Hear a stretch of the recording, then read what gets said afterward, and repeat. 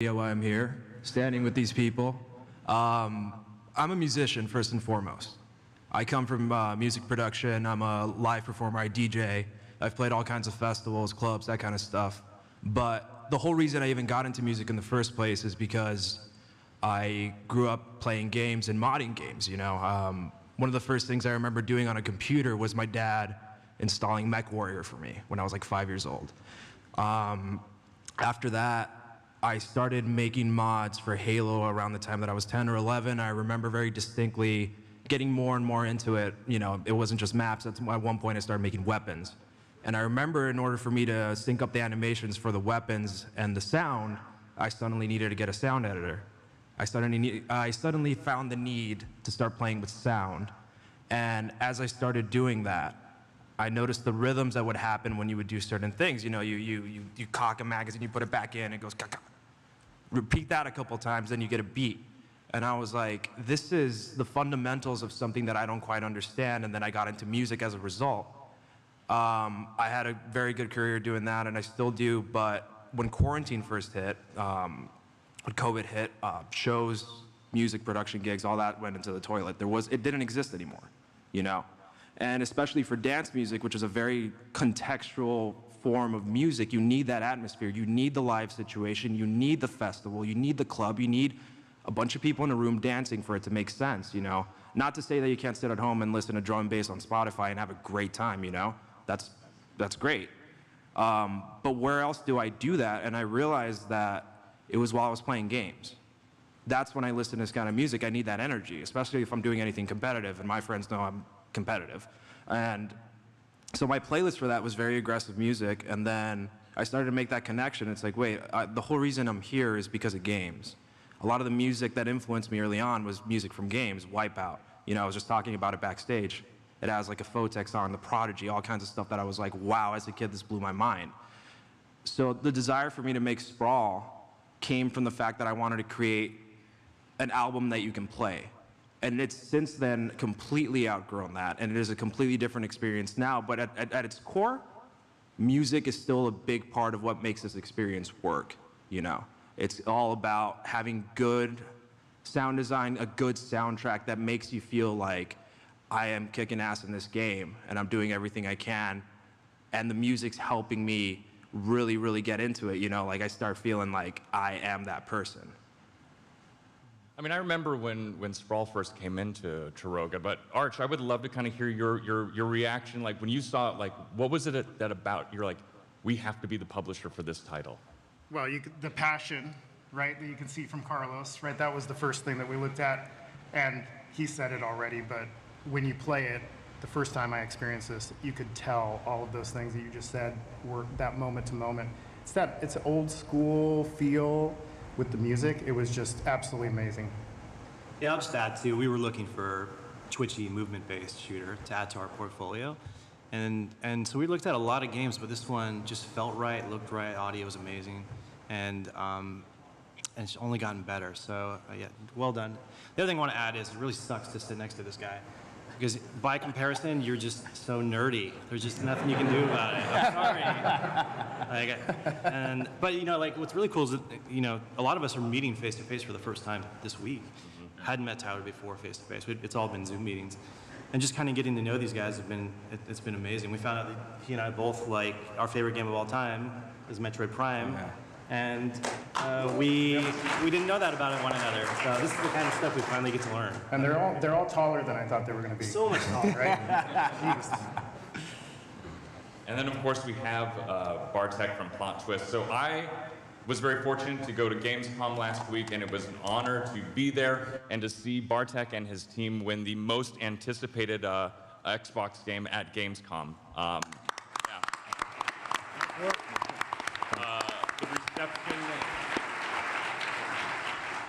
The reception there was amazing, and there's something about, everything in game development exists in theory until the moment a gamer sits down and picks up that controller. And when that happened, Bartek, what was it like to see that live, real-time feedback? And then how did you take that back to the team? And then how did that affect development? Yeah, so it was quite overwhelming because we worked on the game like for a year and a half in the shadow. So even though you hope that the reception will be good, and there are points where you think to yourself, oh my God, are we making like the worst game on the planet?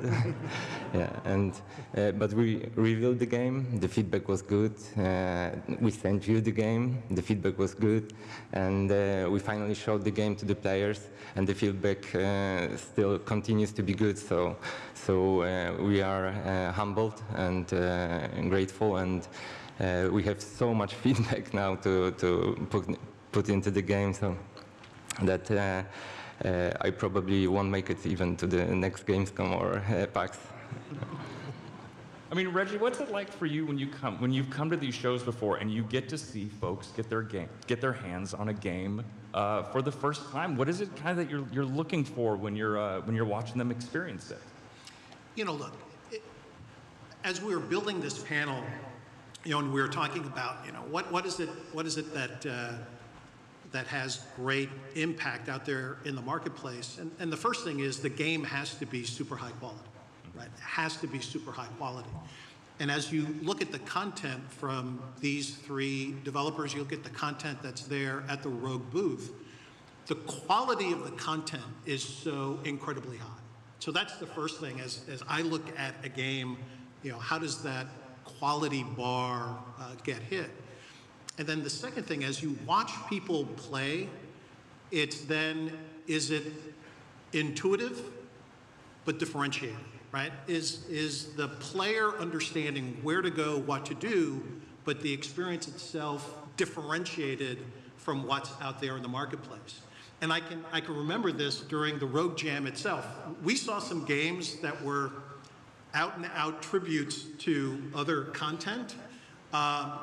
That's not what developers should be investing their time and effort into doing.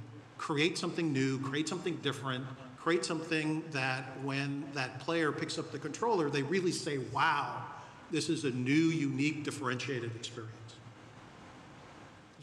Matt, do you want to speak to that at all?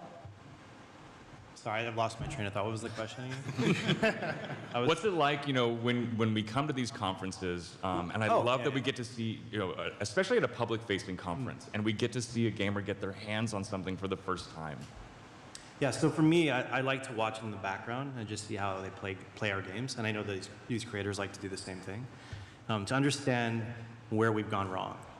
And you can see it because you become so attached to the games that you develop and you publish, that you just start to love them no matter what. They're your babies.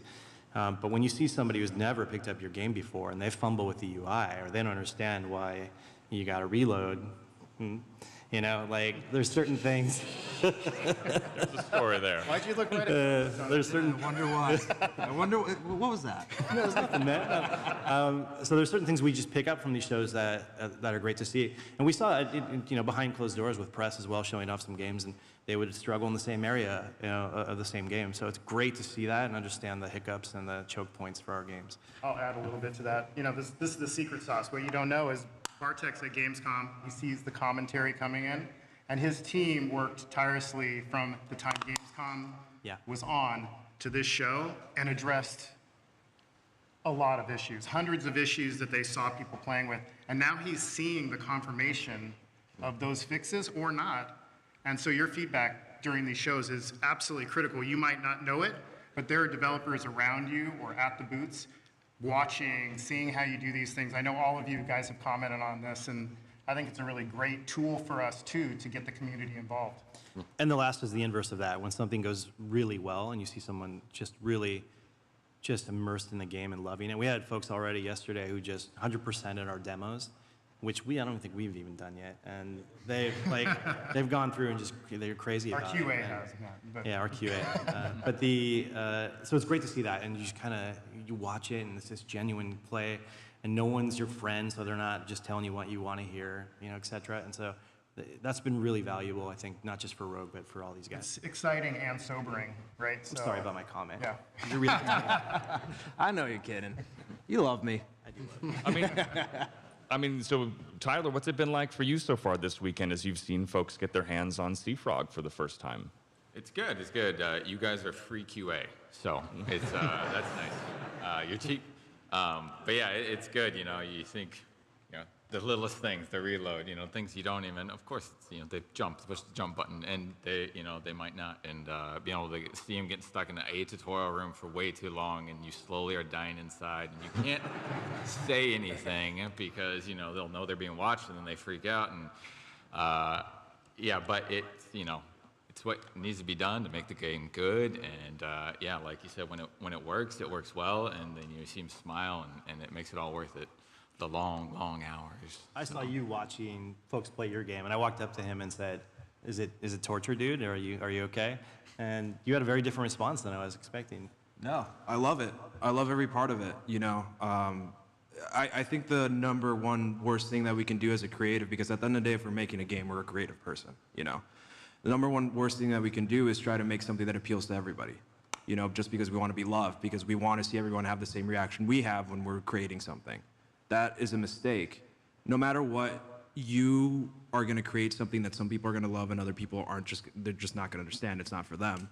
And what you get from the experience of seeing other people play your game is that the people that are trying to get into it but are getting hampered by small issues, those are the people that you want to fix these issues for, you know? And for me, he said it best, it's free QA, but also it's just a great way to see how people react to a game in a situation where they have no context. And beyond that, it's also a great way for me to confirm, like, you know, I can make this game better. I want this game to be the best that it can be. You know, I don't ever want to be happy with it. I want it to be 2 years from now, I'm still making patches for free, you know, because it's like, it's the kind of person that I am. And being able to see the people play the game is a number one indicator of, like, what can I do next to make this experience better?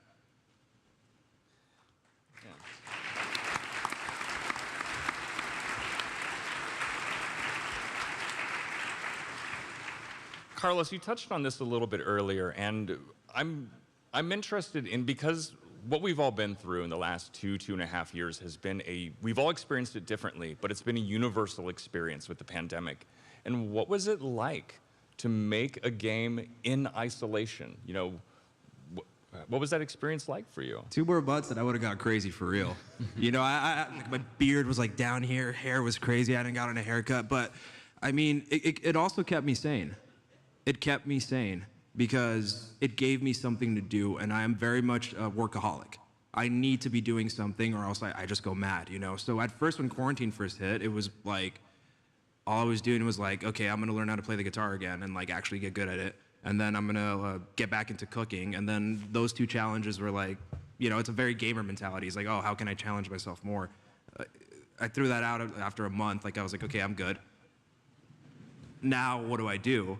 And that's when the game came along, and it was such, you know, like, I don't have a background in games.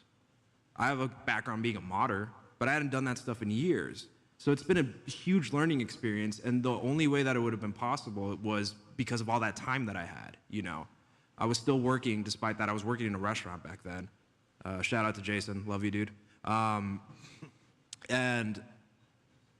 the whole reason that I was able to do that was because of all the time that was given. But it was my sanity, but it also was a situation that had I had more people around me, then I think I would have been able to do things a little bit differently. Because when it's just you and then my partner that I found later, Hannah Crawford, just talking on Discord for 8 hours a day, and we're just sitting there and we're just like working on this game obsessively, you get tunnel vision. Mm-hmm. You know, you start lacking the context that you need in order to bring unique parts of what you're experiencing day to day into whatever it is that you're creating.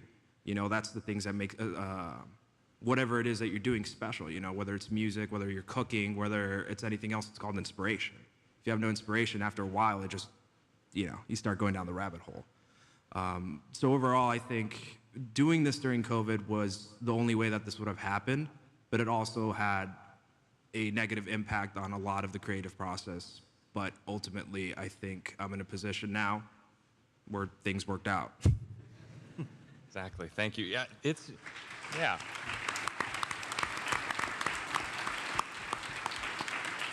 You know, I think something so critical from the last couple of years is it taught us that we never know, and we get one shot, one go through this thing. And for a lot of creative folks, it was, if I have one go at this, what is the thing I'm gonna make? You know, for me, it was, you know, thankfully during the pandemic, I was able to shoot a movie. Matt, you've written a book.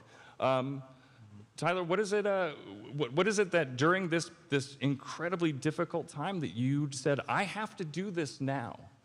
Yeah, I mean, a very similar story actually, where Seafrog would not exist without COVID, honestly, because I was working at a studio as an animator artist, and COVID hit, and we're, you know, all isolated, everybody's freaking out, and I'm like, I'm just gonna put my energy into C#, and so I just started taking free stuff online and just putting my energy into that, and that's how I actually built the demo for Seafrog originally, and I don't even know if you can call it a demo, because it's an artist, like, you know, putting little bits of code together just to make it semi-playable, and I ended up taking that and pitching my colleagues here, and, you know, and, is this any good? And, you know, and it grew out of that, so.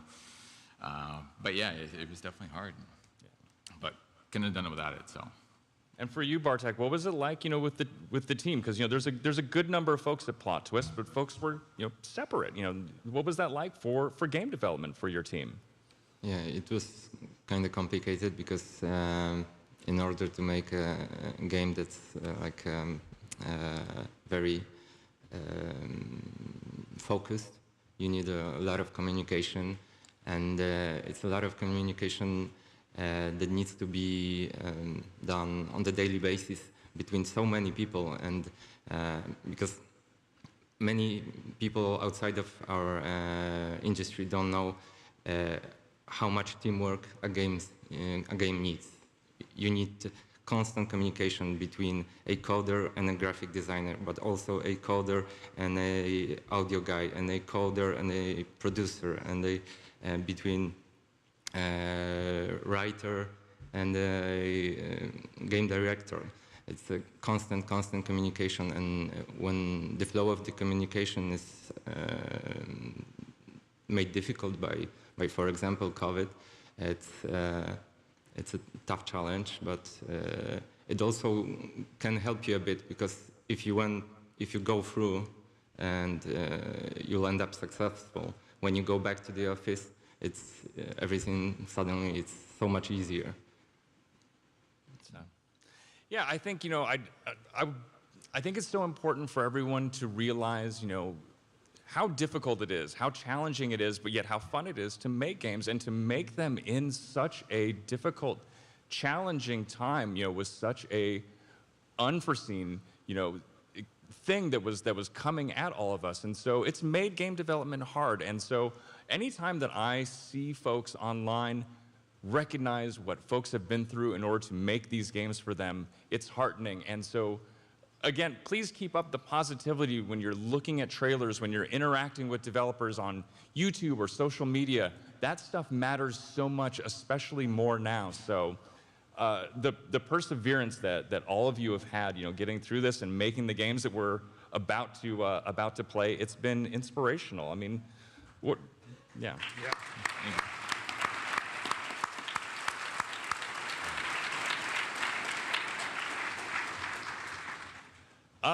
You know, we got a lot of, you know, questions in from Twitter about what to ask our panelists. There was a whole section of, you know, what is it like to be a publisher, and that's not important necessarily right now, especially when we have these amazing indie developers on stage with us. And so, you know, for any indie devs that are also out there in the audience, I think it would be great to discuss, you know, when should an indie developer work with a publisher? What should they be looking for? And I think that I'd actually love to kick it off with you, Reggie. Like, when should an indie decide to, you know what, I'm gonna pitch a publisher?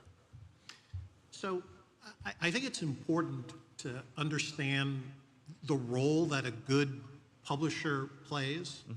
And that first role is really providing you some clear, hopefully creative feedback on the content. You know, when you look at Archer, when you look at Matt, the amount of game experience that just these two individuals have, so, you know, think now about the entire team there at Rogue in particular. but a tremendous amount of experience, knowledge that can help you as a developer make a better game. So that's the first thing that a publisher provides.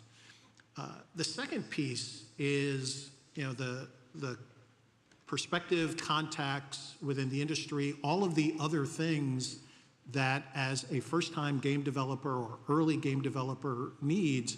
How am I going to bring this to the marketplace? How am I going to launch this in a way that really makes sense and adds value to all of the creative work that I've done as a developer? That's the second thing that I would highlight.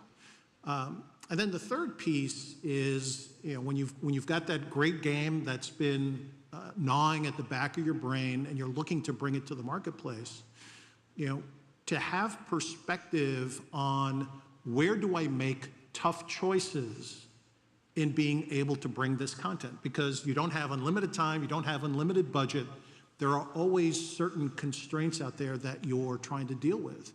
And a great publisher will help you navigate those choices to create a game that's going to work in the marketplace, that's going to get discovered, and that's going to help you continue to hone your own craft. So those would be the three things I would highlight just right off the top. I mean, Carlos, for you, as a developer, when did you make that decision? I should go and pitch to a publisher, and then what is it that you think that indie developers should be looking for from their publisher, as they make that very critical choice? Well, for me personally, the decision that I was going to pitch this to the publisher happened the day that I started working on the game. I knew that eventually I was going to work on it to the point where I wanted this to have that platform. It needed that extra step. It needed that extra push. You're going to need someone to have your back and do that with you. I was speaking about this the other day. It's when you're in the business of being exploited creatively, because as a creative, that's what you do. Nothing wrong with it, but it's just the way that it works. Like, you make something and you need someone to sell it for you, or you can try doing it yourself. And depending on what scale you're at and what it is that you're making, like the resources that a publisher or a record label or et cetera, depending on what creative industry you're in, the resources that they have are going to help you be successful and make a living and pursue what you love creatively. So the decision that I was going to work with the publisher happened very early on. The decision on which publisher we chose, because we were contested for a little and we had a lot of options on the table, and then Scott over at Rogue sent us an email, I think at the 11th hour, we were already narrowing down our list of people we wanted to work with, and then all it took was one conversation, and it was instant, because the number one lesson that I've learned from being in music, because I've had every single music manager, agent, and people working behind me, labels, big, small, in between everything. It doesn't matter what scale they're at. What matters is if they're good people. And everyone here, Matt, Chris, Levi, everyone at Rogue, they're good people. I can go out and I can have a drink with them. I can have a conversation with them, and they love games.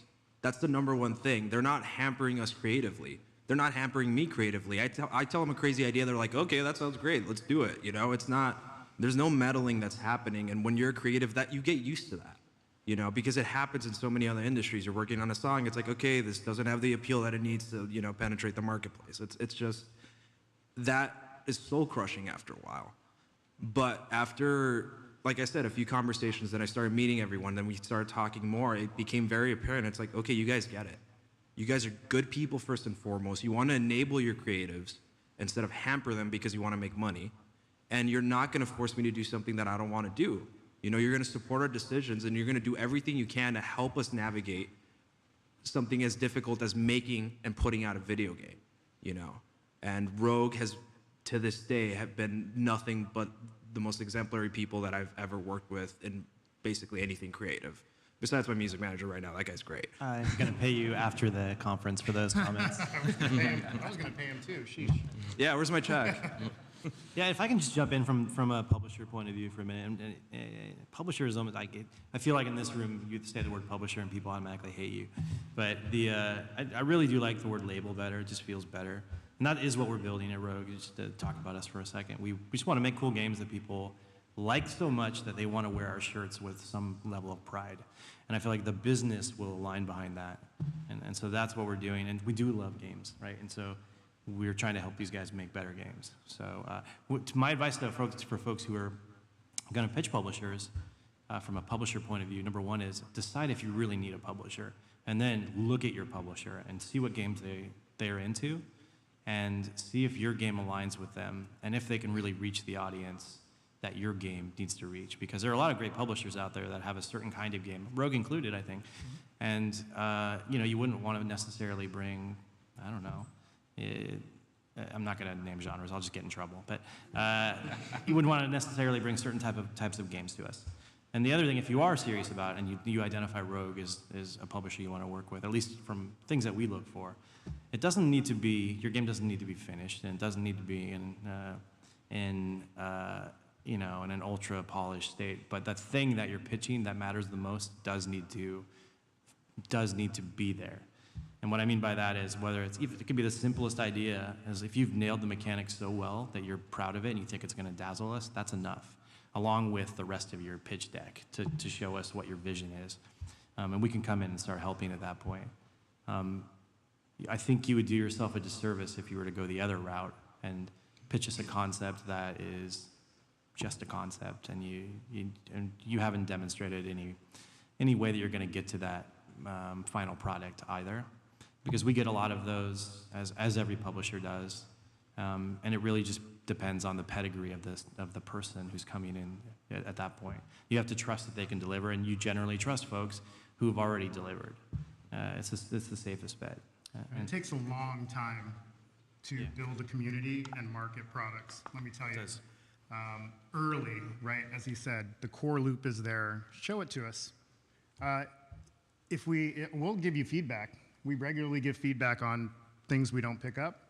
Yeah. And 6 months later, and in some cases, some folks that we've signed, later on down the road, we see it again, and they took our feedback, and all of a sudden, there's some magic there, and now it's signed. And so, we continue to communicate with them, but starting early is a really good idea, because it takes, in some cases, years to build games. It also takes years to get people interested in your game. So longer the better. Yeah. And please come by our booth and pitch us your games. Yeah. We're looking to see this. I mean, I remember early days, Matt, when we were kind of talking about, why do publishers have the reputations that they have? And, we had a really hard conversation about that. And then we were kind of like, well, let's do this like the Summer of George. We'll take that, and then we'll do the opposite. And it's been a fun ride so far. And I am so, when I go into our booth and I see all of our games, I am so excited about just the sheer creativity on display. It is humbling. It is a privilege that developers come to us and ask us to publish their titles. It is something that I and Arch and Matt and Derek and everybody else at Rogue does not take for granted. It is our privilege to look at these games. It is our privilege to publish them on their behalf. So, it's just... Yeah, and a lot of damn work went into these builds. Yeah. There's so many builds. I'm having nightmares about builds, and just iterative feedback over and over again. I know these guys are as well, and it's just so much hard work that goes into creating something that is fun. And these guys really killed it. So well done, gentlemen. Thank you. So, part of my job here is to keep an eye on that clock down there. So we've got 12 minutes left, and I really want to kind of dig into some of the fun questions that we did get on Twitter. And I'm going to start with something and kind of stir it up a little bit. NFTs and blockchains are still very... Yes. Yes. I'll reveal my bias right now. But I would love to hear, so for example, Reggie, what are your thoughts on this trend, on NFTs, on blockchain, and how it's affecting gaming? Yeah, so I've made a number of public comments on this, and look, first, if you've got a game, it's got to be fun, right? I've made that comment many, many times. So let's start there, right? You've got a fun game, it's executed well. Is there an element within the blockchain that can help it? I don't know. But if it can, that's an idea that certainly I'm open to. If there's a way that you can have content that the player wants to own over time and be able to monetize over time, it's something that I'm open to. So the way I describe blockchain NFT, I am not one of those that is absolutely against it. I'm not one of those who's absolutely for it. You have to start with, is the content great? Does the content play well? Is it fun? And now, does blockchain or NFT add an element that creates value for the player? If so, then I'm interested. Personally, I've not seen that experience yet, but I can also say I'm looking at a lot of those types of experiences and providing feedback, because I do think there's something there. It's just not fully developed yet. That's my perspective. What do you think, Tyler? What do you think about NFTs and blockchains and things like that? Yeah, similar to Reggie there, kind of in the middle of the road. And I don't know, as an indie developer, I try to look at what I'm doing and see, I barely have enough time to like make and develop content for everyone in the game, let alone a select few, or even one person trying to like, I'm gonna set aside to make this for just one person. It's not that practical, but I am very interested to see where it can go, as long as it, again, like makes the experience of the player better in some way. And we definitely haven't seen that yet, so we'll see. I'm going to just keep going on down the line, but I'm going to pop over you, Matt, and I'm going to go to Carlos. Can you sense something, Levi? I'm too punk rock for that question. It's bad juju. You don't want me answering that one.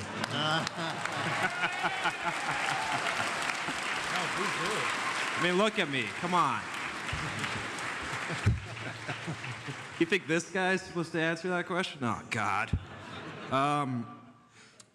I think philosophically, fundamentally, there's a good idea somewhere in there about providing artists and creators with a way to monetize over a long time, over a long period of time. I think its current implementation is full of more holes than Swiss cheese.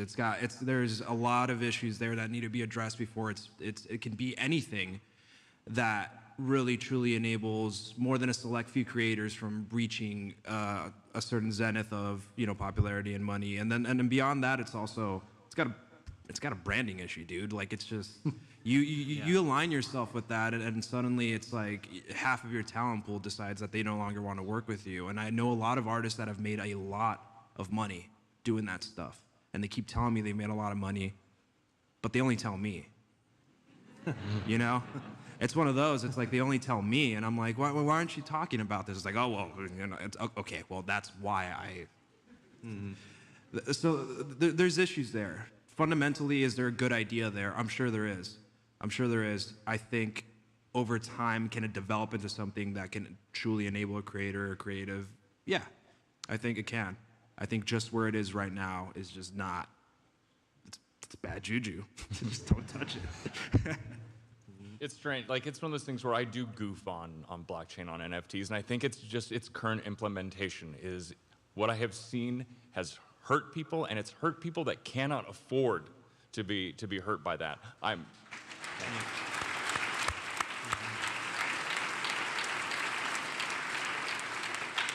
So I think I'd love to move down the line, and Bartek, what do you think about NFTs and blockchains and how that's affecting gaming? Yeah, well, my thoughts are very similar to Carlos's, and I think that there are so many big greedy companies that will test it for us, and they are hated already. So, yeah.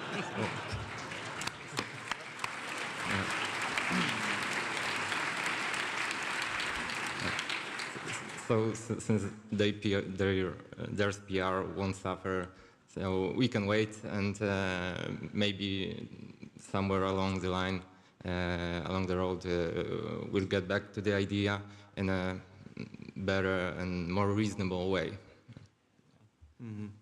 Bartek, what would you say to somebody, whether they're young or any age, that's considering getting into game development? What would be that first initial kind of piece of advice that you would give them as they kind of start this journey? Do it. That's for sure. Because I was cook. I was a driver. Some of the guys at our company were security guards before, and there is a point when you maybe feel that it is too late for you to change the job, to try it out, but you might just be, one plus twist away from becoming a game developer. So Like what you did there. yeah. Yep. How about you, Tyler? What would you give somebody maybe just thinking about getting into games? What would be that core piece of advice you'd give them at the start? Yeah, I mean, we're a 3-4-man team. We have contractors, and we actually got our first intern, who's in school, and she's here today, Claire. And she's thinking about getting into games, and I'm like, it's a lot of work. I work so many hours, but I don't think I could go back to doing anything else. Like, I work a lot because I enjoy what I do every day, 100%. So it's very rewarding. But you got to be able to put the hours in, put the time in, and take criticisms, and it's good. So this next one's for you, Reggie. What do you think about kind of the culture of crunch that's currently, still very much a big part of video game development, and how can that be addressed and remedied? Yeah, I think crunch is an outcome of bad management.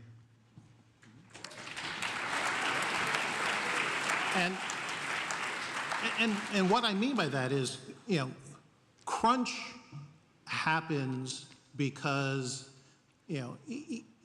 timetables aren't right, launch dates aren't right, people have let things get out of control. So the mentality is, we'll just throw more people and more hours to fix the problem.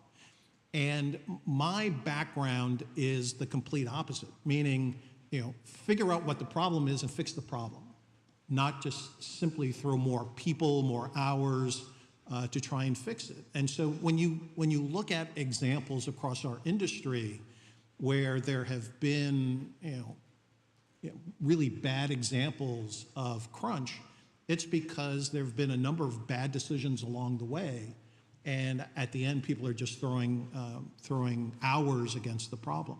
The other piece that I would highlight, though, is I think in this industry's past, there was a mentality of, I worked 80 hours on a game and, it was a good thing. And I think part of what needs to happen is there needs to be a recognition that, no, that's a bad thing, right? Approaching it from that standpoint is not the right thing for the developer, for the teams working on it. And so it has to be flipped on its head. And more teams, more and more developers, more and more publishers are taking this approach. But I think, unfortunately, the legacy of this problem is still there in the industry.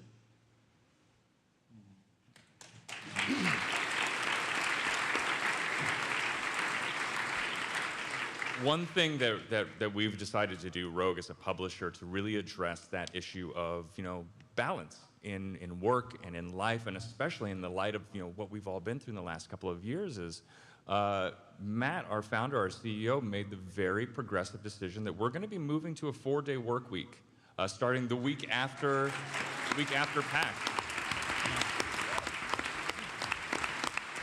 And yeah, let's just get that. We found leading up to PAX actually that we talked about it. The teams are working really damn hard on everything, which is great. Sometimes you do have to work hard, and but it just seemed like it was so much work coming together to get everything done. And we thought, man, we got to think about another way. And so we did start to, as a leadership team, talk about a 4-day work week. And what we didn't want to do was make you work more hours on the days you're there. So we're not going to do any of that shit. And excuse me. And then and so the plan is just to have Fridays off, enjoy your 3-day weekend, come back refreshed, and work hard while you're on the clock. And we hope it's going to improve the quality of lives of our employees. Right? That's what we want.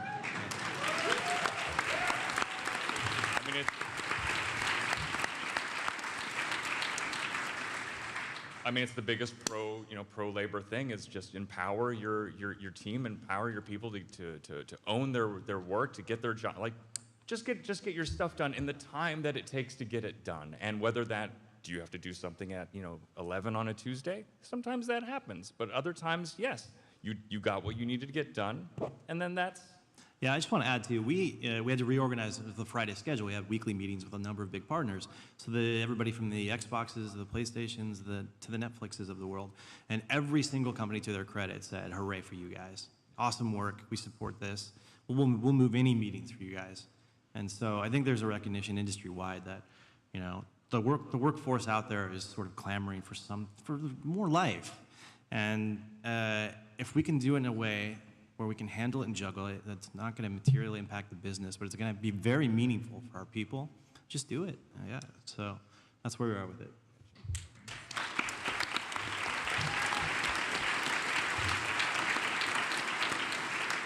Okay, well, that takes us to the end of our time. I want to give a monster thank you to every single person on this panel. I really appreciate you coming out here and joining us, and I really appreciate everyone in this room for spending time with us here today. That means a lot to every single person up here, and of course everyone watching from home, that watching this is what you chose to do, and that doesn't go, that matters. That means a lot to all of us up here, so I appreciate it. I just want to leave you with everyone up here. Their titles are all playable in the Rogue Games booth over in the expo hall up on the 4th floor, and we are giving away today at 4 p.m. An Xbox Series X, which is perfect because The Last Case of Benedict Fox will be on Game Pass when it launches. So come on by the booth, play the games. Let us know what you think. Let us honestly know what you think, because that's what makes these games better. And if you are an indie dev, please seek me out, or Arch, or Matt, and show us your games. Like I said, it's such a wonderful, privileged position to see everything that you're working on. So thank you, everyone, for coming today. And one big last round of applause for our panelists. Thank you.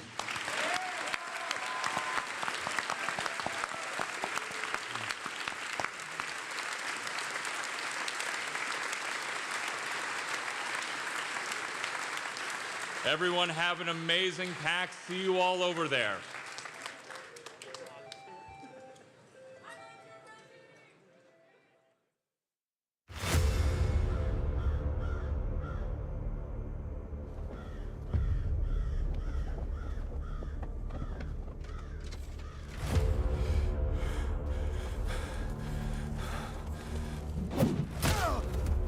You saved my life today.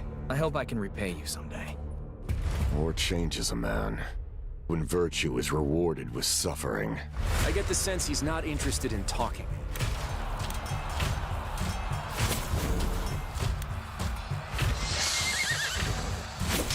You've suffered enough losses already.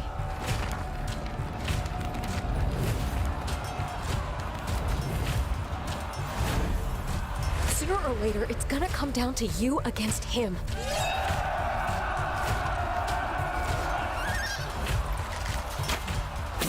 To hell and back, brother.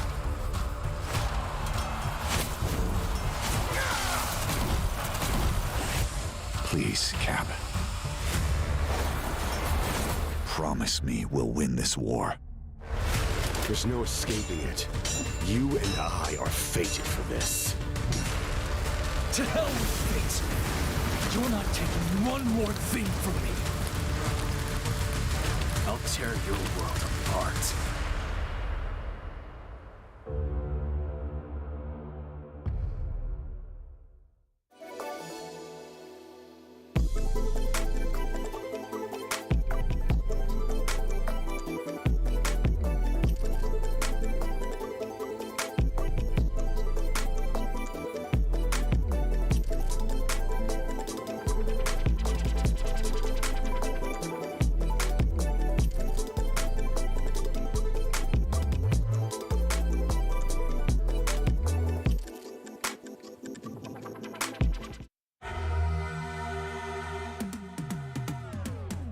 Hello, and welcome to Hype Train Digital 2022 Showcase. We're about to show 10 of our upcoming titles, created by talented developers from all over the globe. Some of them might already be familiar to you, while others will be presented for the first time. Let's get started.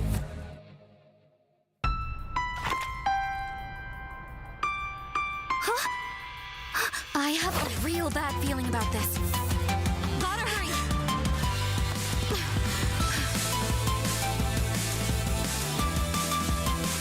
I knew something was wrong the moment I saw that woman.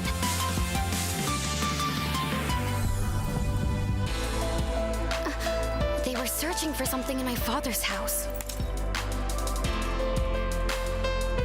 Did they take him? Did they find what they were looking for? Looks like everything here is untouched. I will find you.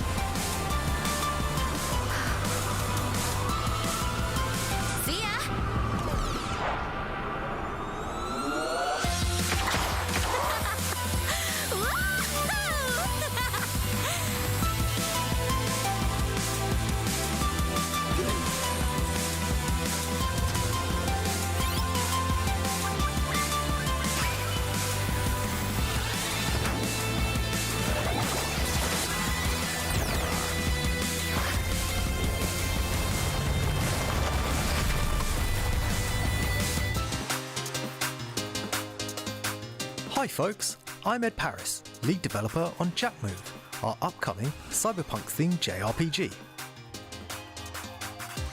The game features a gritty story, cyberspace battles, stunning modern pixel art, and a wicked soundtrack.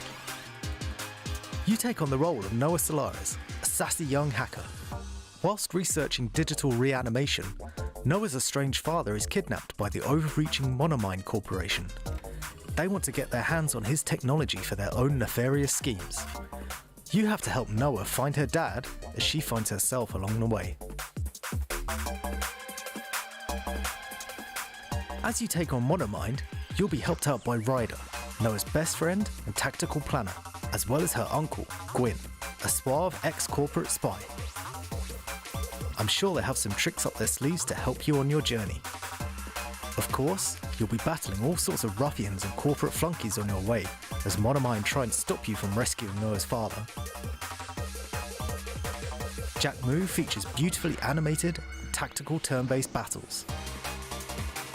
We get to see how Noah's specially boosted nervous system and cyberspace deck are interpreting the world. From here, you can choose which software abilities Noah will perform and watch them play out in a virtual version of real life. When in cyberspace, Noah fights alone, but her cyber combat skills are powerful and adaptable. She is able to swap out her installed software mid-battle in order to best deal with the situation.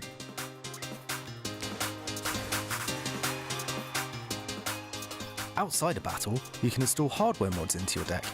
These can increase the amount of RAM available for installing software, boost your stats, or even give you active abilities such as counter-hack. When you deal damage or take damage, your bonus meter builds up. When it's full, you're able to bust out a powerful Jack move. These super special moves require a little skill to execute, but with the right timing, you can deal a ton of damage.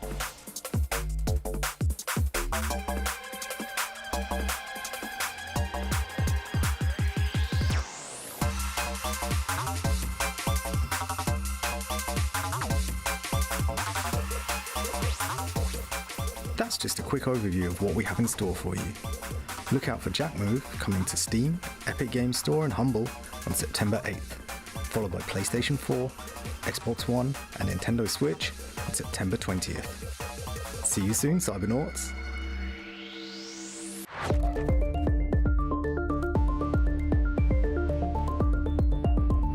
Welcome to Tower Princess.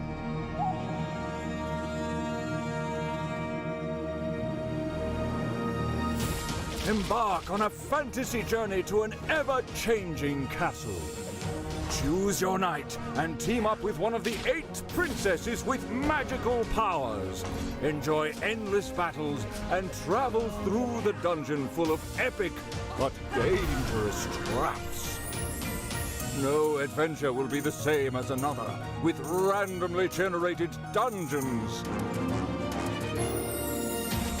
Find and free all the princesses kidnapped by the evil dragon and challenge him in the end.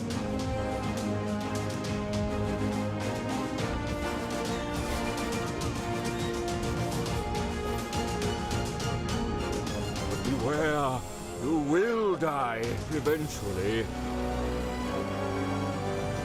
Only to come back with more skills and experience. Are you ready to rescue a princess?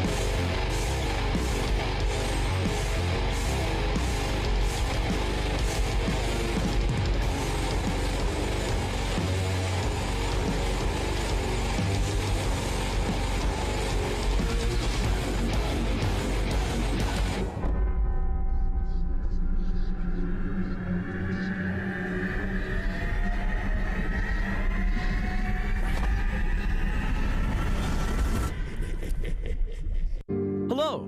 Today we will show you a bit of the new There Is No Light gameplay, along with a couple of unseen locations. Hope you'll enjoy what we prepared for you. Now, we are located at Frontier. Pilgrims from all Underworld gather there to take their path to Messiah, their savior. But Solar Core kill any heretic they can catch.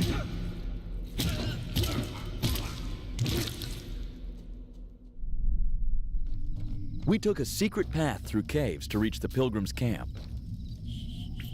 Along the hero's way, he will meet many people and creatures who need his support.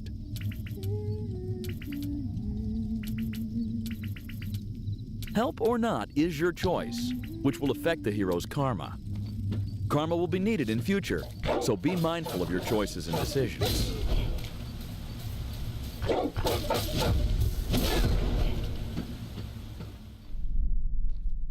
First, Pilgrim's Camp. Here, you can gather some information about Messiah, Pilgrims, and the Lighthouse of Hope. Some people can give you subquests with great rewards, so don't miss them. Here they are. Cannibals. They may look funny and stupid, but bloodlust made them very dangerous and aggressive.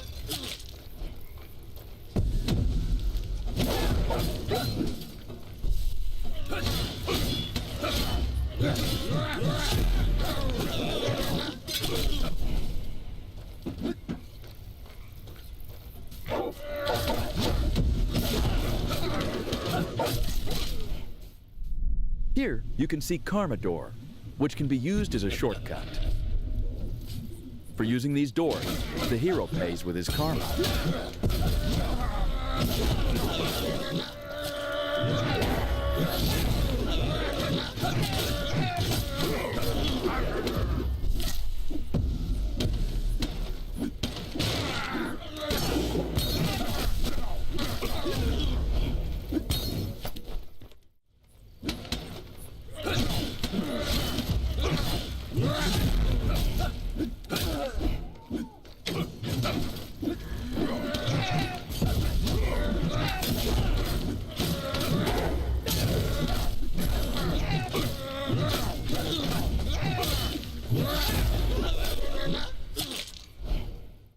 Cannibals have strange architecture.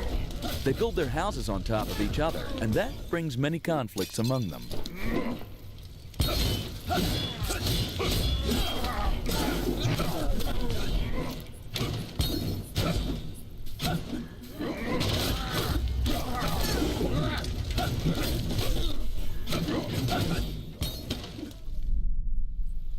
A tough fight ahead. Let's battle through it.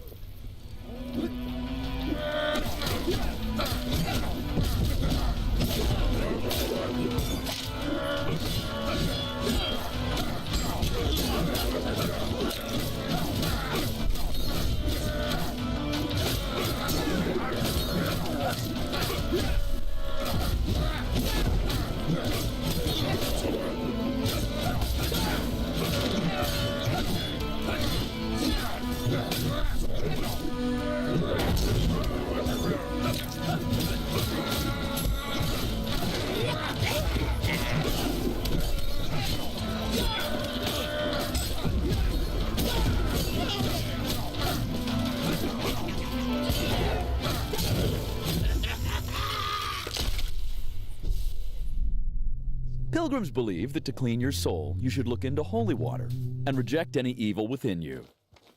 I think our hero has many secrets because his evil side is tough as hell.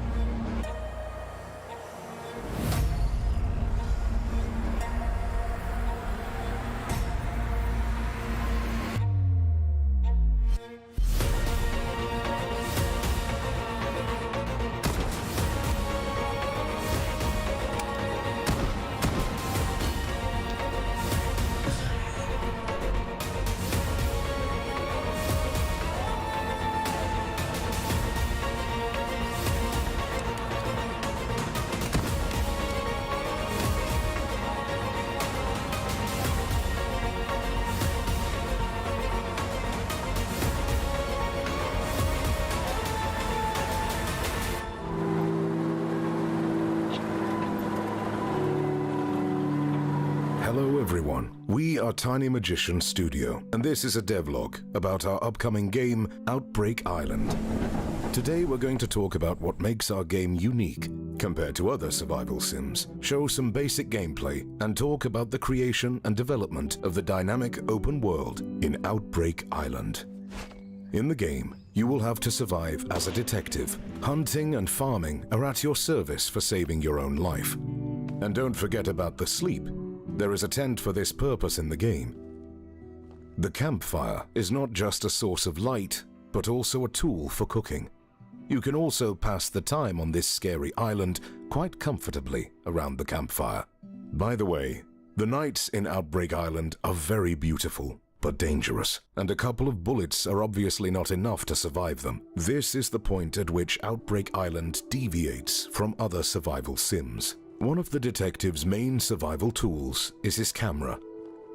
You can use flash to blind the mysterious transformed and escape. Plus, a tripod will help you remotely observe what's going on and even hunt. The in-game island is not only about nature, but also an abandoned city, factories, farms, and military bases. Exploring these places is not an easy task, as useful items are sometimes hidden in unexpected places. The weather in Outbreak Island is constantly changing. It can go from a calm, clear day to a wild storm. Don't forget to find shelter. And by the way, check out how the sound changes if you go indoors. We're also happy to tell you that in Outbreak Island, you can travel not only on foot, but also by car. Since we're talking about the island as a whole, it's really big and varied in the game. Mountains, forests, hills, glades, and caves. We pay great attention to visuals everywhere, not only natural, but also man-made. Buildings and rooms look as if they were really inhabited by people once.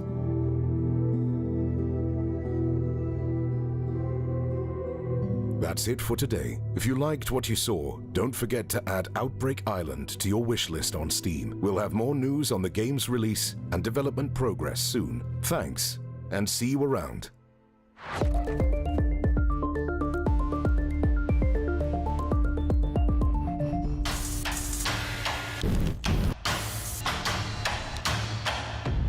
What is art? Recently, I took a DNA test that tells me I'm a genius artist. What? Me? But hey, it's the year 2130. These tests are very precise. Now I have a studio, and that there is Earth. Let's make it smile.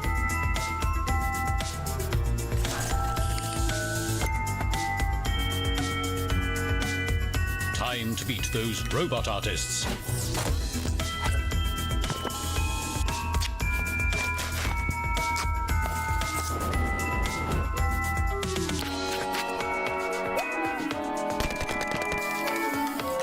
Exhibition time.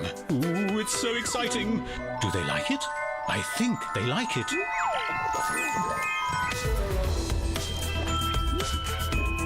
Maybe I am a genius.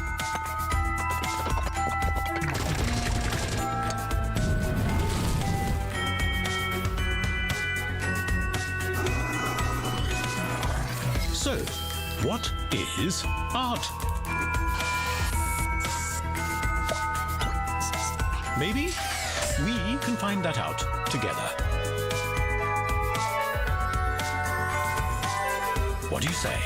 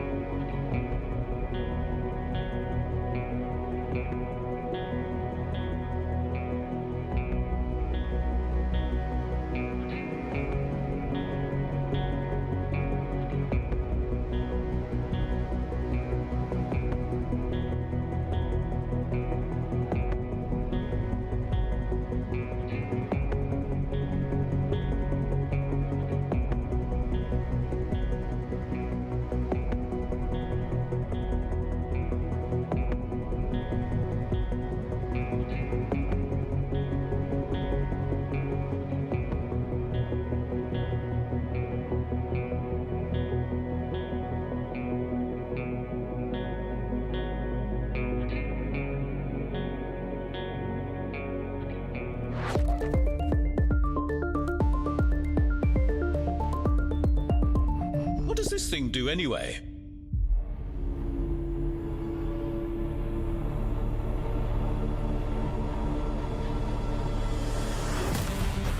Build and expand your own train while traveling through the void in solo or online co-op with up to 4 players. Now with a larger variety of islands, enhanced weapon system, new dangers, puzzles, and void creatures.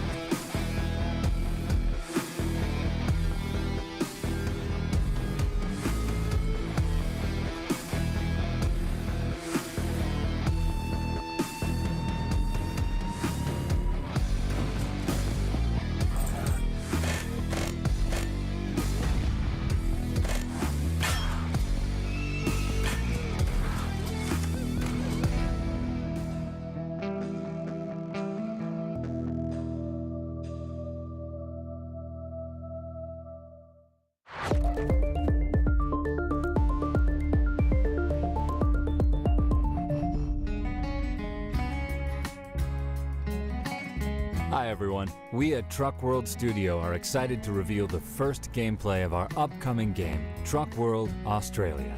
Today we're going to introduce some of the basic gameplay mechanics which make our game stand out from other driving simulators. But first, let's put the radio off. In Truck World, you can interact with almost every part of your cabin.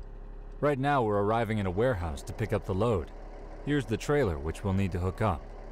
We believe that in Truck World Australia, everyone should get an opportunity to feel like a professional truck driver, so players can enable visual hints for a more convenient experience.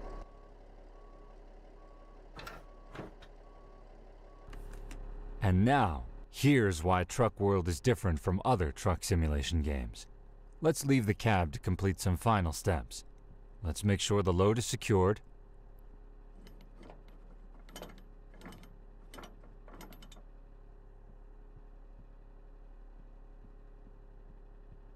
take off support brakes, and attach the cable. Looks like we're ready to start.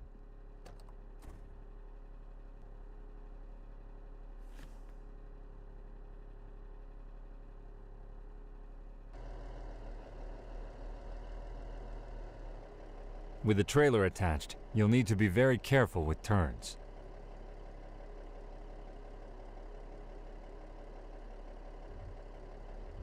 That's it for today. If you enjoy the progress, make sure to wishlist and follow Truck World Australia on Steam and in socials. We'll have more news to share very soon. See you.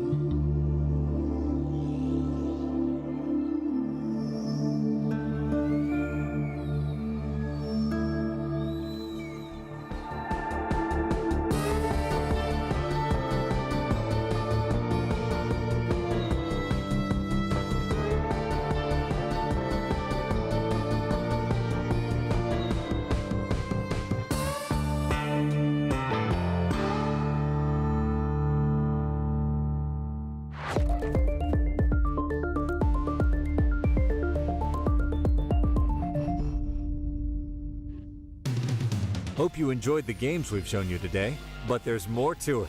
We're happy to announce that Hype Train is having a publisher sale on Steam starting September 8th, 2022. It'll be a great opportunity to take a look at our new releases, as well as get other titles, such as Black Book, Breath Edge, or Stone Shard, with a great discount. And now, it's time for some music. Check out what our devs prepared for you.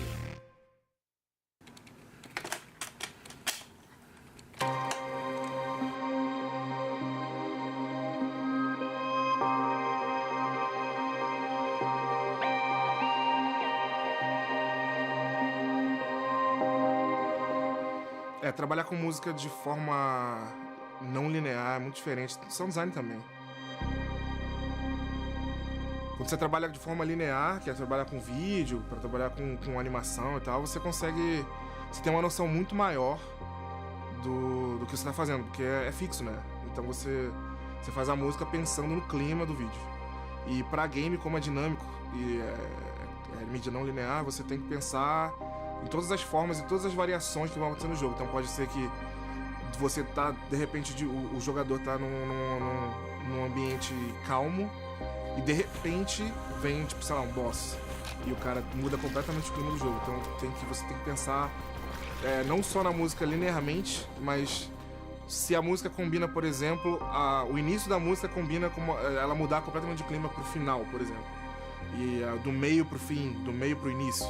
Ou do início pra uma outra música. Quando você faz linear, você pensa, a música tem um início, meio e fim. Então a música chega no final e vai pra uma segunda música, por exemplo. Só que não linearmente, ela pode passar da primeira música pra segunda, do início, do meio.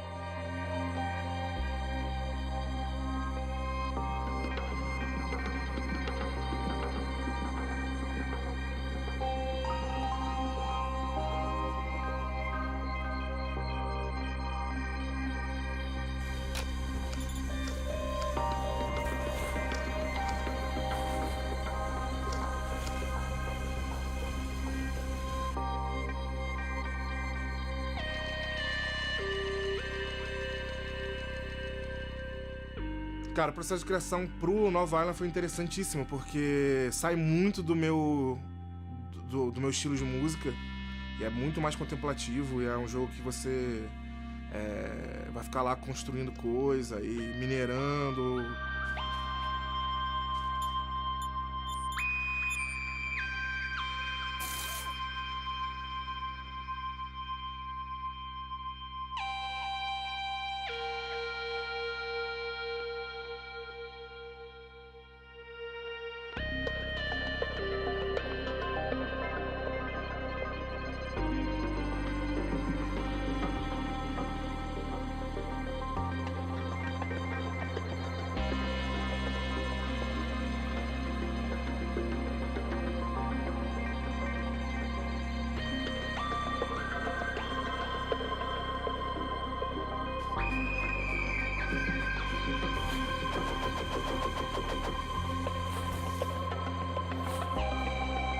Então não pode ser uma trilha que enjoe, não pode ser uma trilha que chame mais atenção que o próprio jogo. Então tem que ser uma trilha que acalme o jogador e que não seja enjoativa, que não seja uma trilha que prenda a atenção do jogador pra trilha. Não sendo, a trilha tem que ser completamente de fundo, ela tem que ser só um acompanhamento.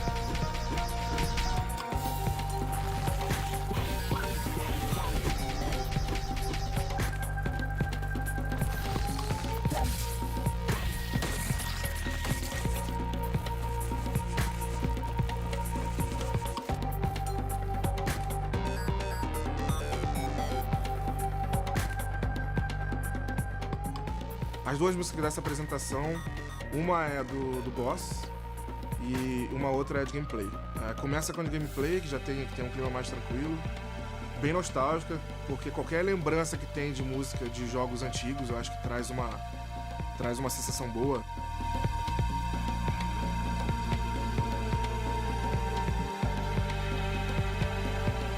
Eu passo a sensação musicalmente pela melodia, logicamente, mas também por timbre, né? Então, você vai usar um timbre muito mais estridente, você vai trazer uma coisa mais puxada pra ação e tal. Então, geralmente, quando você vai fazer uma música que é mais ambiente, assim, então você tem que fazer com timbres muito menos... que apareçam muito menos, que sejam muito mais suaves pro ouvido.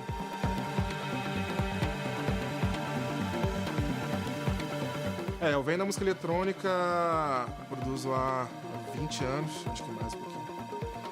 E sempre fiz música pra pista, né? Sempre fiz música pra pista, sempre fiz música pra festa, pra clube e tal. E comecei a trabalhar com game tem pouco tempo, né? 7 anos dentro desses 20.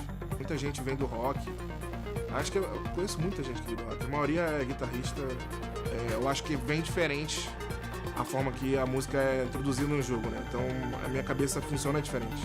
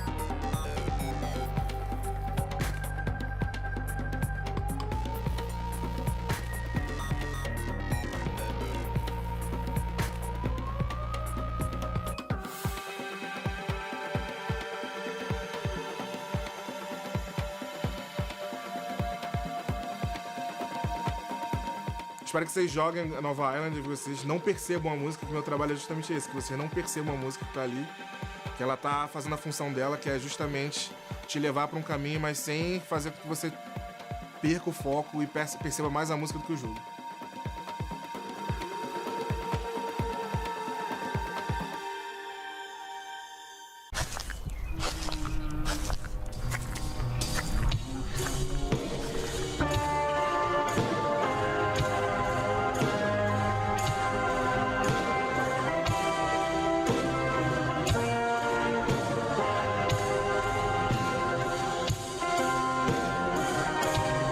Skies so good to say.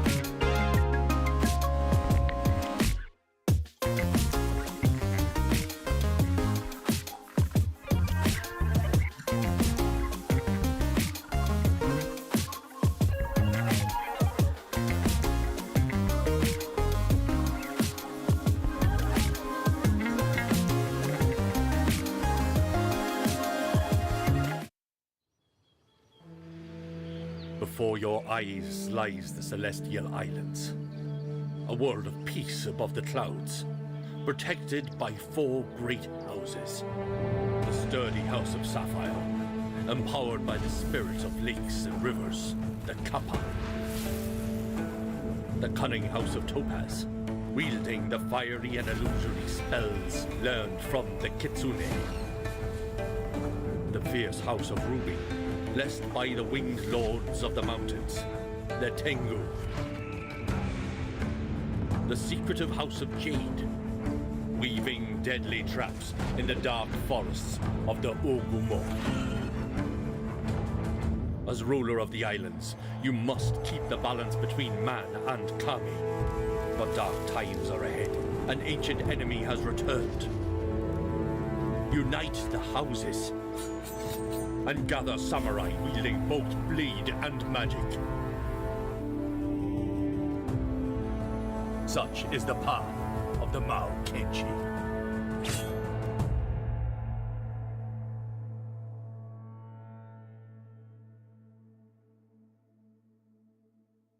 Welcome to this video about Mao Kenshi.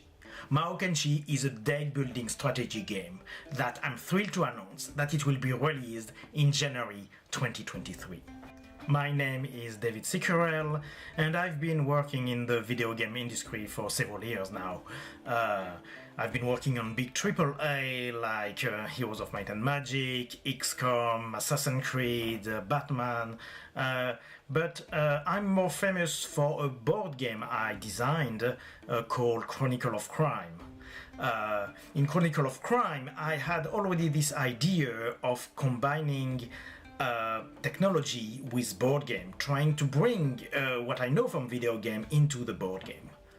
In Mao Kenshi, I had the same quest, trying to combine both, but trying to take from the board game, and I'm a very huge board game fan, into the video game I've been working on so long.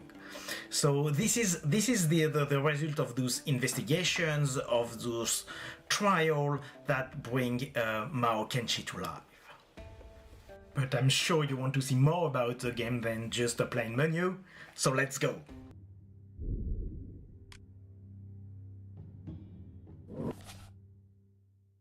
In the most remote islands of the Celestial Realm, rumors of rebels and uprisings are common. But more recent rumors speak of dark forces and villages being destroyed. You have been sent to investigate. In Mao Kenshi, you are becoming a samurai mage. You are going to need to explore an hexagonal map, find new cards to build up your deck and your power. You will be able to find narrative events, engage enemy in combat, in one core objective, fulfilling your mission. Oh, and there is many missions. The Celestial Islands that the Mao Kenshi have sworn to protect are being invaded by a mysterious force that are invoking demon, Oni, from the underworld. Each mission are their own victory conditions and defeat conditions. So you will have to adjust your deck you are building based on those missions. Yes, because this is something that is very special in Mao Kenshi. When you start a mission, you start with a fresh deck, and you will have to build up your deck based on the mission. The game leaves tons of room for experimentation. You can select your cards as you wish, build up your power as you wish to try to win the missions. And you can restart the mission if you haven't win as much as you want. Try different strategy, see how you will win the game. One of the possibilities can be to select a different Mao Kenshi, because there is 4 different Mao Kenshi from 4 different houses. Each of those houses are blessed by a different kami, an elemental spirit that give their power to the Mao Kenshi. By the way, Mao Kenshi means samurai mage. Mao is for magic and Kenshi for swordman. But let's come back to the houses.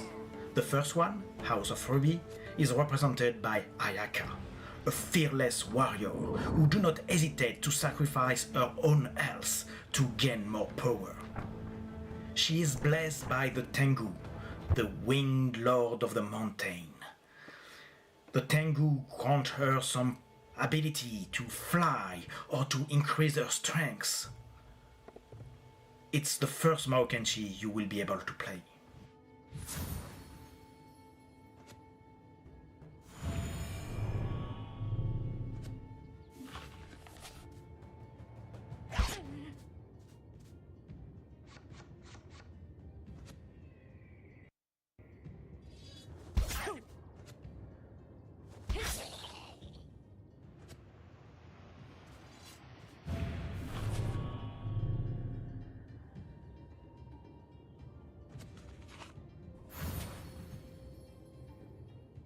Next is Kaito from the House of Sapphire, the toughest of the Mao Kenshi.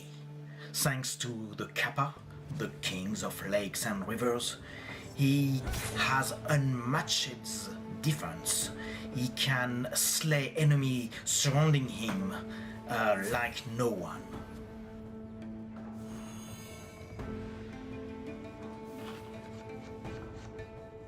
You might not see the third Mao Kenshi coming, as he is the master of stealth, blazed by the Ogumo, the spider kami. Sota is very skilled in using the kunai. He is very fast and will surprise you with his presence or his lure. Very interesting strategy can be built with Sota.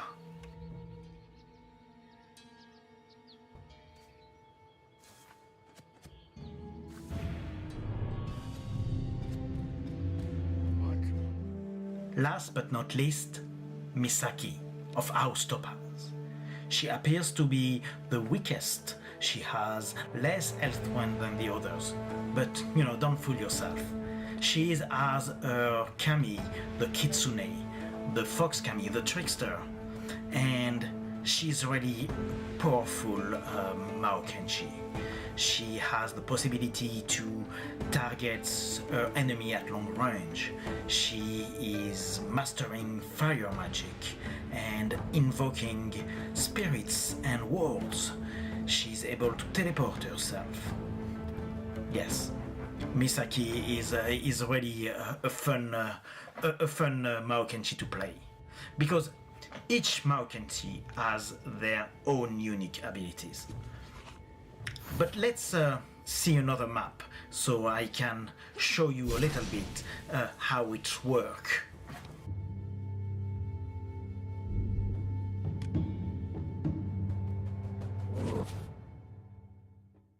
As villages start to burn, the presence of a forbidden magic becomes obvious. A corrupt sorcerer is sacrificing innocents as part of a dark ritual to invoke Oni from the underworld. You must protect the land from this threat. Defeat him before he destroys all the villages.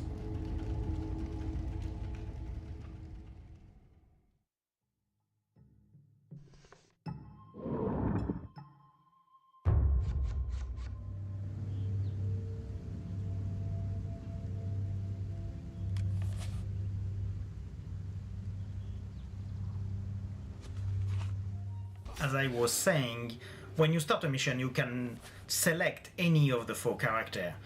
Therefore, each mission will feel quite different when you adopt the styles and the capacity of a character.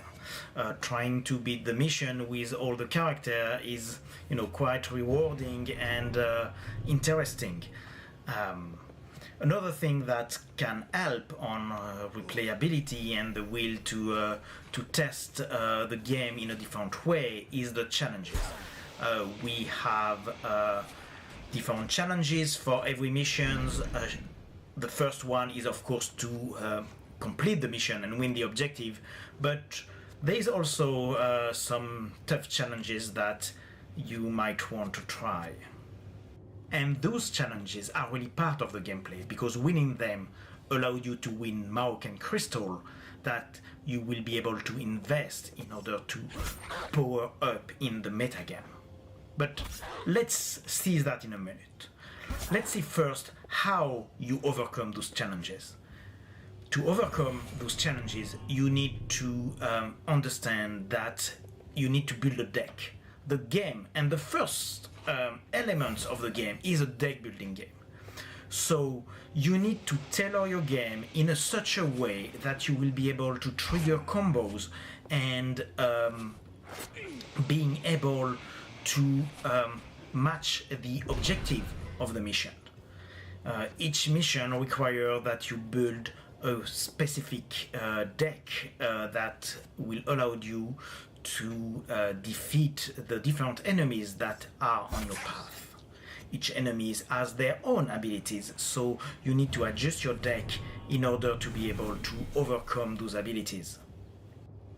What makes Maokenshi so unique is that despite many games of the genre, we have decided to mix the exploration phase and the combat phase. Therefore, you have one unique gameplay experience. In the deck building challenge that you are confronted to, that means that you need to select if you want to add some exploration cards or some combat cards into your deck. Put too much exploration cards into your deck and you will be very fast, being able to reach the objective very fast and in time. But also maybe you will be too weak to defeat the opponents facing you. Put too much combat cards in your deck and yes, you will be very strong, but will you be fast enough to move around the map and beat the objective, the timing objective that are often there in the different maps? That's all the question, and the question of balance and deck building to finding which card you need to put in your deck in order to create not only the best combo, but also the most adapted to the mission. One thing also that I want to emphasize is that Maokenshi is a deck building game, but in deck building game, I don't mean a game like Magic or Hearthstone where you prepare your deck, have all your time you want to build up your deck, and then test your deck against other people or against a mission. Here, you always start with a basic set of cards and you are going to deck build during the mission. This is very important because it's what allowed you to, experiment, gain a lot of power during the missions, take the cards to create the combos adapted to the missions and win. But if you are resetted at the beginning of every mission, that doesn't mean that playing more doesn't allow you to unlock new stuff. Of course, you unlock new mission, but you also gain Maoken Crystal, like I was saying earlier, by succeeding challenges. Those Maoken Crystal, you can spend them into the Way of the Maoken and gain some special bonuses. You can also level up your character. By leveling up your character, you will unlock new cards, therefore new strategy, new combos, new elements to play with and being able to beat the new missions that are also being unlocked. The level up also allowed you to grant talisman and equipment. Those are shared between all the Maokenshi. Therefore, the more you play a little bit of every Maokenshi, the more you will unlock elements that will be valuable for any Maokenshi you will play. let's go back into the gameplay maybe. How do you build your deck? Because you have, of course, the pickup. You have a card pickup where you go through those card pickup, you gain some new cards and can select between 3 cards which one you want to put into your deck. But you have also other landmarks. And you've got the villages. The villages allowed you to access the market where you can buy those cards, but you will need gold in order to buy new cards. And gold can be collected by killing the enemies of the islands that has gold as reward. You have also the dojo. The dojo is another landmark that's allowed you to upgrade your cards and make cards that seems a little bit weak at start a lot more powerful because you have trained with it. You have the shrine. The shrine is allowed you to purify your deck, to destroy cards that are inside your deck and doesn't feel relevant, and all these elements allow you to fine-tune your deck in order to get only the cards you want. So the deck building aspect is very present. Another interesting landmark that you can encounter is the castle. The castle grants you talismans. Those talismans I spoke a little bit earlier are passive bonuses that will trigger in certain conditions.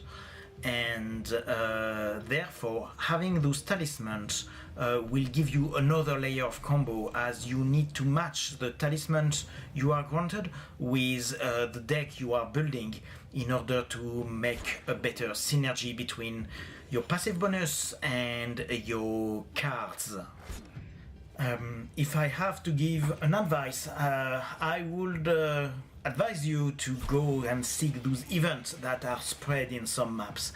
Those events give you extra narrative element, explain you a little bit more what's happening into the missions, sometimes grant you secondary quest or powerful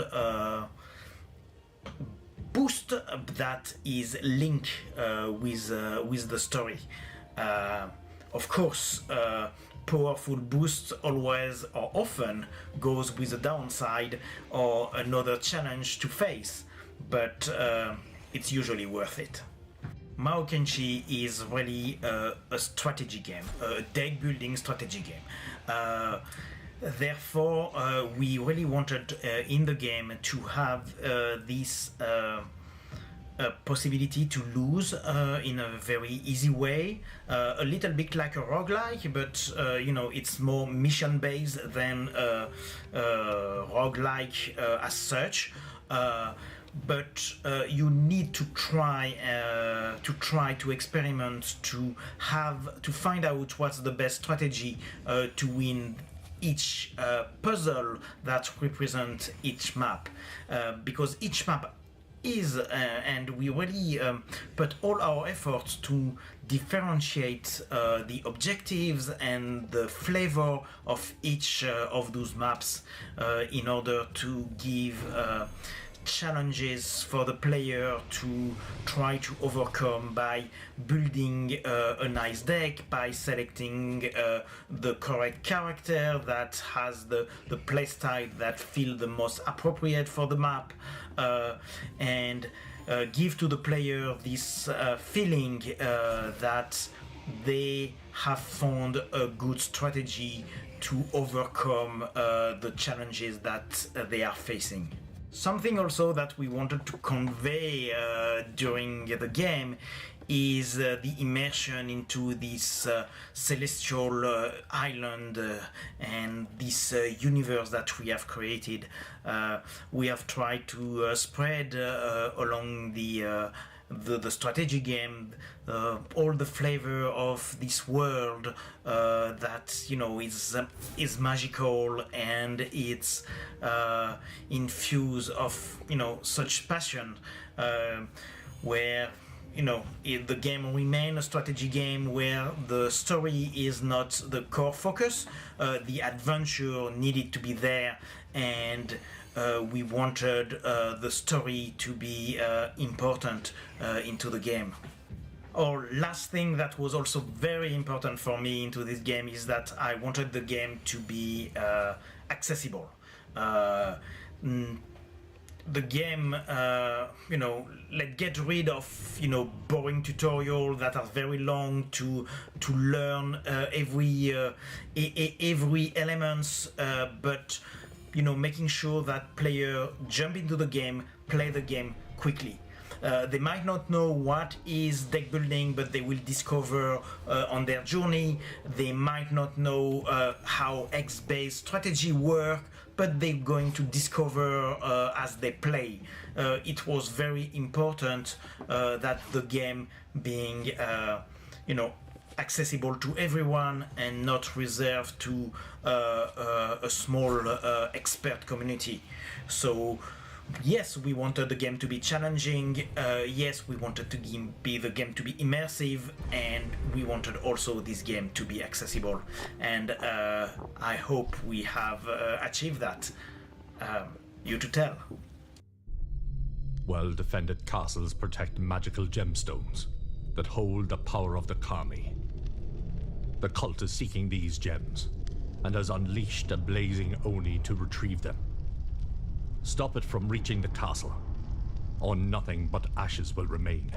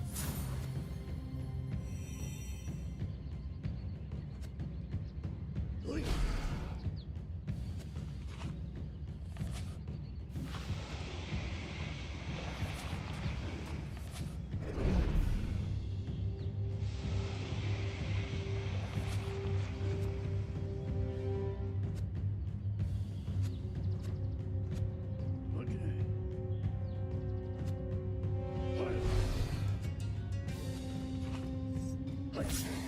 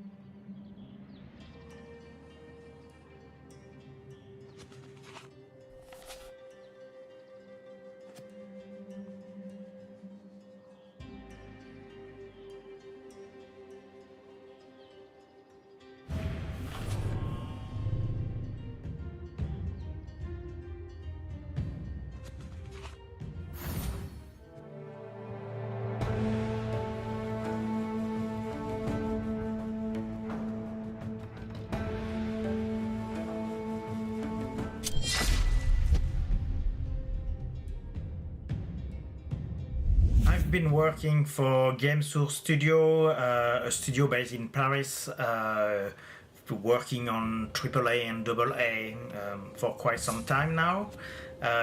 And the company has something great that's allowed the employee to present game ideas and experiment game ideas. So I presented this deck building adventure game idea, and we receive the possibility with a programmer and a designer working with me to make a prototype.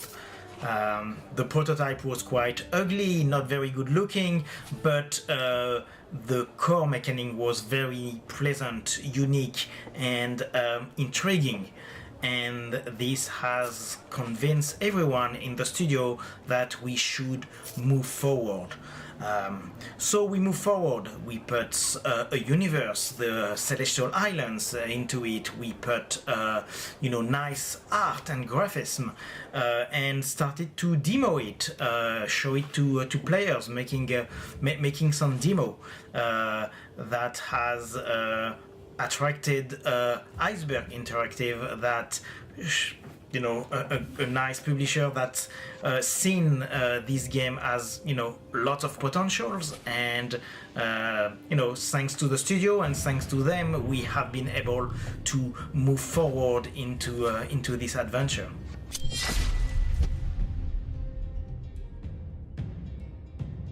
The team, I guess the team evolved depending of the moment of the project. We have always been a small team, a kind of small indie team inside a bigger studio who were working on AA and AAA, and it was kind of awkward as we were this small team of maybe 5 people that was working on this indie type of game, but trying to bring all the expertise and quality requirement that we wanted into the game. The team, was composed of programmers, designers, artists. I guess I surely need to mention our wonderful technical director, who has been into the indie scene also quite a while, created management game, his most famous being Machiavellian.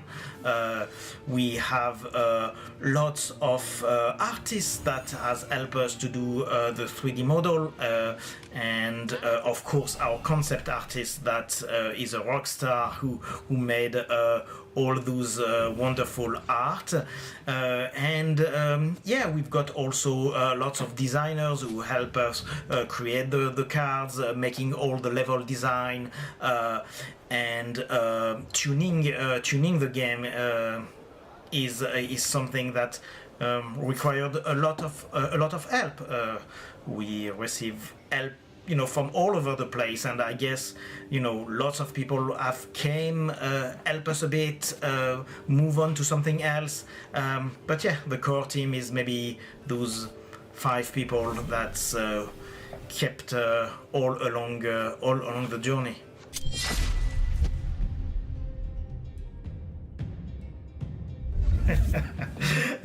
I think the answer of this question is certainly Japan. We have been influenced a lot by the Japanese mythology, but that we have decided to, use freely in a very fantasy way.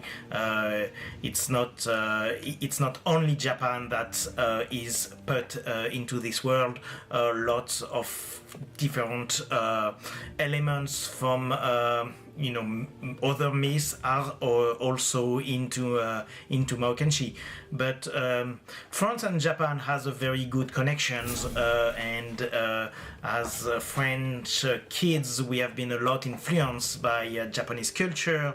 We've got a lot of Japanese lovers in France, and there is this connection with the Japanese myth that we wanted to strengthen, being a samurai mage, fighting onis was quite a nice idea. So we work with a cultural reviewer, Chivalry Japan, who helped us to make sure we were, keeping the atmosphere, fantasy atmosphere, but getting all the elements that we wanted in a very safe way into the game. And this is how we construct the universe, taking myth and using them to make it compliant with the game. The kami are the protectors of the Maokenshi, and we use Japan myths to help create those kami. The kappa, the kitsune, the tengu, and the ogumo. They are not the transcription of the Japanese myth, but they have some connection and they are close to them.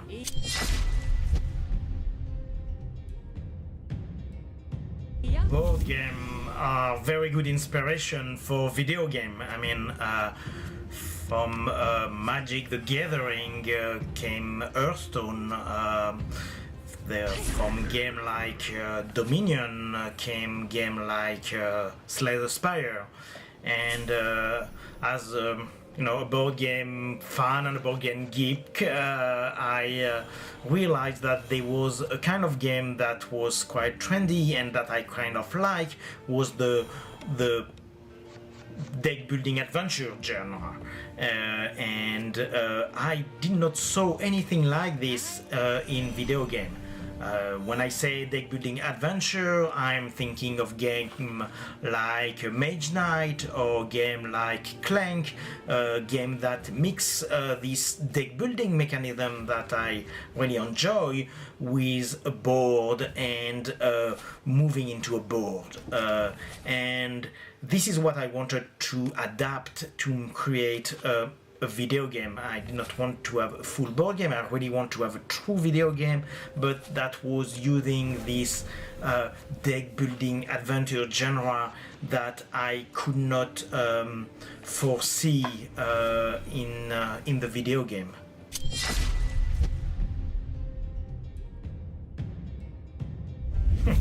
That can be seen as a little bit of a spoiler questions, I must say, but the celestial realm is, being invaded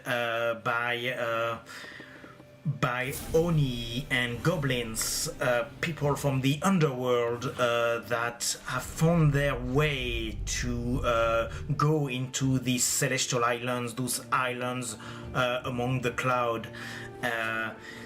So the Maokenshi are fighting them, but they are also fighting the force, the cult that is invoking them. What is the cult is trying to do? What is their objective? This is something that stay hidden and that the player will need to discover by playing the missions.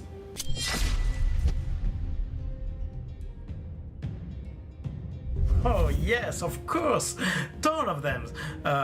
Books, movie, manga, anime. I'm certainly have to say Yoshikawa, Miyazaki are people who has inspired me. As a RPG lover, I certainly have also to name Legend of the Five Rings, who has been a great role-playing game I've played a lot during my youth. In a way, there is so many influence that we picked on all those influence to make this game unique and this universe special. We wanted also to make the universe, accessible. We get also something that is straight to the point, so people can project themselves very easily. And I hope that's what we did.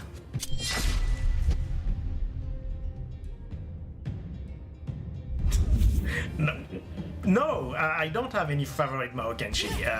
It's like asking to a father which one of his children he liked the most. No, I like them all. They all have their unique abilities, unique specificities, and they have all this feeling that I like to play.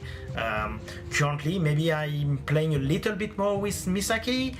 She's the latest one that you unlock. She's a little bit more difficult to play and has capacity of teleport and range that I'm eager to master a little bit more currently. But really, all of them are very exciting to play, and I can't choose.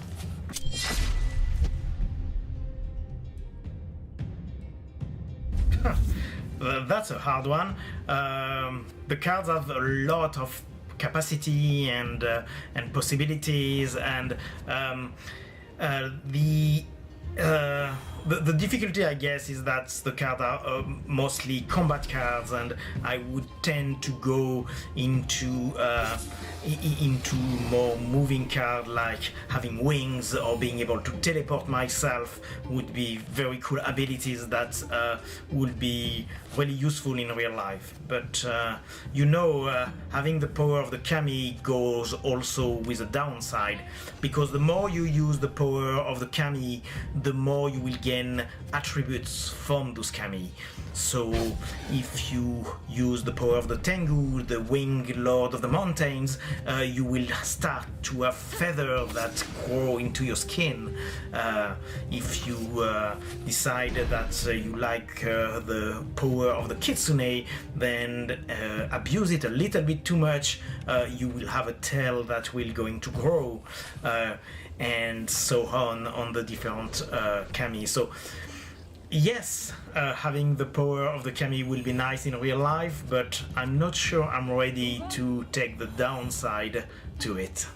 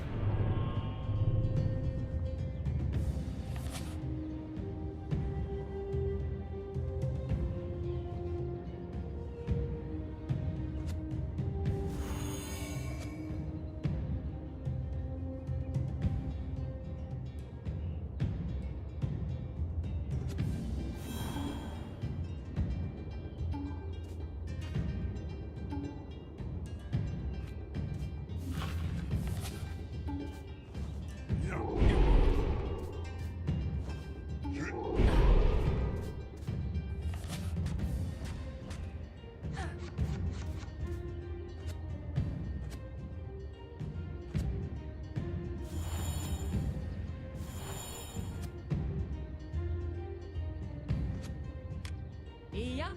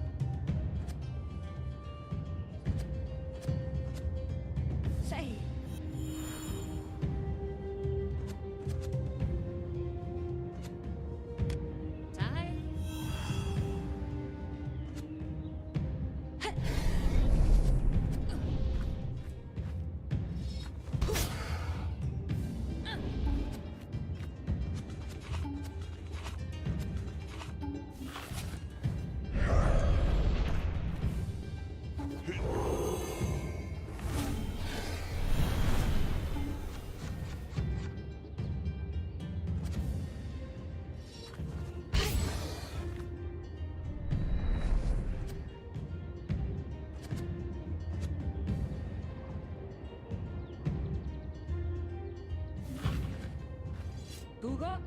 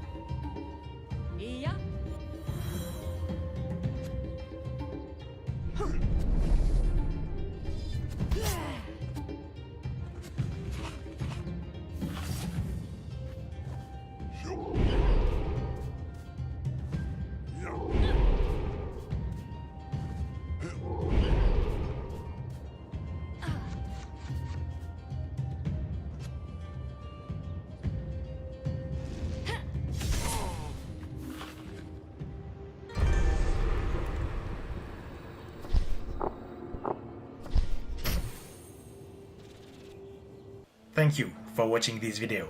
I hope you enjoy it and you are now intrigued enough to wishlist the game and be informed when it will be launched.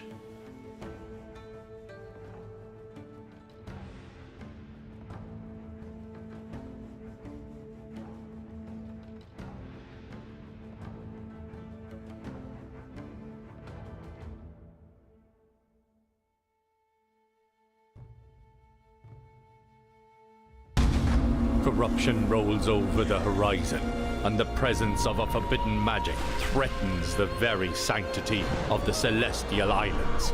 You, the Maho Kenshi, hailing from one of the 4 great houses, are the only one powerful enough to stop this evil.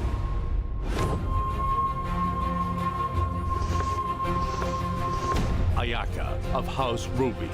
Fearless and relentless, she sacrifices her own life to attack with greater ferocity. Sota of House Jade, a master of stealth. He prefers to ambush his enemies with lures and poisons. Misaki of House Topaz, valuing knowledge and deception, she wields powerful spells to confuse and destroy. And Kaito of House Sapphire. Slow but powerful, he uses tactical positioning to crush his foe with brute strength.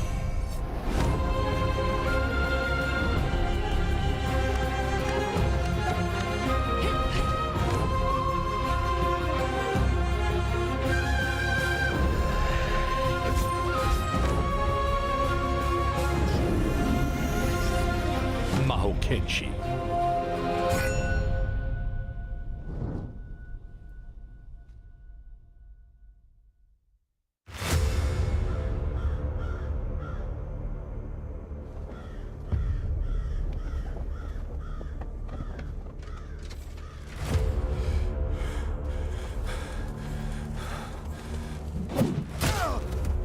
You saved my life today. I hope I can repay you someday. War changes a man when virtue is rewarded with suffering. I get the sense he's not interested in talking.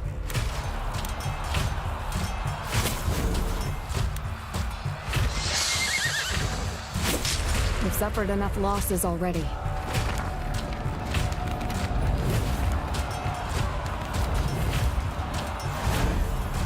Sooner or later, it's gonna come down to you against him.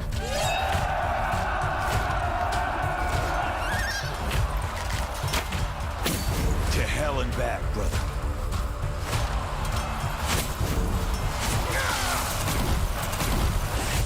Please, Cap. Promise me we'll win this war. There's no escaping it. You and I are fated for this. To hell with fate!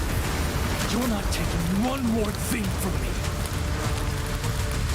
I'll tear your world apart.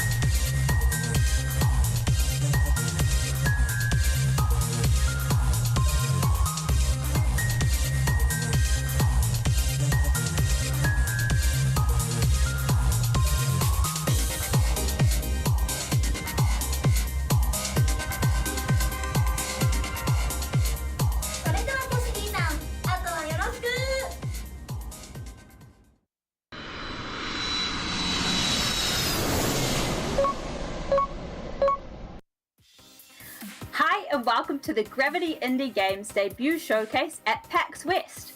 I'm Catsidy, a Twitch streamer and content creator from New Zealand. I'm obsessed with cats, makeup, all things horror, and of course, gaming. That's why it's my pleasure to introduce the new indie game label from Gravity Games Arise, Gravity Indie Games.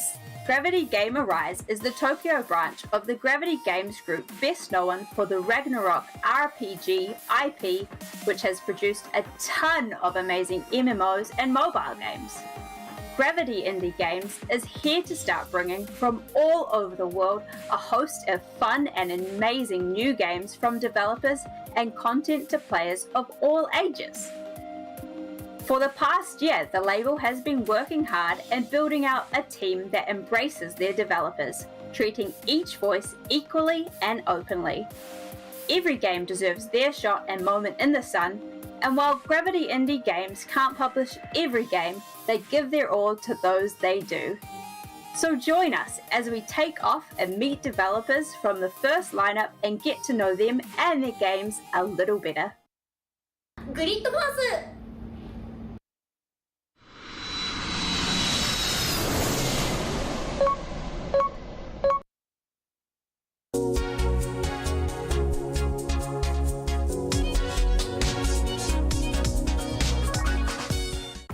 Now we're landing in London, England, where I'm going to talk to Dan, Nick, and Noe from Dreamnaught Studios about Grid Force Mask of the Goddess. Grid Force is a tactical bullet hell RPG with a large, diverse roster of heroes to recruit and evolve, lightning-fast combat, and a deep story that adapts to your choices. Play as Donna, a fighter in search of the perfect team who can defeat the goddess and save the future. Welcome in, guys. How are you today? We're good. Yeah, We're good. Yeah. Good. Excellent. So we've got Noe, Dan, and Nick. Yeah, you got it right. Okay. So there are three of you that we're talking to. Can you tell me each of your roles on the team and what each of you do? Yeah, I can start. So I'm Nicola. I'm a producer for Dreamnaught. So basically my role is making sure that everything is planned and we are able to deliver the game on schedule. But other than that, since we are a small team, everyone is quite a lot of other roles. And one of my other roles is making music for the game. All the music made by me, yeah. Plus many other things, to be honest. You know, working on the game, like my daily task. The story that I mentioned, all the dialogues were in the game by me and by colleagues. Well, the pacing, so how the story flows in the game when players plays it, like it is something that we tweak every day. I'm doing that. A small team, so a lot of. Yeah. The story, the comics are really well written as well. So this is what you guys want to talk about, I think. The comics in the game are absolutely beautiful. Can you tell me why you made the decision to add them as a way to tell the story? So the decision came kind of naturally. We have so many characters with their own story and we have so much to tell. And since I also did comics as a hobby at the time, we just thought, oh, that would be a nice combo, video games and comics. I mean, they look nice together. And so yeah, just one day decided that's the good thing to do. We tried, worked, and we were happy with it. Yeah, it's such a unique way to tell a story in a game, so great thinking. And it looks absolutely fantastic. So, no. Yeah, very talented. Thank you. What are your favorite characters and why? So, okay, I'm gonna start. My favorite character is called Georgia. You're gonna meet her for the first time pretty far, like almost at the end of the game. Okay.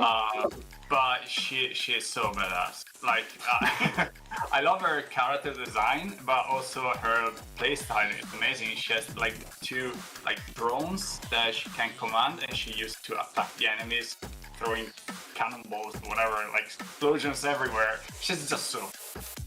She makes a lot of mess, but it's great. Just a badass. A badass. I'm saying that badly. My favorite is Flynn. You're gonna meet her in the Berg level, and the reason why is because I designed her. My baby, and don't hurt her in the game. Noted. And also, it's really fun to draw. But I also really like Kuniko. She really has a strong personality, and you're gonna know her better through the game, story. She's a really strong personality and so fun to draw with her expressions. It always looks like she have enough, like I'm done kind of expression of the time, and I love it. I have problems with because I have a few characters that I really love, and I wrote parts of most of them, so it's really hard for me to get one. I love Pan. That is one of the characters together with Nico, because Pan has this kind of thing that I would love to have in life. Is always like half full glass attitude about everything, and many times in the writing, when you start writing about a character, it's funny that they take their own lives and then they just start. We start writing something to them and they're like, I would not say that, just write something else.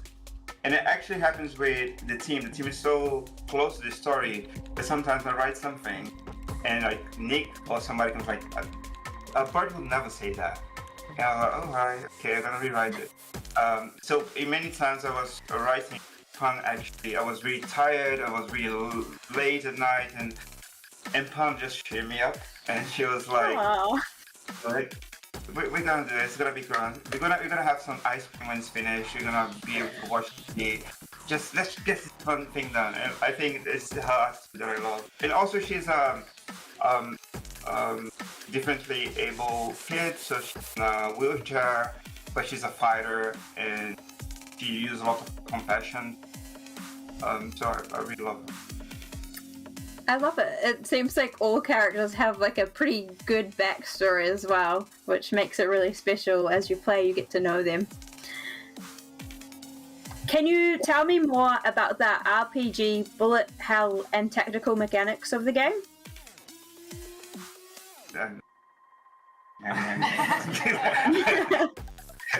Anybody but me, please. Well, yeah. When we started developing the game, we focused on the real-time mechanics, movement and shooting. Then we felt it was great to play. But then we found out by developing the game that we can make it even more hectic, more chaotic. And so we saw that the funniest moments by playing the game were when the field was filled up with bullets. So making it bullet hell for us was the best way to go, and people were having a lot of fun. But then, because what we want to build is RPG games, and many of the inspired then, especially game director, game designer, are tactical, right? So we really wanted to put the tactical and the RPG elements in it. So RPG, you see, when you're following the story, you can make decisions, you can draw the characters that you want, but the tactical decisions come before going to battle, where you have collected all those characters, you level up the one that you need, you put the mask, you equip the mask that give, more stats bonus, etc. So you can really think, you can strategize your next mission, basically. There's a lot of thinking before going to battle. But also there's a second, right? Because you're controlling 4 cards at the same time, which means the decisions of which card is the best for each, second is quite hectic. I think the biggest challenge for us to create is just able to create something that is very chaotic but easy to read. The player don't feel lost in it. And I think it took probably half of the development to be able to get to the point and say, okay, people know what's going on here, and they're having fun. Can you share any secrets about the game? For one, I think we have a very nice kaiju movie trivia in the game. If you know a lot about kaiju Japanese history, you're gonna get a new character. Ooh. I draw some of my coworkers as characters. Cool. My female version is fabulous. I love that. I love the click. Can you do it again? Yes. I love that. Well, I can't wait to see it complete, and you guys have a great vibe. I just got to add that in. But it's been lovely talking to you about Grid Force Mask of the Goddess. Thank you, Noe, Dan, and Nick very much for your time, and I hope you have a lovely day. Thank you. Thank you. You too. See ya. Yeah. See ya. Bye bye. キャラが多くて迷っちゃう。グリッドホース。次はリブバイザソード。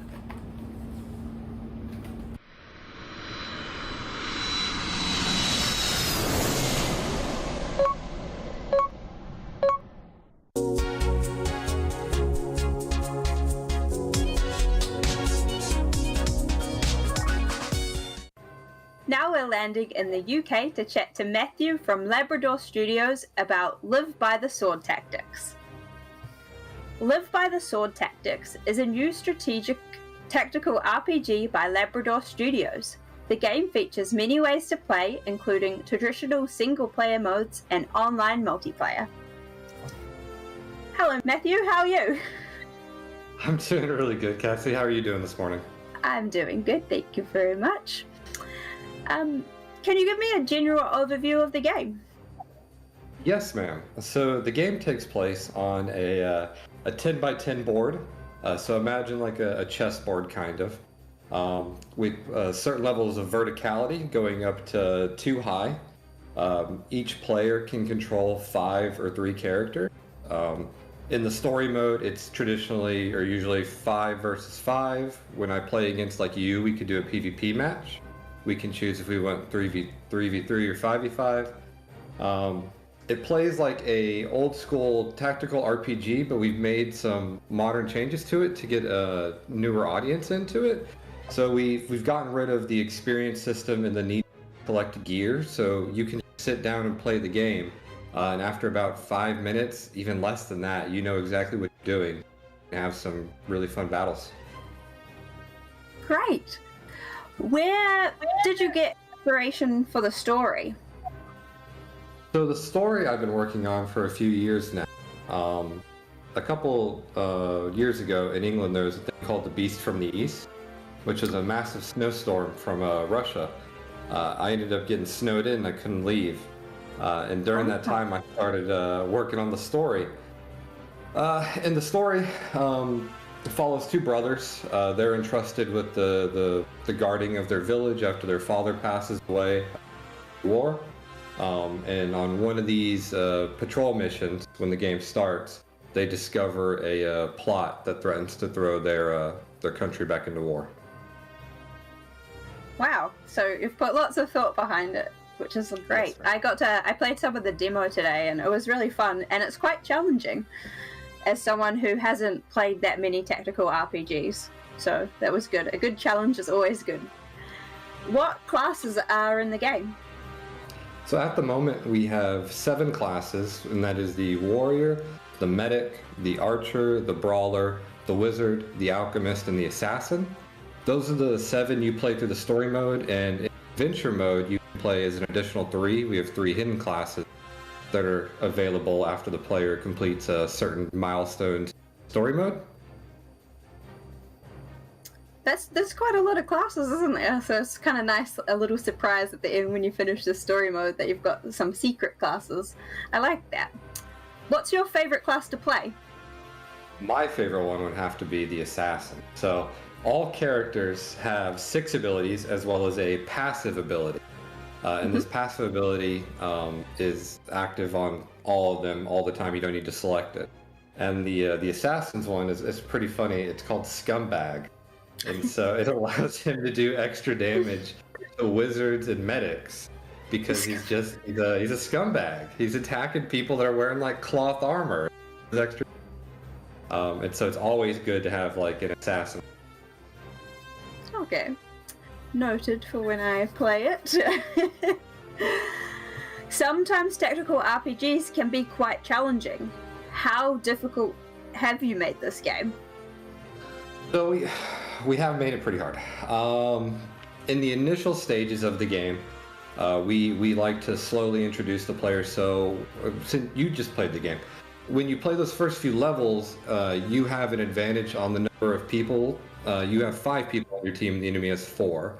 You also don't need to choose where your units start, and you don't need to choose the abilities that you go with. But as the game goes on and we give you more difficult enemies to fight and we increase their numbers, we allow you to choose abilities and more customly design your team, as well as design where you want to start on the map. So while the difficulty does kind of increase, the player learns more about the system and how it works.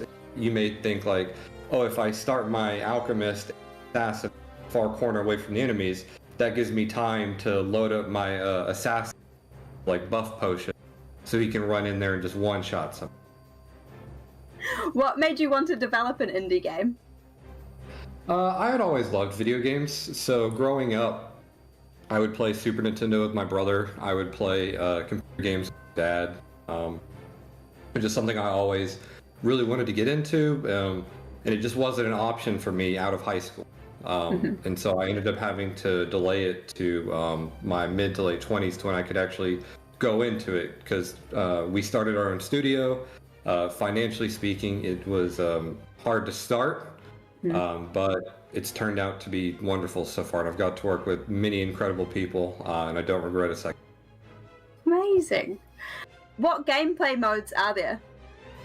Yes, ma'am. There are the story mode, which we've talked about earlier, that follows our main protagonist. Then there is tactician mode, which is a game mode that we really kind of just go crazy with.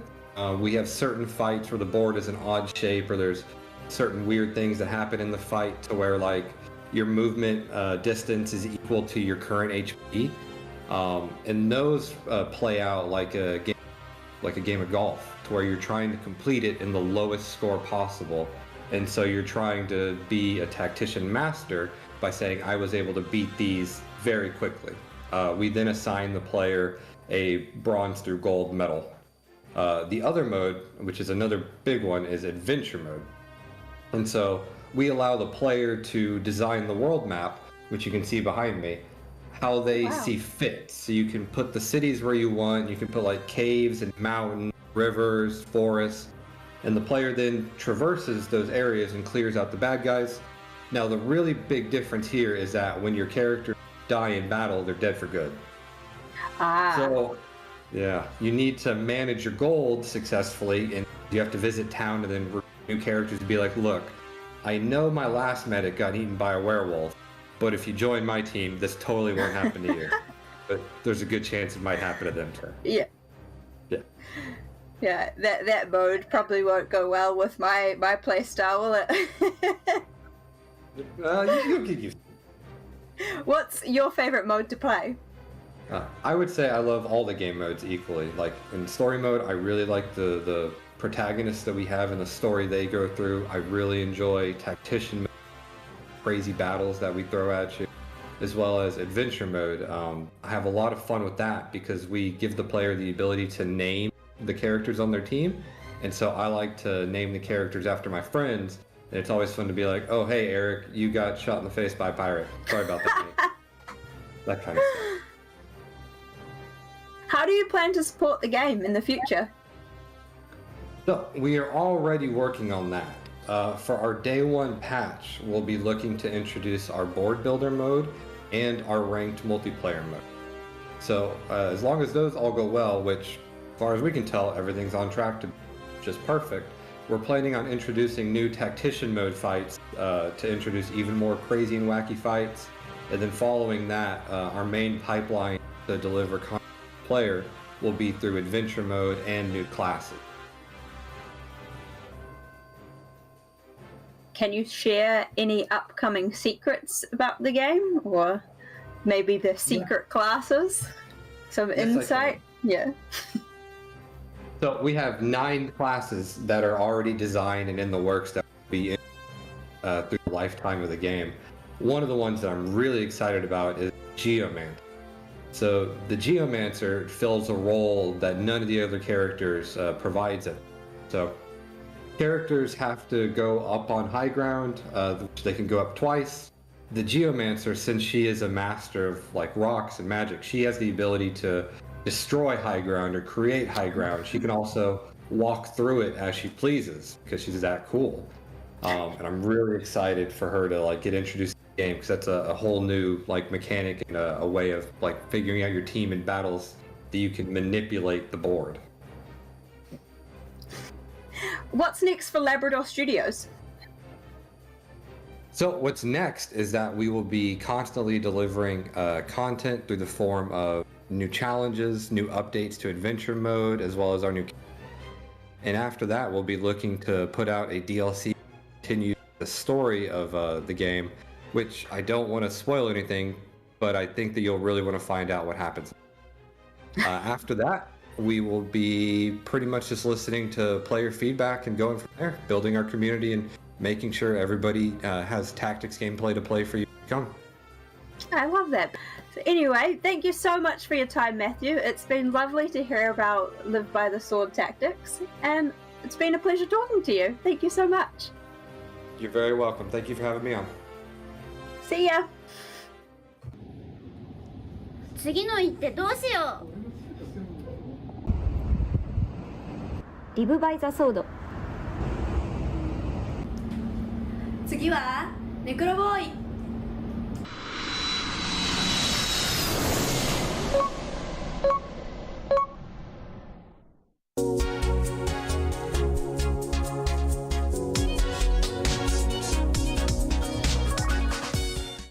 Let's make our way to Brest, France, and chat with Yule from Chilling Wolf about the upcoming game Necro Boy: Path to Evil Ship.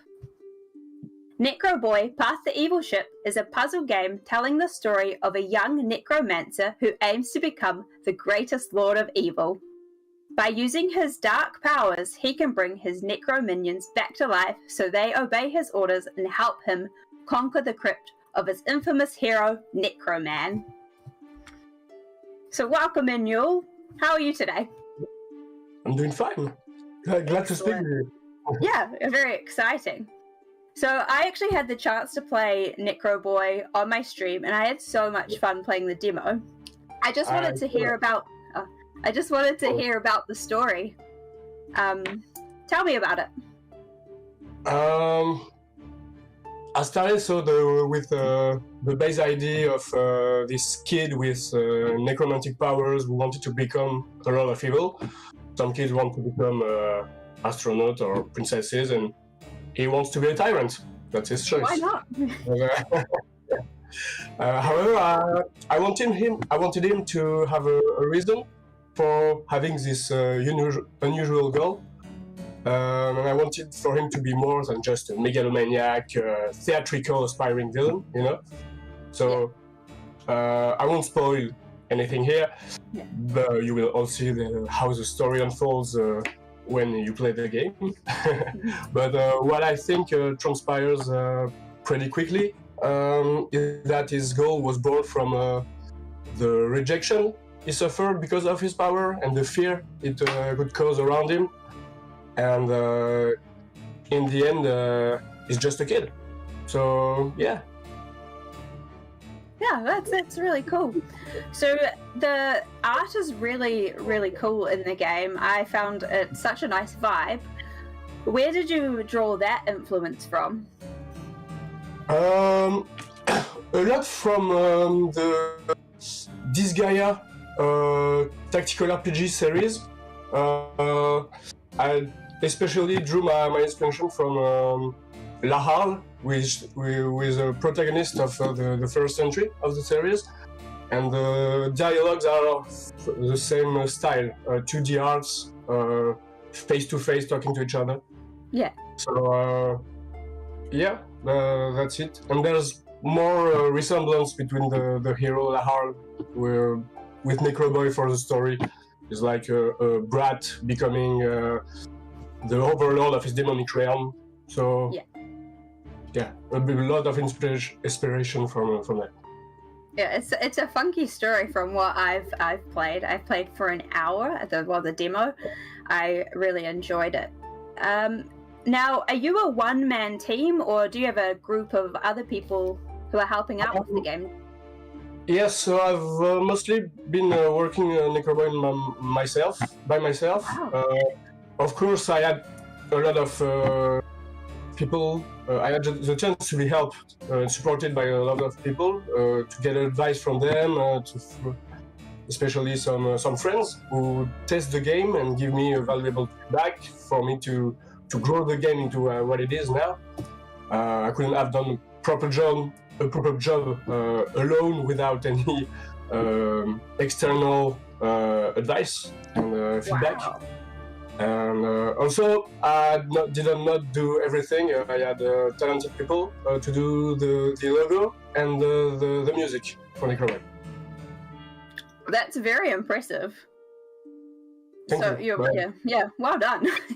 Thank you. It's a lot of work, but I think the most difficult thing was to find the motivation to work by myself without I don't know how you say it, but the emotion of a team working together on the same project. Yeah. Working alone is not as I don't know, but yeah. What's your favorite thing about working on this project? All the things I learned, because working by myself, I had to touch to every aspect of game development. So it was really a growing fun experience for my growth as a game developer. So that's it. Oh, well done. I think it would be quite fun developing your own game, and you'd have to have a lot of motivation and drive, so good work to you. Thumbs up from New Zealand.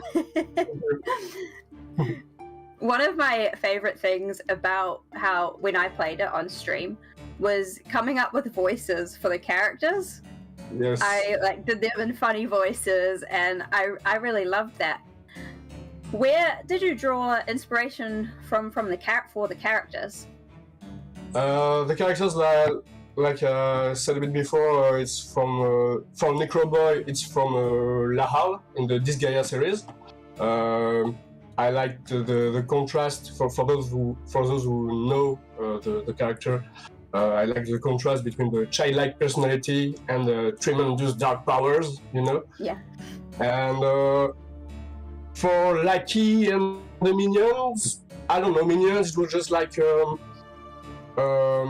little spirits. Just I like them with a bit of blue fire, spirits floating around. And Lucky was more like a zombie stitched up kind of character. I don't really know where it came from. Just a ball of flesh with the green and the purple color, so it's just weird. Yeah. It's a good color scheme as well. Purple's my favorite color. So the characters are quite funny, and there's a bit of a evil laugh going on in the text when reading it out loud. Would you give me your best evil laugh? I'll go first if you want. Mwahaha! Alright, it's a good one. Come on, you overshone me just then. I bet you've practiced that a lot. No, you'll be surprised when not once. So, as you go on with the game, the puzzles get a little bit harder, or as you progress, they get a little bit harder. I got stuck on a couple of puzzles. After a bit of time, I was able to get through them. Luckily, I was very happy when I did. How did you design the puzzles? I had 3 different approaches for designing the puzzles. First, it was when I had to introduce a new mechanic. So I tried to design the level in the best way possible to teach organically, if possible, that mechanic to the player. So it was more a bit complicated sometimes to make the player understand what he had to do. I hope I did a decent job for that. Then you definitely did. Thank you. Yeah.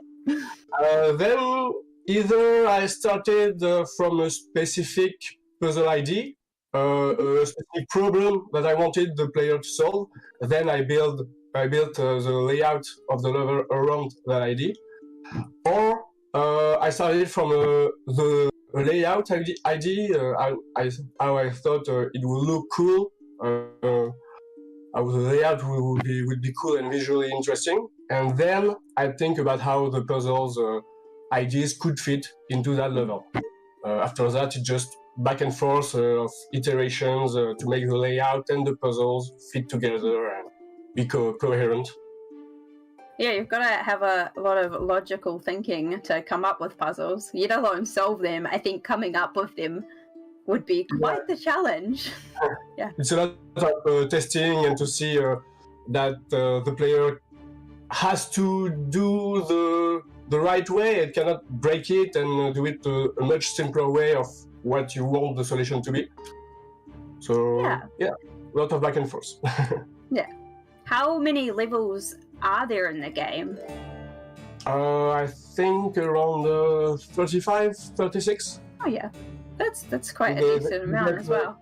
Quite bigger sometimes from the first ones. So what are you hoping that players will think, or how do you hope that they will react to the game? I mainly hope that the player will grow fond of Necroboy, the character of Necroboy, despite his personality being purposefully a little annoying at first. So yeah. So yeah, I want people to love him on how he will grow as the character. And I know this game is far from perfect, but I'm proud of the story that I put into the world. So I hope they will. I think it's pretty close to perfect. Too hard on yourself there. That's making me blush. Anyway, Yul, thank you so much for your time. I've really enjoyed learning about Necroboy and how you came up with the concept and from start to finish. So thank you so much for your time. Thanks a lot. Yeah. 母性本能くすぐられました。ネクロボーイ？次はリバーテイルズ。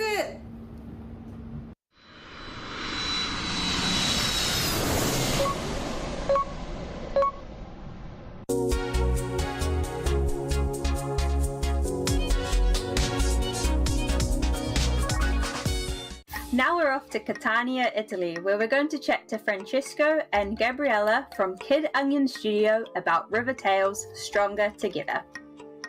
River Tales Stronger Together is an adorable 3D co-op adventure platformer with a colourful cartoon aesthetic. One teammate will play as a cat and the other as a fish.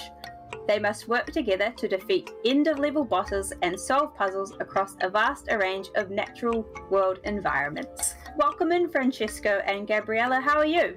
Thank you, Cassidy. All good here. Thank you. What about you? I'm absolutely fantastic. What about you, Gabriella? Hi, Cassidy. I'm fine. I'm doing good. Thank you for inviting us here. We are really pleased to talk to you about our games. So, River Tales Stronger Together seems like a really, really cute game. How did you come up with the game concept?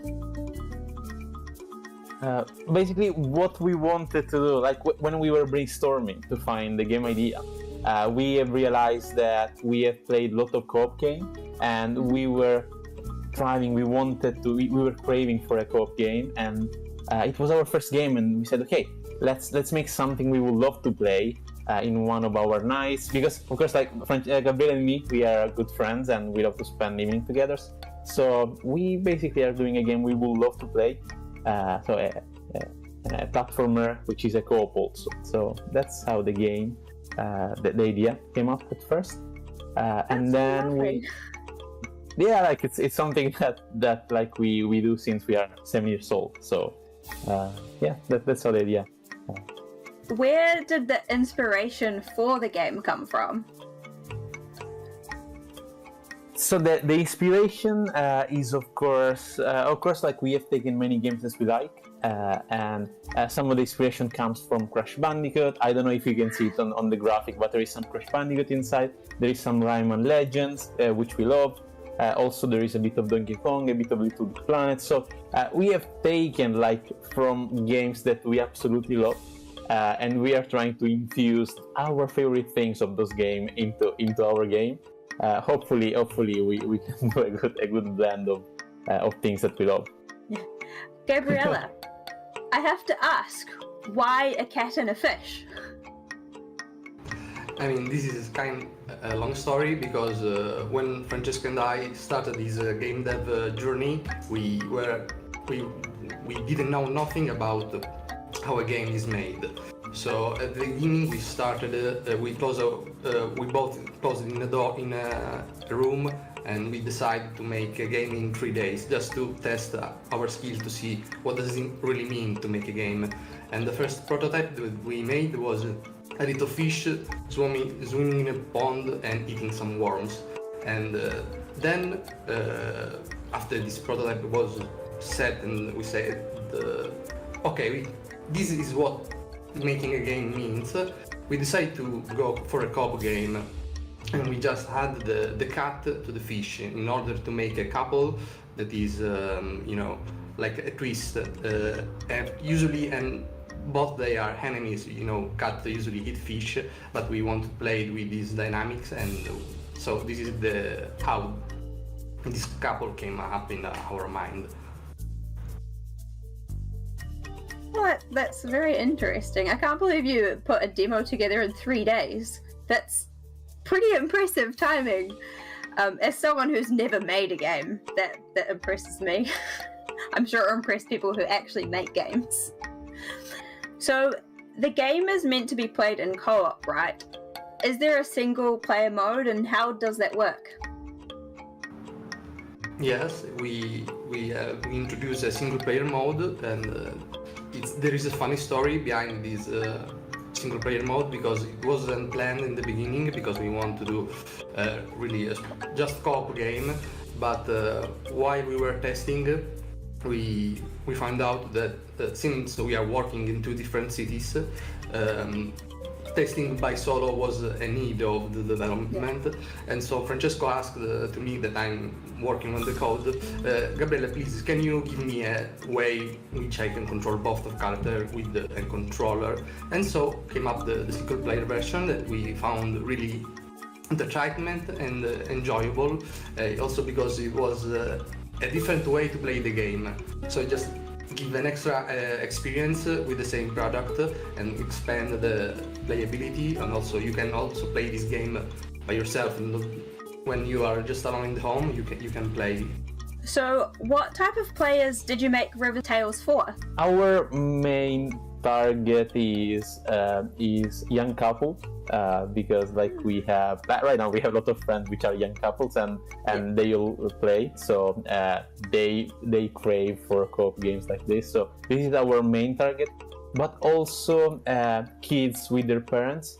We have been to a couple of festivals, and we have made the demo available to be tried, and we have seen that many times when we had a dad with the kid, or the mother with the kid, they used to play together, and that was one of our main targets. Also, the single players is even for hardcore gamer that wanna make a good speedrun. because the single player experience is perfect for hardcore who want to speed run and collect everything. So those are like our 3 targets of audience that we have in mind. That's quite cool. 2 different ways to play. You could take it more chill, play with your partner, or take it on board and play solo and try and be a speedrunner. Will there be an online multiplayer feature?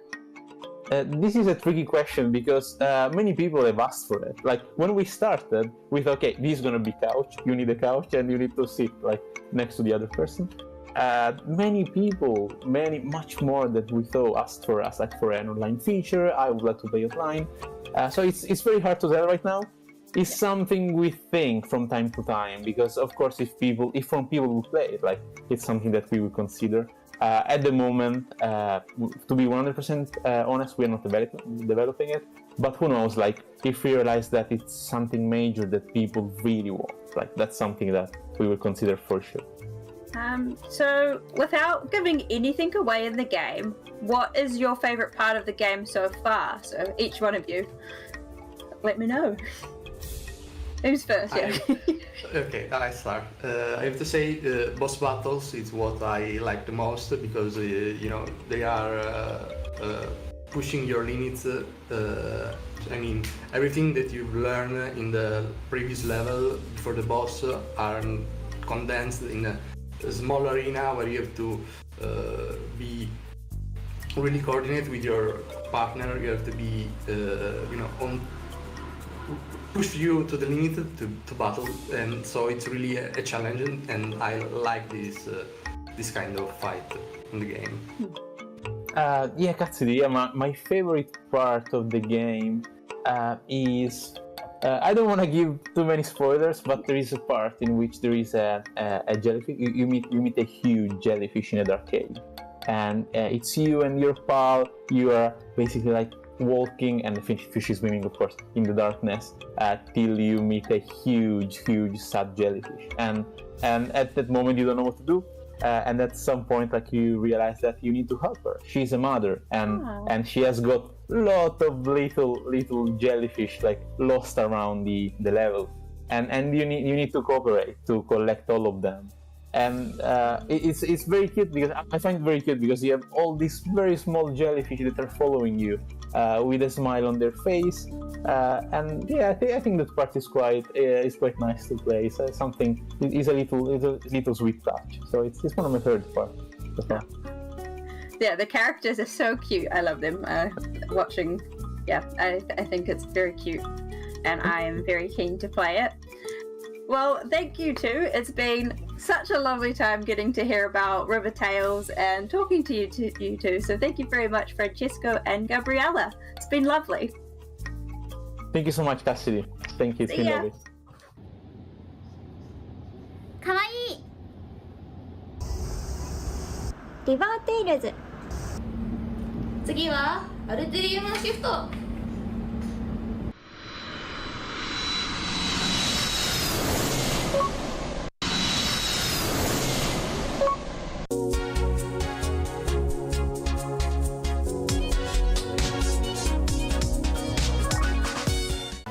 Now we're landing in Minnesota and Texas in the USA to chat with Motzi and Drasray from Dratzy Games about the game Alterium Shift.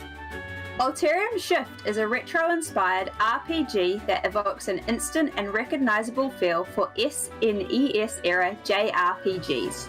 Choose one of 3 unique heroes on a mission to prevent a catastrophic conflict between 2 worlds. Discover a world built on the mysterious power of Alterium essence and an intertwined story that can affect your characters beyond your chosen hero's storyline. Welcome in, Motzi and Drasray. How are you guys? Hey, I'm doing well. Yeah, we're doing great over here. Excellent. Can you guys give me a brief rundown of the story? Okay.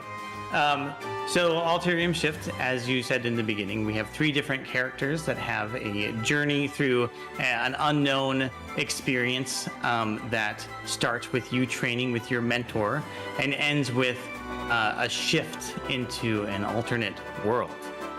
The overall storyline has a fair amount of complexity and intertwined experiences. The characters themselves have the opportunity to have different experiences based upon what you choose to do as the player.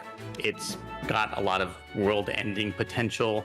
There's numerous bad guys that you have to fight. There's other characters that you're going to meet along the way, and we're trying to create an experience a lot of people experience when they play those type of retro style RPGs, so they can enjoy the style that we loved when we were kids. Yeah, it's such a fun style of game to play as well. It takes you back to childhood and growing up with games. I love that. So, being retro inspired, what games have been the most inspirational during the development? Well, for Motzi, I would say his are definitely the SNES style games like Chrono Trigger and Final Fantasy VI. For me, I like to take inspiration from the PS1 era. I like, Breath of Fire 3 and 4 and the Final Fantasy, 7 through 9. Those games I get a lot of inspiration from. I loved the PlayStation 1. That was my first ever console. Such great games on that. Can you tell me about your 3 main characters? Yes. So we have 3 main characters. There's Atlas, Pyra, and Sage. Atlas is the youngest of the group. He's the what you would consider the common trope of your classic RPGs, a young boy, just maybe 18, going on an adventure, a little unsure of himself, but then, he's going to grow as the game goes. He is an archer or a ranger style, so we didn't go with any of the main sword hack and slash type of characters. He shoots from a distance, and he has some skills that are, more beneficial to someone that, is a ranged unit. Pyra is what we would consider your tank or your melee fighter. She's also ostensibly the leader of the group. She's the one that tends to take charge. She's much more mature than Atlas. She's maybe mid-20s or so, and she tends to be much more let's go just hit it with a spear or attack directly than the other characters. And then Sage is a pure magic user. We introduced the concept. He doesn't even. They don't even have. Excuse me, because we consider them non-binary. So I apologize for the pronoun slip. Sage is a non-binary character. We are not defining what Sage's gender is. It doesn't even matter. It's just the fact that they are they, and they use magic, all sorts of magic. And actually, that's interesting because in the plot, it does set them apart from everybody else. There aren't a lot of magic users in the human world. And so there's some interesting things we're going to play with that with Sage's storyline. Sage is also very smart and also very witty. So Sage tends to come up with the sharp, sarcastic jokes. But Sage is always going to be kind of that witty, sharp person that knows more than everybody else and kind of can prove that they're better than them. So I love how you have some diversity there as well. That's really, really good. Do you both have a favorite character? I personally, I lean between Pyra and Atlas as my favorite. When I play video games, I typically choose a tank character. That's what I like to play. Like in Final Fantasy XIV, I'm always a tank. So that's just my favorite type of character. But I also like playing DPS as well. So I'll play, archers and stuff like that. So, as far as preference, I like those 2 the most. Yeah, in my case, because I'm the creator of the character's personality, it's really hard. I don't really have a favorite. I mean, each of them have their own unique spin. I just truly enjoy creating their personalities and how they interact with the world. It's very fun for me. So they're all kind of my favorite. How do you plan on making each character's path feel unique? So every character will have roughly the same direction to go, but there's going to be aspects to things that they can only do on the map. For instance, we'll see this in the coming demo, but each character has an on-map ability. Like Pyra can slash through boulders, and no one else can go through boulders. And Atlas will be able to shoot switches, for instance. And so part of the way they're going to have some differences just by their ability to access areas of the map or go to places other characters can't.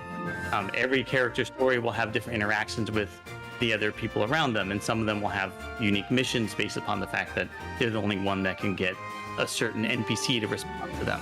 So we're gonna play with that a lot within the game. We do want to maintain a primary storyline, but we we like the idea that sometimes a character will go a completely different path to get to the same place. The same. So that's we're just gonna switches and doors and things like that. Are there any mini games? Oh yeah, there are lots of mini games. Yeah, we're actually. What's funny is we were talking about another possible mini game to add to the game just today. But right now we have we have fishing. There's you can catch some chickens. There's also like side quest based mini games, stuff like that. So there will be definitely some mini games for people to have. It's based off JRPGs, so you got to have mini games. So mini games are always a fun time, aren't they? Yeah. How interactive is the world? It's very interactive. Maybe some people might claim it's too interactive. I'm the type of person who searches every nook and cranny. And so when I'm making the game, I want to make sure that players are rewarded for investigating, and not like huge rewards. They don't get major, gold or anything, but little things. And one of the things I hope people do when they find out is that most of the things you interact with will have more than one response when you talk to it. So if you play the game on the surface level, you get the surface level responses. It just feels like an RPG. But if you dig into the world almost starts responding to your insistence that you want to talk to a window 5 times. The players will be encouraged to see what they can find and talk to anything in a room to see what might come out of it. Cool. Where did you get the idea for the game? Oh, well, I guess that would be from my I did a prototype for this game. Basically, I got some assets together. I play with an engine called Small Game Builder. Motzi at the time was like kind of iffy about the program, and then I started making these maps and stuff, and I was like, hey, check this out, and he just saw it and he was like, whoa, okay, maybe there's something here. So I just threw together some art and some ideas, and I was like, hey, here you go. And he was like, yeah, let's do this. So it must be great watching your creation come to life as well. Oh yeah, well, that's my favorite part. I mean, obviously, when I build something, the instant gratification of just being able to play around in it and see it come together is always fun for me. Are there any modern or unique features you plan to implement? Well, part of the experience of like an SNES game is you didn't have a lot of what was in like a PS1 game, like different ways to track maybe your quests or access a world map that you could maybe teleport to different places and stuff like that. We might have some features like that. It's just we want to give the players a classic feel with some modern twists, so there's not going to be a ton of hand-holding, but there's also going to be quality of life features for the player. So you guys are actually exhibiting at PAX West. Where can we find you? Where can everyone come visit? Okay, yeah, we're going to be at booth 762. We're going to be showing an updated version of the demo for at least one of the characters' plots. We might be able to add some more. 762, I think, is on the 4th floor on one of the back walls. Please stop by and check us out. We're going to have postcards to give away, some buttons, and some other good stuff for you guys, as well as some new content to check out with the game. Amazing! I can't wait to play Ulterium Shift. It's been so lovely talking to you, Drastray and Motzi, and I wish you all the best at PAX. Have a great time. Thank you so much. It was nice to meet you. See ya! Bye! 懐かしい。アルテリウムシフト。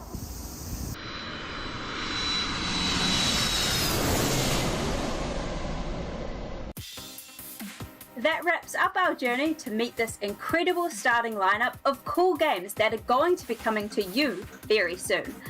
But Gravity Indies Chief Michael wants you to know that this is just the beginning. There is a whole bunch of new games that have yet to be announced that will sure get your gears grinding. So make sure to be on the lookout for new announcements from Gravity Indie Games and expect to see a lot more of the team and games at PAX and events everywhere. The team can't wait to meet you all. Make sure you check out all the links and socials for Gravity Indies, the devs, and of course, check out the games. There is so much fun to be had, and you don't want to miss out. Make sure you check the demo's wishlist and keep in touch. Once again, my name is Cat City, and you can find me here. Both Gravity Indie Games and I thank you so much for this time together. We hope you have a great time at PAX, whether you're at the show or watching the stream from wherever you are. Lots of love to you all. Stay safe, stay healthy, stay true to yourself, and keep on gaming. いってらっしゃいませ、ご主人様、お嬢様。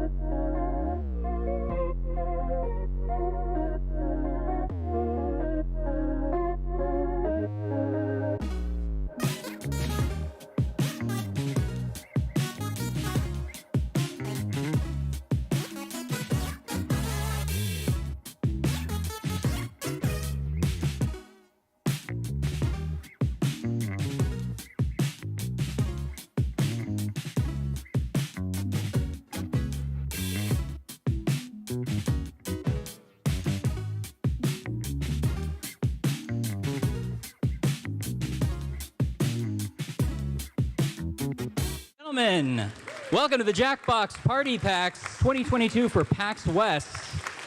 How we doing? Wonderful. I'm Ryan. I'm CJ. We're from Jackbox, and we have some amazing games from the Jackbox Party Pack 9. They're brand new. You've never seen them before, unless you've been downstairs on floor 2. Anyway, and we got to show off some really fun stuff, but we can't do it without some really funny people. So we have an amazing group of panelists. Let's get them out here. Come on, everybody.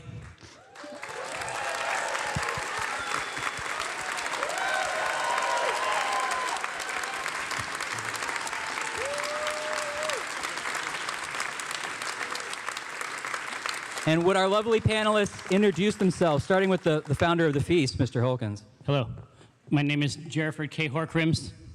I'm the founder of Penny Arcade PAX and Child's Play. And these are my friends. Give them a hand.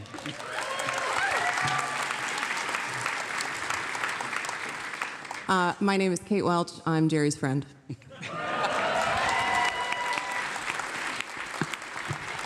My name is Chris Straub. I hope to meet Jerry someday. And I designed some spaceships for PAX. And I do a series called Local 58, which is horror on YouTube, and a bunch of other things that I've done. What about you, Sam? Oh, me? Yeah. I'm Sam Winkler. I was the lead writer on Tiny Tina's Wonderlands. Thank you. And that's the whole thing. All right. I'm Alana. I'm a writer at Sony Santa Monica Studios. And happy to be here. All right, Ryan, I got one more special guest. I have been, plugging Trivia Murder Party all weekend. Are we any TMP fans in the audience? Anyone? I did some elaborate cosplay. It looks pretty fantastic. And I also brought the biggest TMP fan in the world, Mr. Skeletal. He'll be playing today. Mr. Skeletal, ladies and gentlemen. That guy's a dead ringer.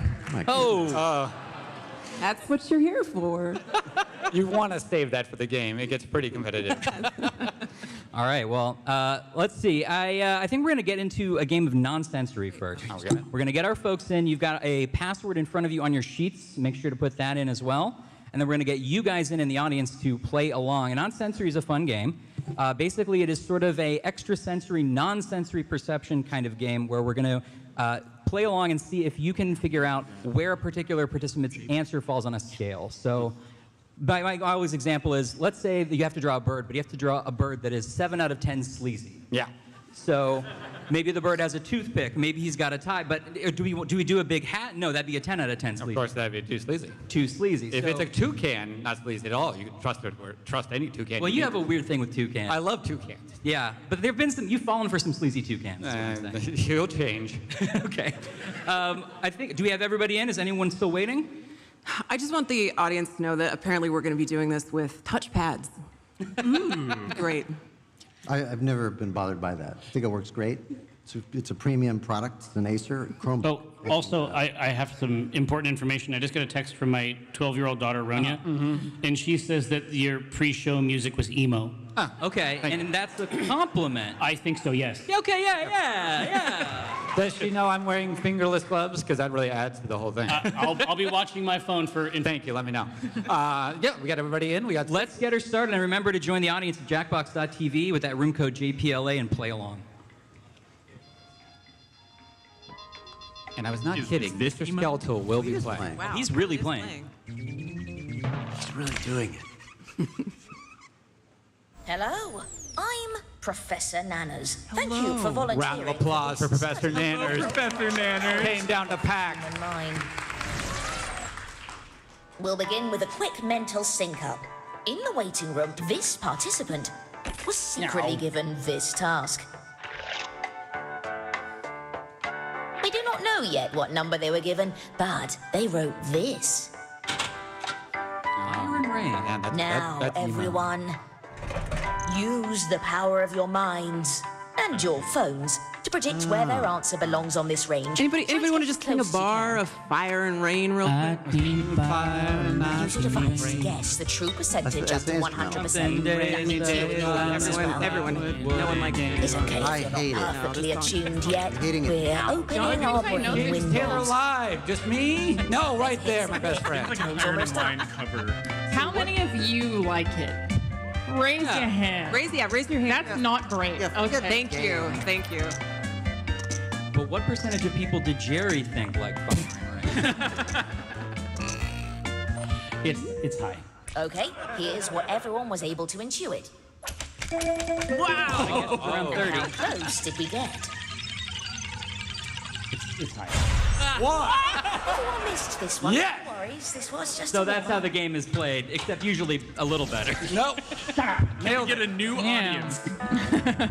Wait, okay. So wait, Jerry says the song, and then he also says how popular it is. He's given a popularity. Yeah, they get it. Oh, got it. I was not listening. And I choose a bad song. Yeah, you each individually know what percentage you're shooting for. Okay. So now the first prompt, that was a tutorial. The first prompt is a text message, and you're going to write a text message that is X% whatever it says on Whatever your it's asking for.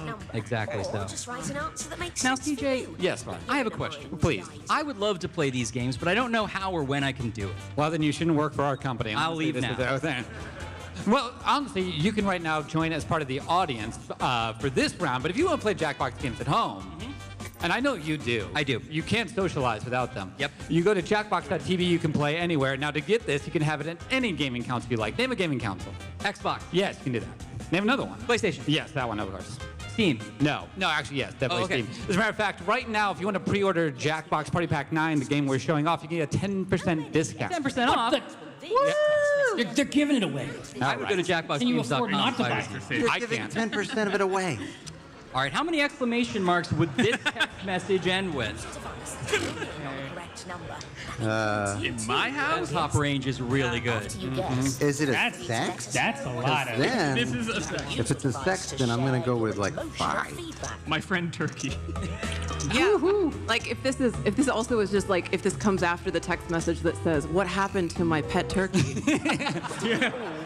But then I would have a somber ... not an exclamation point. Wow. Someone really likes turkey. The audience says 25, or the audience says the lowest. Yeah. Oh. Okay. Yeah. But No. you get points for being close. That's not a 4. No. Oh, There you go. this is very game show. Oh, yeah. Yes. This is hot. Wow. The right Wow. Once again, the finger Did of the turkey's host and the interval. panelists tip you off to that? Turkey. Turkey excitement. Finger on the turkey, as they say. Right in there. Let's go again. A lot of turkey excitement. Continuing Okay. with the same question. You've seen the turkey message, but wait till you see this one. It's Oh, we had Okay. duplicates. Okay. How many text Lana messages? said, Okay. Okay. okay. All right. It can't be 1. Well, Oh, it's one. It's one. Is it 1? Yeah. Big coffee milkers. So we No. made They're it their own just exclamation. real fast. like We an made ad. it. This is more of a question mark. Yeah. I'm gonna do actually a more muted version. Big mommy milk. Tasteful. Yeah, I think that makes sense.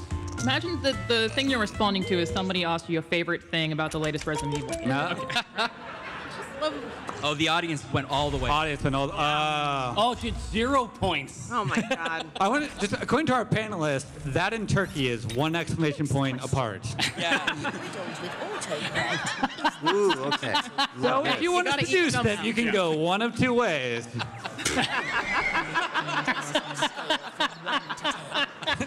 None. Yeah, I think it's Oh my spelled as gosh. presented. No, yeah, this is exactly spelled correctly, I think. Yeah, it should have autocorrect, but it's not. It's you never know if it's the store brand Pembus. Yeah. Yeah. Now you're seeing that happy monkey, which means extra confidence. You get more Oh. points if you're right, but you lose points if you're wrong. Wait, how do I become more confident? Well, the Pimbis is more stronger than the sword. That's Oh. what Do I have the book for You you? are testing What's out the right? confidence button. Good to see. a lot of great votes for 1. Okay. Wow. 3. So, Oh, wow. Son of a. Turns out it isn't working. no. I really would have thought you'd really want your Pembus cream to work. Yeah. That's Was not a autocorrect 3. just disabled? But there's a lot of creams out there that just don't do what they say. Okay. That's all I'm saying. All right. Jerry, we asked you not to plug your product during this panel. I'm going. Unguents. Ryan, what do I have to do to get my nickname to be Games Taylor around the office? I mean, honestly, I think it would be pretty easy for you. Just for you. I'll meet you up on the roof. Oh, gosh. Is that a Games Taylor joke? It is a Games Taylor joke, and I'm Games Taylor. I like how you're pointing to the one James Taylor. I feel real confident. Yeah. Whoa. Okay, spot on answers. Big nice. Wow. Nice. I'm tapped right into the Alana and Slam Winkler pipeline. Yeah. Wonderfully done. Yeah, the government's trying to close down that pipeline. Yes. How likely is the sender of this text message secretly angry at you? Let's see the response. It's important to know. Oh no. Oh God. This one uses percentages. Oh my God. Row. And it stops at 100%? It stops. Yeah. Secondhand anxiety reading. Yeah. You guys can't see. I literally have goosebumps. Yeah. Yeah. Oh. No, this is chilling. The hole is already dug. You better hope they don't go.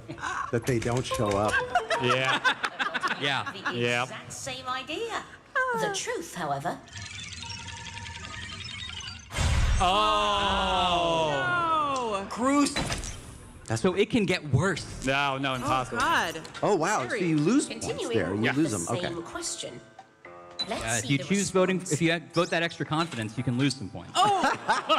Okay. There's no period. Oh God. Dude, I am Period. chilled to They didn't the have bone. time. Wow. No. The W is capitalized, and that's the only thought to punctuation. They didn't put punctuation on it, so you know it's bad. No, they didn't put punctuation on it. That's right, Kate. And also, that W, they didn't even capitalize. That just happened from the phone. Oh, well. That's autocorrect. Autocorrect. Yeah, they're in a hurry. Give you something. Yeah. Everyone. Whoa. That's it. What does 100 look Nice. like? Yeah. Because this could just be. Here. We need to talk. I'm out of yogurt. Yeah, It's exactly. never that. What? Hey, No. when has it ever been that? Have to go No. potty. Wrong yogurt conversation. Come on. I live in a fantasy world. All you care about in your house is turkey and yogurt. If it's about yogurt, then I become mad at them. Yeah. We need to talk about the Pembas. Yeah, we need to talk. The Pimbus cream is not working. Let's see how we're doing here. It looks like Kate in the lead. Equally well. Oh, that's beast. I mean, you can hear more. That's beast.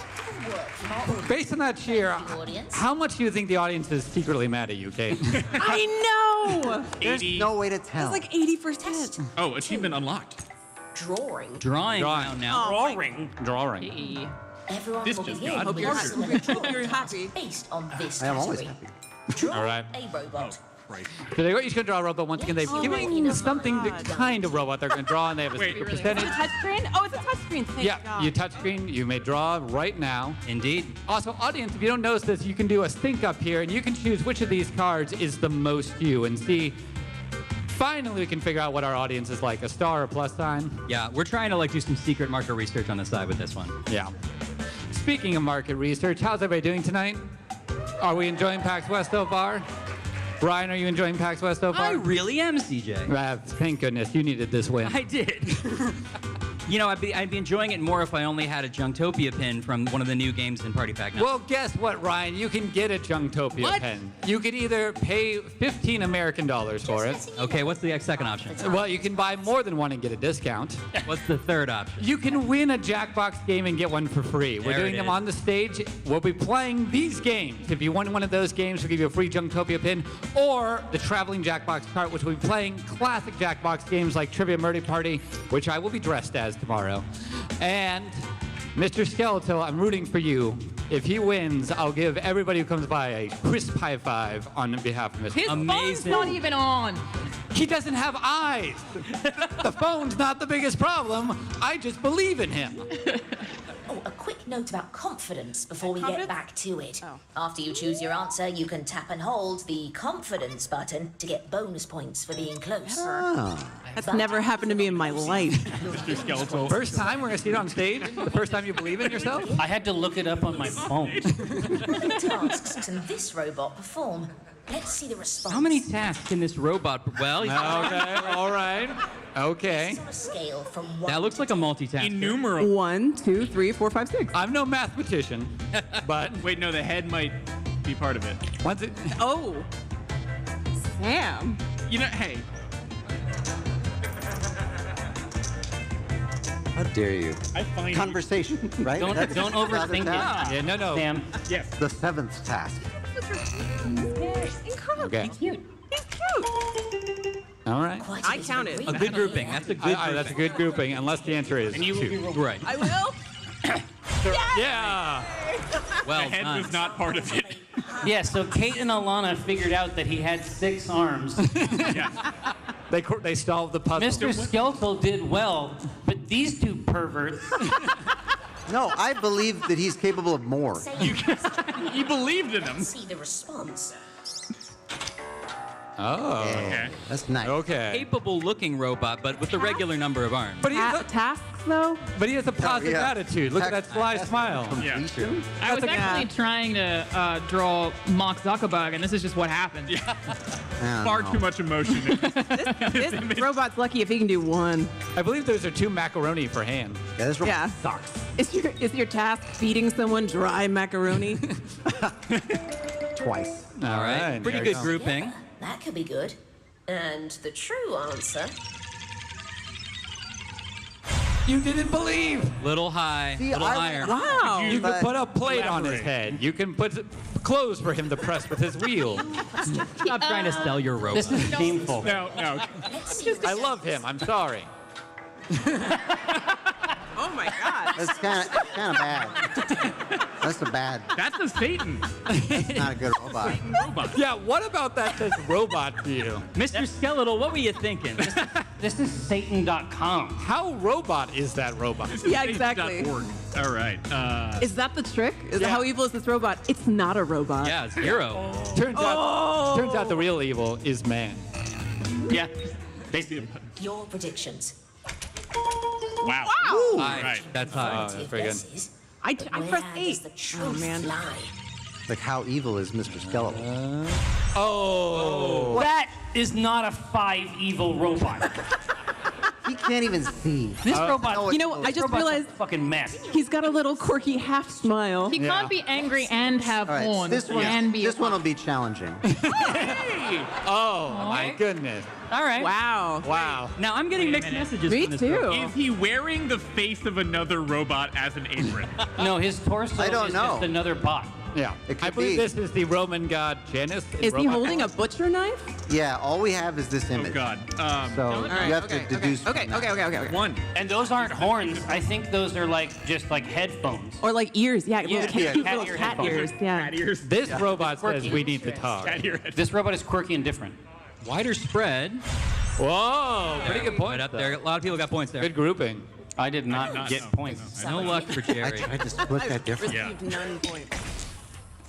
Womp. So if anybody's smiling and waving politely to you tomorrow, know there are 6 evil. I'm very How gullible. afraid of death is this robot? What the hell, you guys? That looks like Chris Straub to me. Yeah. I'm seeing that robot several places in the crowd tonight. I don't know. I see complacency. I'm gonna say. Not afraid enough.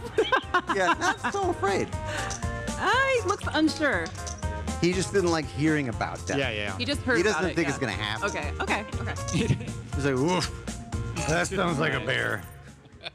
I don't like it. I don't know if I can handle it. Oh. Man. Someone's got their own unique idea of what this might be.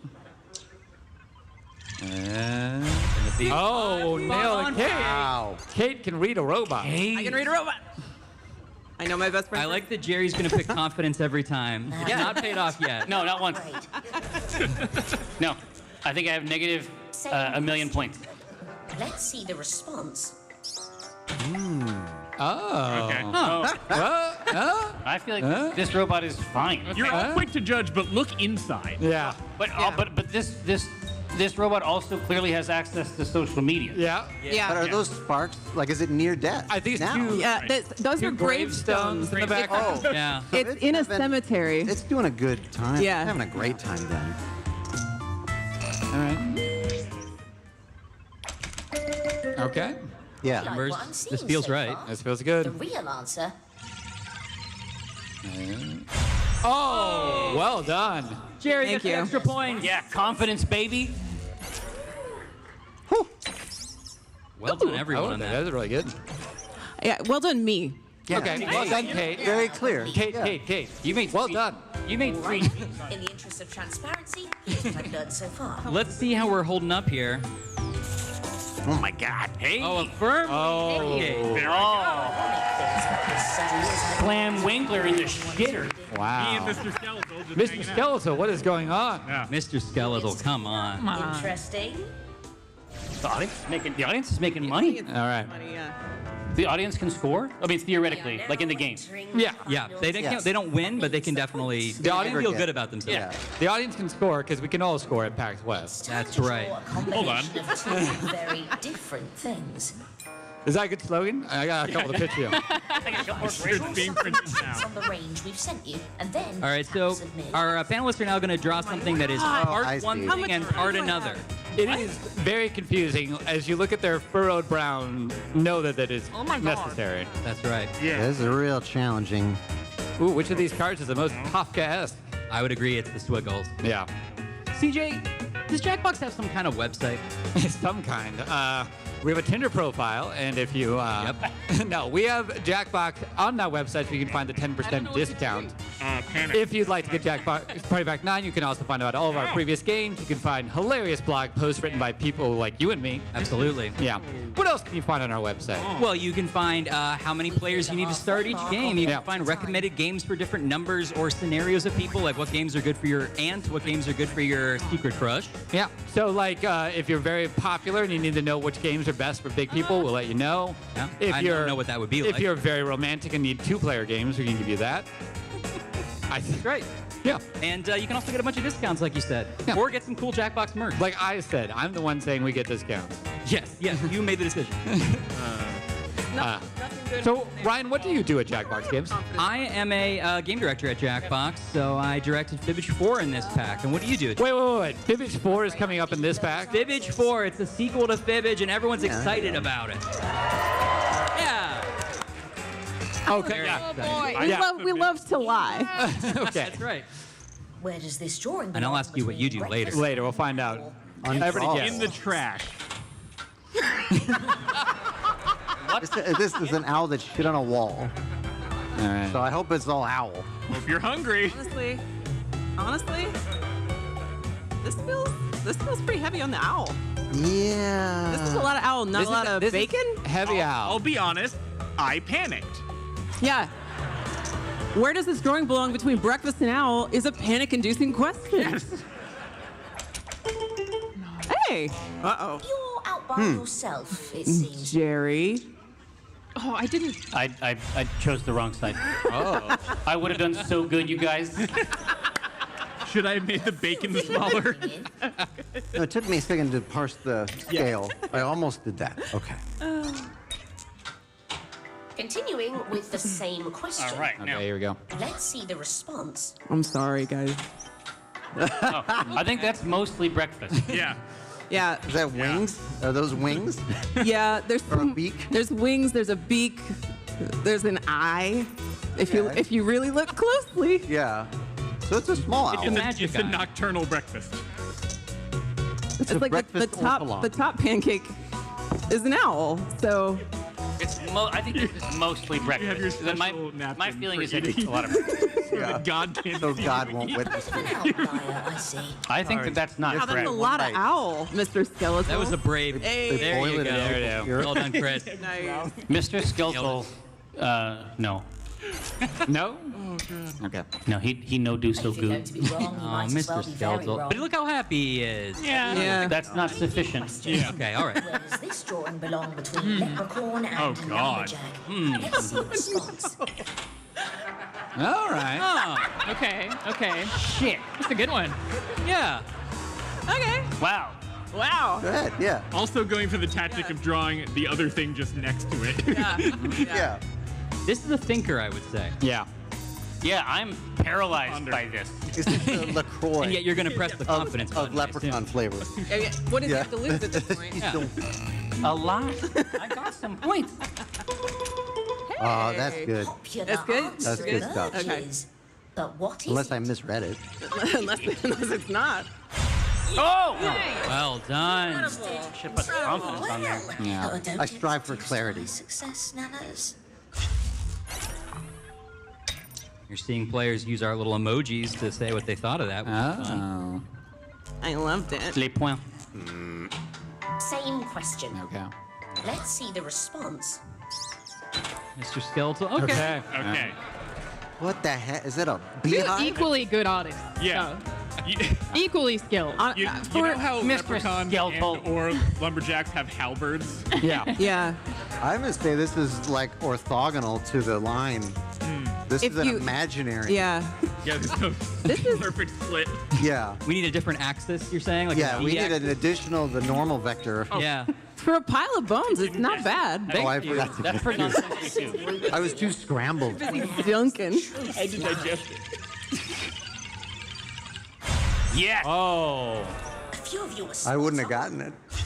Thank you, Mr. Skeleton. Oh, what's that? Is that confidence, baby? Oh, it pays off. Oh, shit. Those power surges. New question. Where does this drawing belong between Tuba This could be and- wild. Oh my Let's see God. the response. Oh no, Alana. That's 50-50. Have you seen, y'all have seen The Fly? Portal That's 3 a is looking trumpet. weird. Think about Where does this drawing belong between tuba and trumpet? Dude, how deep does this go? They're like, there's no tubas in here at all. That's 100% Bobcat. Yeah, I don't even know. Yes, this Bobcat owns a I just trumpet. figured a tuba was too hard to draw. That's correct. So Yeah, that's correct. This Bobcat. I hope you'd get the idea. Whoa. Yeah, he has. I'd say 100% Bobcat. But he's not showing us. Oh, the wrong 60. Some notable activity here. Shut up. That's the goal, isn't it, to have someone just tell our host, shut up. Yeah. Is this game done? Can we get rid of that monkey? Yeah, no, we'll take all that note. Yeah. All right, thank you. Okay. Okay. It looks like a Klein bottle. Yeah, that's good. Which side do you blow into? Whichever one you want. Damn. I'm confident. Let's do it. You have to be confident around that thing because it can sense fear. The Dune reboot was weird. Ah, yes, a bit of a stack forming. The truth, however. Oh my God! Jerry! What? Okay. Like by surface area? confident. I think I might have done that one wrong. You guys Easy were to- so good. Oh, man, that's big points. This is where the greatest power lies. Congrats, Kate. Anyway, let's see how Well I thought it done. was like golf. And the audience, they get your own little assessment. Too Powerful. Well done. many But nonsense there's that question mark there. Yeah. Yeah. Dare we? Yeah, there's room to climb. That's non-sensory. That's non-sensory. And that's yeah. I like it. And that's the only game we're playing today, right? Oh. That's the only game, And now we're done. unfortunately. So we're gonna leave. Unless, wait, hold on. I'm just getting. Let's do it again. I'm getting from the home office. Do we have another game, CJ? You know, I think we have at least one more game, and it's a game where you have to quickly sort things that we call Quick sort. Quick sort. Yeah. Yeah. Except it's spelled all cool. Yeah, I know. How I you couldn't say read that. I thought it was French. This is team-based. This is team-based. This is team-based. Right now, you're gonna sign Is this in. a MOBA? Yes, Still. it is. You have to feed the things. Oh, there it is. That's a good MOBA joke, right? No. Oh, that maybe that New one. password? Yeah. Same password. Same password. Now, why do you play quicksort? Okay, so right now they're going to sign in. What's going to happen is you're going to split into two different teams. So I think we have 6 people, so that's 3 and 3. 6, the same things a 6-armed robot can do. Yep. And when we have all of them in, we're going to start playing. Your goal is to sort trivia facts in different orders. That's right. So it could be like oldest to newest. It could be from tallest to shortest. It could be anything on a scale. Yeah. So that's 2 games with scales. Oh yeah, we have 2 scale games. Yeah. And then Fibbage, which on a scale of 1 to 10 is a 10. 10, there you go. Absolutely. I think we have everybody in. Oh, wait. Oh wait, we have some people jumping ship. Mr. Skeletal, what the? Mr. Oh, and you in the audience can also choose which team you want to play along with. Oh no, that's Right. fine. So really look at who you got here. Now, should we change these so that we're sitting by our teammates? Should we? Does that could matter? Actually help because you're going to be yelling at each other. Yep. I'm gonna go over here. Get out of here, Slam. So let's see. You're loose yeah, now. you go over there. Yeah, you're loose. Get out. Get out of here. Get the fuck out. We want you. Yep. All right. Don't hang out with your skeleton. Are we happy with Are we our happy? Yes, Are we over happy? here All right, let's hit Let's it. hit it. And Alana. Oh, yeah. Hope Mr. Skeletal isn't dead weight. I know. I mean, it's gonna be great. Stop it. You loved it. Yeah. Round 1. These prompts shouldn't be too hard. Yeah. Shouldn't be. Yeah. So right now we're gonna actually have it. All Go. right. Team Lefty up. It's the new trivia mine. Time to relax. Yeah. New coal mine. New coal mine. It's kind of coal mining. In team-based. In team-based, yes. What It's are our you doing? team-based game this pack. Mystery. So our team is going to choose whether they want to short things from least to most calories or pick a mystery prompt that they don't know what it's going to be. What do you think, audience? Yeah. What's your favorite calorie? It seems to. Everyone's wearing a mask appropriately, so they're like. Mr. Skeletal had to vote. I see. Let's tackle calories All right. per cup. Calories per cup. Shit. Least No, it's- calories to okay. most calories. I don't think it's up to us. Okay. No, I think but we're getting an idea of what it's going to be. Now, as it goes down, it's like Tetris. It's going to be constantly going down, and you have to say where you want to place Okay. them. That's right. Okay. And Sure, if you yeah, are yeah. playing with the computer like our contestants here, you can use the arrow keys if you choose. Oh, that's great. So this is And then you can assuming slam it that down there with is the not spacebar? Totally. Well, I Yeah. think be a lower one. But Yeah. And keep in mind, you back. don't know what the other There's options nothing are in going to be to create the scale. There you go. Celery basically doesn't exist. It's true. Space, learn yeah, it's anything mostly from water. If you judge by how often And I hate. eat it. white rice. Yeah. Oh no. That's sort of middling. So, like Tetris, can you hit down? don't know what Yeah, to do. you hit down and hurry it Okay, up. okay. Mayonnaise All later. right, Mr. Skeleton's moving it. God no. Oh, Which it's is not that ama- low. It's probably mid. about that, Mr. Right about Skeletal. there. Okay. Okay. Nice. Celery and white rice is Mr. Skeleton's favorite. I mean, Now, the audience can How play much along. olive oil? It's Oh, A cup. Okay. A cup Yeah. of olive. That's a fact. It's a good question. Bit? Pretty sturdy. I'm gonna say it's oil. But wait, It's what if? oil. But what if there's like a whole? But it's not human on- hippo lard. I mean, what if there's uranium? It is not hippo lard. Oh, that's coming up. You don't gotta need be- to help it's gotta them, be- Jerry. It's gonna be Wait till Hippo Lard comes up. another egg. Egg has egg. no Oh, calories. I'm loving Big it. old cup of My egg. protein. Eggs, all right. My protein. They're not nothing, but it's not a lot. Yeah. But it has the cholesterol. Oh yeah, you know. Like egg versus white rice. I don't know. I think a little to the right. I think a little to the. Like a little bit. Oh, just like a. Too Okay. late. All right. Oh, you can stack it. All right. Right now, you're just cooking egg fried I'm rice. so fucking hungry right Yeah. now. Dude, every one of these looks good. Well, no, I don't know about that. It's like high. ribeye, Give me a cup of olive oil any day. tomahawk. No. It's left. Dang it. What do you? Now- Yeah, you idiot. Audience, He's feel just free to yell wrong. He left doesn't and right. understand Yeah. meat. He doesn't know about meat. But it's way up there. What way do up you there. even know about meat? Butter. Butter. You know about. I'm gonna say higher than olive oil. Know about rolling? Yeah, I think so. Audience, you can yell at them. Down in the meat. And should. Wait, No, Yeah. you can't. No. Yeah, it's pretty. I think they're. If you got, whenever you guys yell, by the way, all we hear is. So keep, yeah, definitely keep it up. Okay, yeah. I think that's I mean, wise. Just hanging out with his friend Celery. Yeah. Yeah. That seems right. Yeah. Good. Unless. Unless. Super broccoli. Is it broccoli too? Yeah. Broccoli too. No. Cheese infused broccoli. Ah. Way down this skeletal. Come on. Don't mess this up, Skeletal. Skeletal. It's nothing. All right, hey, all right. Yeah, Skeletal's going the right way here. Oh! No. Bro. No. Bro.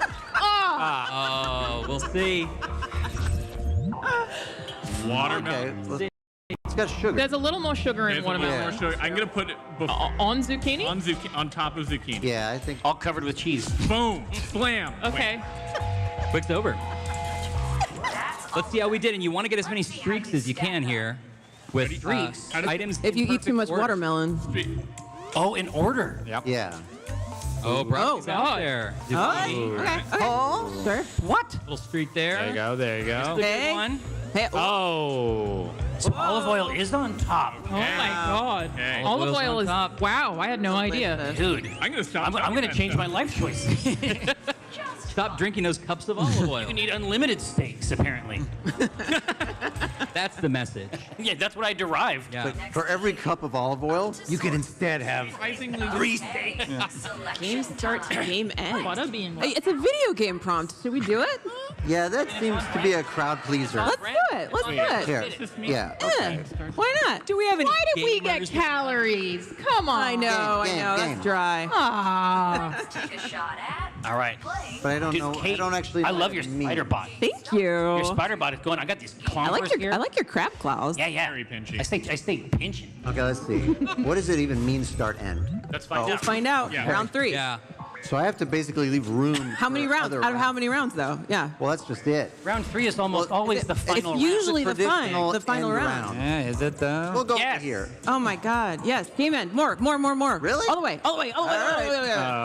I don't know. Do we know? I don't think that was it. I'm following. No, my no, no, no, no. captain. This is no. That's the right. Credit. Oh. You burnt. You burnt. Oh no! It's not a Marvel movie. It's game end. Well, this is a real shit sandwich. How many calories is that? We're going right here. Yeah, go for it. Let's see what happens. This is a real fuck fest. Somebody will make a game in this order. Yeah. Chris. I love to start a game where it just calls me a winner right at the start. Oh, that's nice that they're like you get it in the margin. No, winner announced is definitely before credits, but now our whole thing is that Credits can be the outlier. I didn't know the down button was there. It's one of those games that has fake out credits. Start game. Hey, Start we love game. this. Start game. As start all game. fighting games do. start game. We But love there could be intros, so go. No, that's the wrong way. That games don't start at the end. Well, sometimes they do. Are you a like Final designer? Fantasy What are you X, doing? obviously. No, the other way. Kate. I want to play this game though. No, wait. This is Heavy Rain. That's what this. Oh, instructions. Oh, it's too late for instructions. Yeah, we feel like could have maybe used some those instructions before. would have helped this. Shit. Yeah. Well, we'll see what we can do over here. I like that. I like that. I like it. Yeah, That's good. That's We did pitch a Memento style quicksword, but it didn't take off. Yeah. All right. Pick team. Oh. I feel like that's before round 2, right? Yeah. It's free too. Okay. Gotta be right over. I'm gonna hover right here in the middle, right there. We like it. Oh, that's got to be off to It start has game. to be here. Just nudge it. That's definitely between start game and round 3. I don't know what games you guys are playing. Yeah, round 1 and pick team right at the Well- same moment. I believe if you stack on top, it comes after what's below it. How many Right points now. for a perfect game, Ryan? You know what? I don't know, but I don't think we're gonna find out. Oh, okay. Okay. I'm feeling better about it. Hey, it's all about the streak, baby. It's all about the streak. Yeah. Hey. That's it, baby. Yeah. That could have gone worse, folks. That could have gone worse. Yeah. That's it, baby. Not for me. You know what? You did it. You did it. You did it. Yeah. Anybody's game. The up and the down button are right next to each other. Let's get a little. Yeah, historically, yes. Yeah, since the dawn of keyboards, yeah. Who gonna get it? X don't get it. Historical. Okay. Pick a prompt. Back to Team Lefty. Oh. Oldest winner to newest winner. Movie. Movies. Oh, is this gonna be? Mystery prompt. It's gotta Yeah, be. it's It's gonna gotta be be. A lot of So skip Oh, that. that mystery. lot of love for mystery. Oh, Mr. Skeleton. Ooh, Mr. movies. Scaldo. All right, he didn't. All right. He didn't bone you. Commencing with Super Bowl halftime. Oh, wicked techniques. Oh no. Finally, something for jocks like me. I'm foreign. You villain. That are freebies. And Now Super notice, Bowl is like our soccer. What's Sorry. the Super Bowl? No, it's like rugby, but they don't I'm an hit each Australian. other very much. now do notice we've added And a a trash. skeleton. This was recent. This happened recently. Very recent. Yeah. Yes. Not the most recent. But pretty Pretty it was recent. like up As a foreigner, you're already doing better than I would. Yes. Yeah, as Ryan's saying, there is a trash this round. That means there might be some fake prompts, aka people who I didn't never even know won. that happened. No, there was a big I don't think this was. Banner. No, This- not Fake that one. far back. That'd be fake Not that prompts. far back. This was in the 1800s, I think. More to. God damn it, Mr. Skeletal. Skeletal. It's okay. You can still. stack up. Chumbawamba performed at the Super Bowl? Have they? Did Have not they? happen. There is a trash. That was just trash. announced. There Trash is a on the There's a left or right. trash? Left or Wow, right. trash. Oh my god! It's okay. Really? That was scary. It's okay. I think they'll get up again. In football, they do get knocked down and get back up again. Like though. Justin Timberlake was there, He was there. Famously. famously. Yes. Come on, Alana. He was in the woods. That sounds right, honestly. Yeah, it's about. I think that's good. Between you two and J-Lo. What? Doubt and Sting? That's a And mess. Sting? I don't That's think a this mess. happened. That's a mess. Well, Skeletal. It happened. Okay, it happened. It happened. Between. Between you two and Justin Timberlake? No. I don't know. Yeah, sure. Yeah. Just between. Thank you. No, Thanks. I don't know. All right. We feel good. All right. It's the Winkler. This is horrible. I like we're all in this together at this point. This is a group God, exercise. I assume. God help us. Yeah, you're probably right. Tom Petty and the Heartbreakers. Somebody's energy does not feel super Yeah, Polish. it's not ready. Trash. Trash. With the trash. Trash. Just slam it right in the Dragula. All right. What else you got? Dragula, that classic Tom Petty song. Yeah. Oh. Oh yeah, it was a shark. Yeah, Right? yeah, Oh, the yeah. shark. Left shark. This is I think that was before this is Jake. left shark. Yeah, I think I think you're right. between Shania Twain and Jake. Wait. Left shark. No, I like it. How What did was you they? guys They were know yelling, this? but I couldn't hear them. The Who? What did you say? Good job. That had to be. I mean, before you two. I can't. I don't think the Who performed Not at the yet. Super Bowl. That doesn't sound They're like big them. enough. They don't have the Mr. right enough. Skeletal, I swear to God. Mr. Skeletal. Mr. Do Skeletal. not burn the. We have no control over him. The very first. He doesn't even have tendons. Broken arrow. Redo. No. No. way. Nope. They don't do good events. Nope. You've trashed every single one. Yes, I have. If There's I a go lot. crazy, will you Okay. still call me Super Bowl? It was good, guys. Yeah.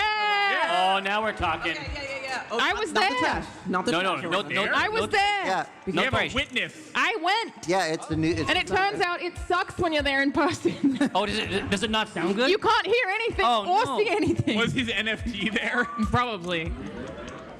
All right, Mr. Skeletal back again. This seems very. That's I think this this is is very real. This is every year. This did happen. Basically. in our hearts. Yeah. I'm gonna say like around Yeah. Shania Twain. Yeah, we like that. Or, Yeah. No. Yeah. No, a Skeleton little to bones? the right. To the You know right. what, don't finish. To the right though. Yeah. Okay. You're okay. It's fine. It's fine. He's just bones. He's just bust. Danny Flakes and the Dry Scouts. What? Oh yeah, Stopping you. they performed after J Lo, but before Let me Eminem. perform Yeah. a slam. Wait, I can't. They No, no. Trashed him, Eddie. No, you You get trapped. Did we mention you can accidentally cover the trash up? No, that actually didn't come up. Thank you. You get the I trapped. didn't know there was. Remember trash. when Justin All right, we opened like that. Candy Oh, so Flakes? who was Oh, there? really? Okay. Bruce. Oh, this is a mess. Oh no. Uh-oh. Okay. Yeah. Okay. All right. Couple of streaks. No, yes. Good luck on Big thing Danny. for the Dandy Flakes though. Okay. Okay, that's not. not Dude, fair. that was All right. kick ass, actually. It's not terrible. Pretty good, pretty good. Give him a hand. Give him a hand. Amazing. That's tricky. The game is so hard. Like you root for your opponent. Like, Right? They didn't. It sucks when you love everybody when you're playing a game. All right. What we like? all right, we have both. Oldest movie to newest movie. Might I recommend mystery prompt? It works out great. Yeah. All right. Let's try mystery. All right. No, let's do mystery. I'm not a coward. Nice. Mystery. All right, Super Bowl teams now. No more sports. The Seattle Artist Birds. Oh. This is okay. Maybe. This could be okay. We'll see. We can guess at it. Just put Chris at firstborn. Ooh, the first man. Well, there's not very many. I mean, I'm assuming there's going to be some real Yes. old. There's gonna be some like, Michelangelo. So I'll go like here. But is Yeah. it that Andy Warhol? Yes. Don't tell You me know to go either way. I think that we're okay. You know what I like is the idea that you would throw these away. Not born. Yeah. Not an artist in Trick my question. book. What I mean. Picasso born before Warhol, That makes- right? I hope. That makes sense. Brad? Gotta be, but just barely. No, you can get him over there. You A think- quarter right about there. Yeah. Okay. That's All it. right. There's gonna be some random. Okay. Trash. Trash. That's a toothpaste. No! It's toothpaste. No, he was born. a No, trick. he's definitely a real. No!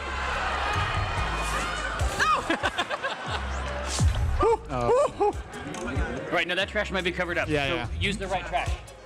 Vendredi. That's just a French day. That's just a day. That's I just don't a know. French day. Put it in the That's not trash. a real person. Real person. Throw it away. That way. Not a person. Super trash. Hasn't been born yet. Vendredi, you fucking dumb. Right. Donatella Vendretti is watching this stream going, Well, try harder. Vermeer. We love Vermeer. He's back here. He Yeah. did projector. Let me think. Yeah, you're good. The ultimate Come on. rejector. The pearl earring. Yeah, he came You after. know? The pearl After. rejector.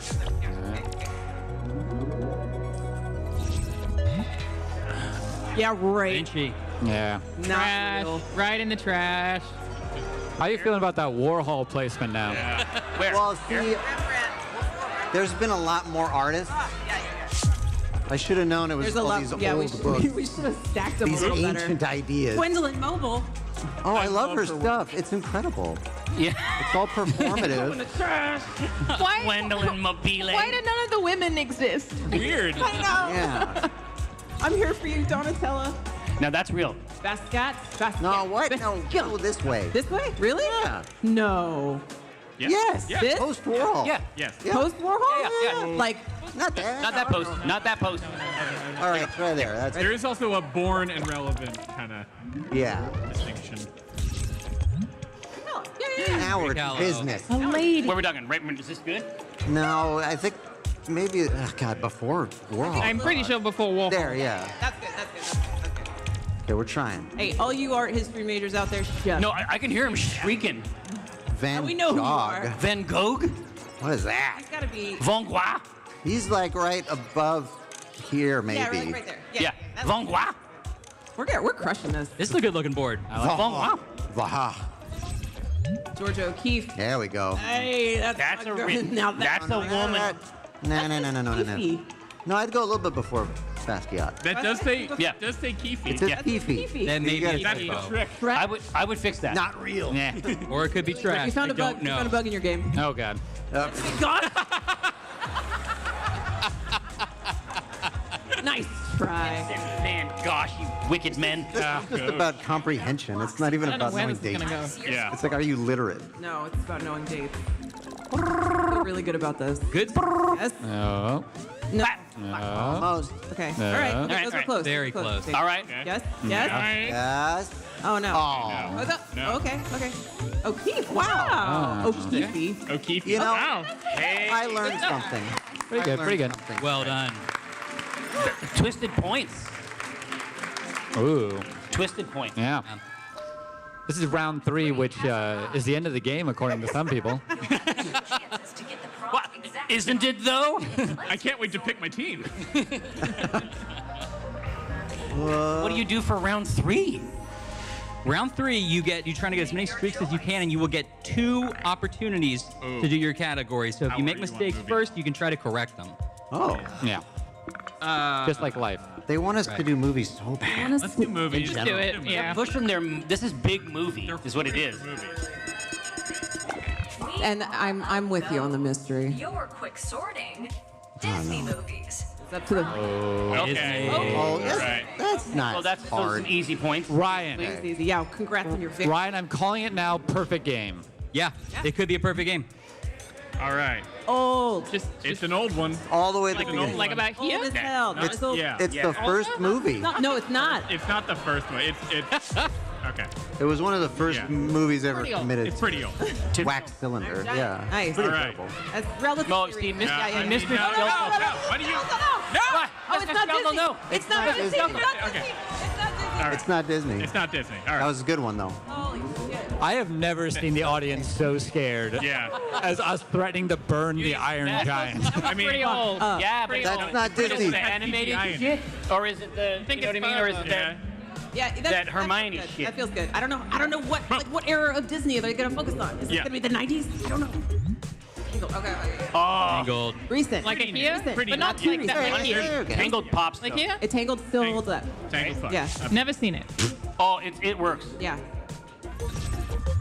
And before time. Not Disney. Not Disney. It's no of the Disney. Now See, there's a pride. Like, we're Mr. trying to correct. Skeletal. We No. want to be correct. Great movie though. Yeah. Yeah, Mr. Skeletal is batting 1,000 All like so far. 13 of them. Oh, the Small Mermaid. That's like slightly before Beauty and the Beast. Which one? The remake? Okay. Or the, Do this. Yeah. Blam! Okay. Yeah. yeah. Seems good. All right. Which was Disney. Oh, That's between before- Bambi older and than Bambi. No, not older than Not Bambi. older than Bambi, but It's here. Good right Yes, there. older than Bambi? Is it older than Bambi? No, thank you. Okay. Oh shit. oh That god, one's- I'd that one's say old. like Yeah. That's like Bambi old. little and That was- There we go. Right there. Now we're talking. Yeah. Yep. I think it's older. Yeah. I think it's no, older. it's not older than Oh. I don't know. People wildly shaking Oh, yeah. heads Quite left new. and right. Quite new. Yeah. Before Tangled. Wait, Yeah. it was Yeah. before Tangled. Before Tangled. Slam! Right. Okay. You have to say Okay. slam. You know that? Aristocats. Ooh, before Little Mermaid. I Yeah. don't know what this is. Type of cat. It's left. No, no. left. Yeah. It's a type of cat. It's a type of cat. Okay. No way. Snow Wheat. Old as fuck. Yeah. Snow Oh, Wheat. shit. There you go. Not trash. No, no, no, That's too old. No. Mr. Skeletal, no. What? He's a menace. He's Yes. threatening. Seriously. Okay, this one's pretty good. This game fucking right? Not a Disney movie. No. Oh. But they might have distributed But it. it's distributed by Disney here. No. Uh-oh. No, it doesn't Put it count. in It the doesn't count. trash. Trash. We gotta Don't put Iron overthink it. Giant and Spirited Away in the trash. I'm Yeah. never buying this. It hurts. This is It a hurts. powerful very game. 2 streaks. 2 streaks. Those are perfect It streaks. deserves a second yeah. chance. Here's yours. So your streaks will stick together and you just have to fix the other ones. Wait, what? Oh. Okay, so you'll get. Okay. Oh, Lordy. Okay. Oh, but they geez. don't. Oh, Oh, no. Okay. So you got all that right. Okay. I think so. So drop. That's a, Just put what? it in the center. Well, that's gotta go this way, Just put it. Yeah. right? They're on their own. Because Yeah, it's tangled. yeah. I don't. I'm so I like, scared. no, I like that. Now you just have to focus on before and after this. Okay. Snow, yeah, way before. Dummy. Snow White and Bambi together. Got it. Put them both in the Yeah. trash, Mr. Skeletal. Don't be a coward. That's right. We got room over here. Put him in the vault. All right. Lady in the Tramp. Where is I it? think it's before. Yeah, I think you're in Yep. business here. I think that's right. That would Yeah. be before the entire stack. You did it. Okay. This now last what? one's gonna be Oh, there's hard. another one? Yeah. Cinderella's old, right? That one is bad. Yeah. Between. No, between. before. Yeah, there we go. Yeah? Yeah. There we go. Yeah. Yeah? This could be a perfect game. Delicious. Yeah, this is it. I can feel it. Let's see it. It's gonna Oh, be did hard to- someone order a perfect game? Yeah. Well, it did give us an extra round, but A perfect game? Yeah. Yes. Yeah. Yes. Ooh. Yes. Yes. Yes. Yes. You saw it. You saw it at PAX West 2022. A world first. Well done. see it. Love to see it. I've never seen this. Hell yeah, brother. So what the fuck are we supposed to do? Yeah. Eat shit? I'd hate to go now. Yeah, should we just leave? People Yeah. people leaving, I don't blame you. Do we like these failed them. comics? Is that what it is? I would try it. Yeah, let's try it. Like, Let's define hero. Yeah, what is it? What's a hero, Be really? a that's hero a under really great capitalism? question. Wow. Yeah. Where have all the good men There you go. gone and where all the guns? Okay. I love that Tom Petty. All right. Superheroes. Okay. Oh, fuck. Comic Yeah, boys. I used I'm to- good. I used to I read got the these. comic boys. For your webcomic boys. No, I read them. Oh, Super late, super reasonable. Yeah, Oh no. I'm gonna go like here maybe. yeah. Very That's new. correct. I need a lot of audience help here, folks. Nobody in the audience likes superheroes, right? Wolverine, anyone heard of him? I think you could safely go toward the middle there, like right. Yeah, yeah. That's Maybe like Right there, this feels Wolverine to me. This feels Wolverine. Yeah. because we're gonna go way back into some garbage. Captain Man. That's man. Trash. I don't know. It's Unless almost like definitely a DC hero. like- It's Yeah. not, The deep cuts. He fought Batman in 1962. She-Hulk. Not real. Post Wolverine, I'm sure. Oh Yeah. yeah. Maybe we I'm didn't gonna go start getting here. the lady heroes Maybe I'll until go the here. 80s. I'll go Yeah. here. Bam. All right, I'm loving it. I noticed the other team is all silent. Yeah, sure. No help for us. Way back. There you go, way So back. way We're deep in thought. 55 or something. Really? We gotta go here. Wow, look at us go. Women really can be anything. That's CJ's alter ego. You I'm just really. imagining the Marvel phase, like That's the name. Yeah. 25. It's like some damaged Pretty ink new. or garbage. You Oh, I'm sorry. God. Yeah, Right. way over here. Yeah, Maybe here. on top of She-Hulk, theoretically, but a little bit to the... Nah, Yeah, I'm he'd okay. like that, wouldn't he? Yeah, I mean, yeah. Gross. They Gross. both talk to the screen. Kick ass. Okay, yes. Very new. Very, very new, right? Yeah. Not as new as Newer than Ironheart. Deadpool? Not as new as Post Ironheart. Deadpool. Yeah. Maybe there. Yeah, right here. Why am I even... No. Because we helped you. God, it was nice. You Who? inspired me. Don't put him in the... Yeah, way. Some kind of Batman? The batted man. But what if Superman's in there? You gotta keep him a little bit. Yeah. Yeah, Superman. Okay. All right. The Robert Pattinson movie just came out. That's the Batman. Wolverine. Hey, here's a question. The question for the classic, devs. oldest hero ever. Oh, it's blocked. It's blocked. Oh, you might have blocked. Oh no! It's okay. Wolverine. We have a chance to redo it. They did come out right around the same time, Wolverine and Yeah, Wolverine. very When quick did we first turnaround. get Black Panther? 50s. 50s? Or No, not 50s. 50s. It's like 70s, right? Yeah, earlier than She-Hulk. Maybe there. Yeah. Right around Wolverine? Yeah, they came out. There was a team up originally. Yeah. Black Panther I think Black Oh, Panther yeah. Way back. Way back. Way back. This is like Yeah, like there. yeah, Definitely Yeah. pre-Wolferoni. pervert shit. All right. We got some streaks here, I'm sure. Okay. You got 2 streaks. Okay, Hey, not okay. bad. Not Okay. bad. You can do it. We have a chance to put Wolverine in the right era, Right. the golden age. Trash. Definitely before Batman. I think so. All right, we're gonna go. Close That's our new cadre. Oh yeah, this is over here. Yeah. Give us lots of space. Yep, Put it, yep, put it in yep. the trash. No. Let's Put it in the trash. All right, here we go. All right. Now, Okay. Kate. Now, if it's Wolferoni, No. You right, know what to that's do. back there. Yep. Not all the way back, but back. That's There pretty. you go. Yep. Don't block the trash. Lots You gotta of leave work. a big lane for Wolferoni. Now, Black Panther is right Yeah. here. Yeah, it seems like it's right there. Yeah. I think Wolverine I think got you're things okay. confused. Yeah. Yeah. It always does. Wolveroni kind of fucks shit up. Ooh, I Where think the hell I think you kind of. Between. It's It should have been like over here. Yeah. Top of Black Panther? Yeah. Look. On top's gonna be after, just so you know. Okay, thank you. Really? Yes. Yeah, I don't Okay. know if that's right. Shit, dude. Wolverine. Yeah, blast. Hey, Wolf. here's a question. Trash. No, choose the trash. I'm going to choose the trash, but I just want to ask if the devs are even trying, you know? No. No, absolutely never. Maybe that's like a character they I made up. feel as like a kid. Wolferoni apologist in the audience. Like, no! Yeah, exactly. It's like you aren't really familiar with the material. Yeah. Wolferoni. They'll let anybody on The San Francisco treat. Yes. Yes. Yes! Is it possible? 2 streaks. Is it gonna happen? It's another perfect.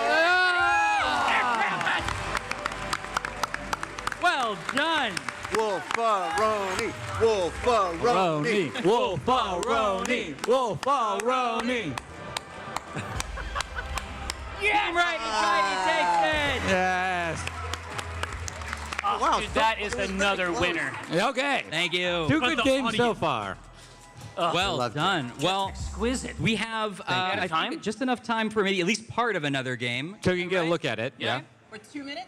Wait, is Mike gonna give me the yes or the no? He's No. saying no. No, Sorry, everybody. no. If you want to see the other 3 games, we are on floor 2, and we'll be playing them all weekend. Guys, thank you so much for playing. Give a big hand to our panelists. Thank y'all. Thank you. Jackbox Party Pack 9, it comes out this fall. Take a look. And thanks so much for coming, guys. Really appreciate it. Have a great pack. Have a good night. Thank you.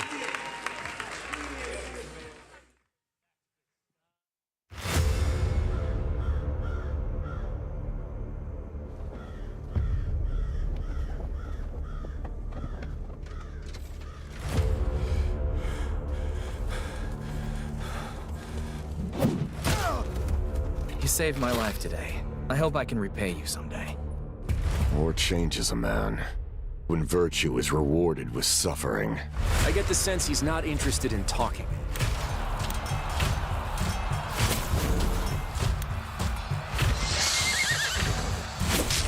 suffered enough losses already.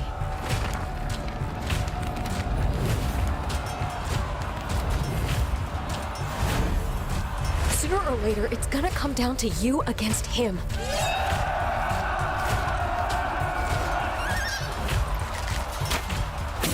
To hell and back, brother.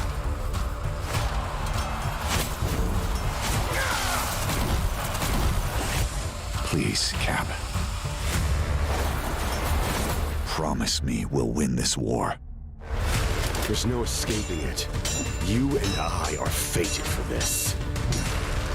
To hell with fate! You're not taking one more thing from me! I'll tear your world apart.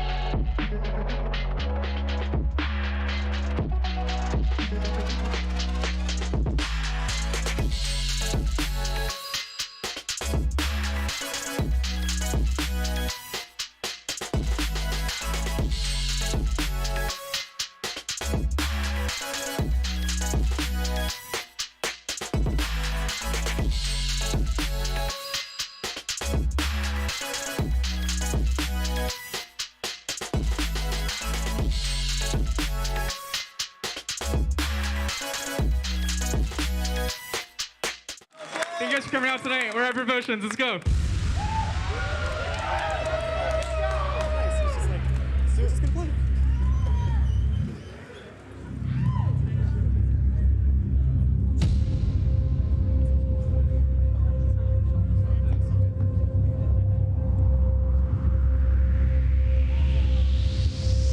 Sing it if you know it.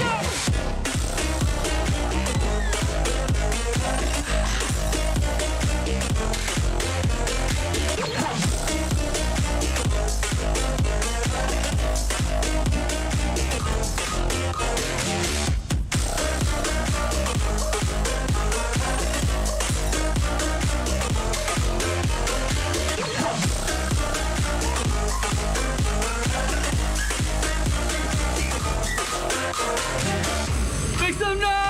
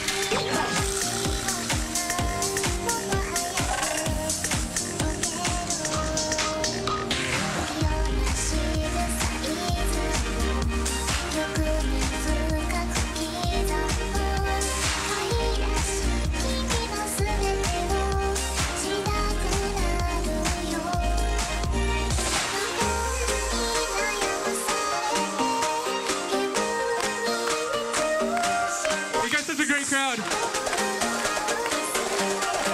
Let's go! 1, 2, 3, go!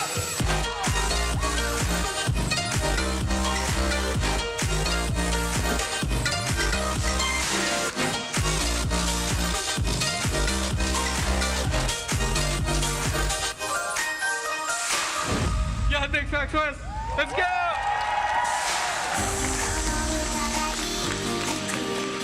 Once again, we're Hyper Potion. It's been so long since we played a show like this. Thank you guys so much for having us. Thanks, Excellent.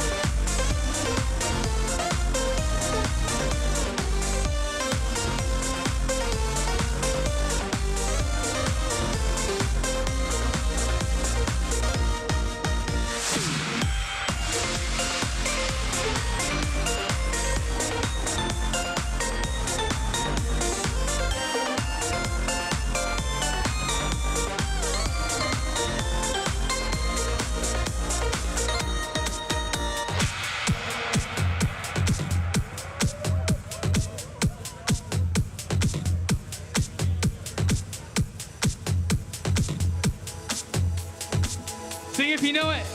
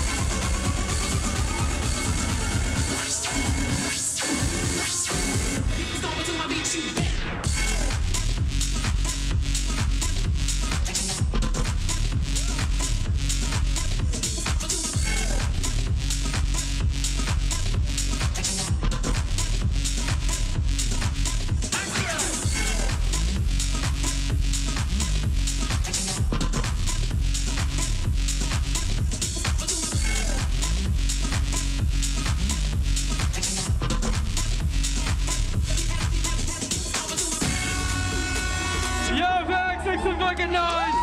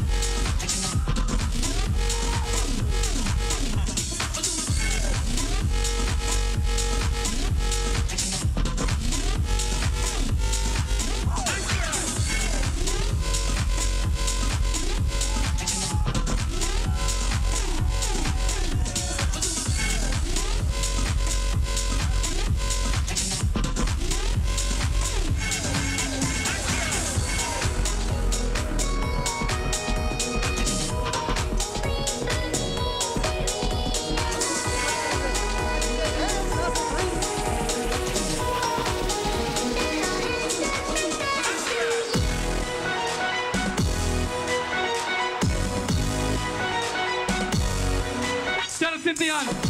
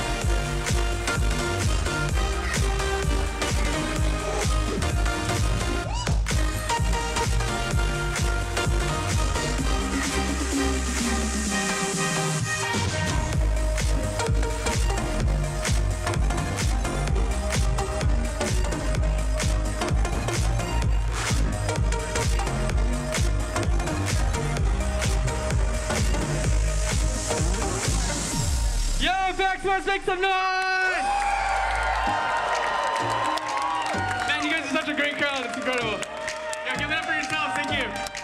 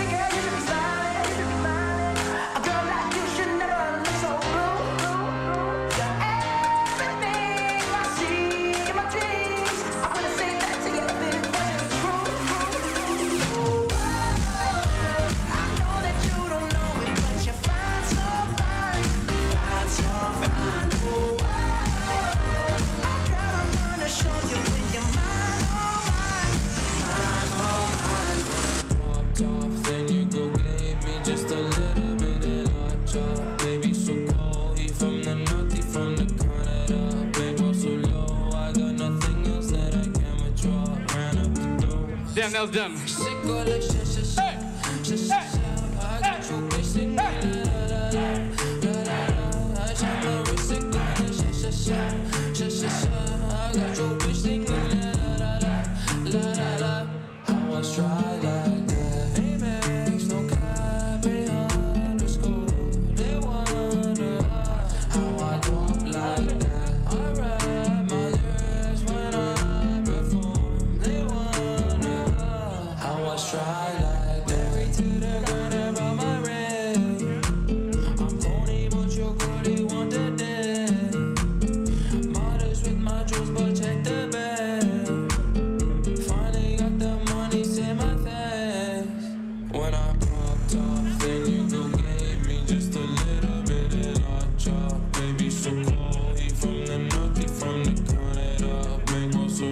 Yeah, shit's broken.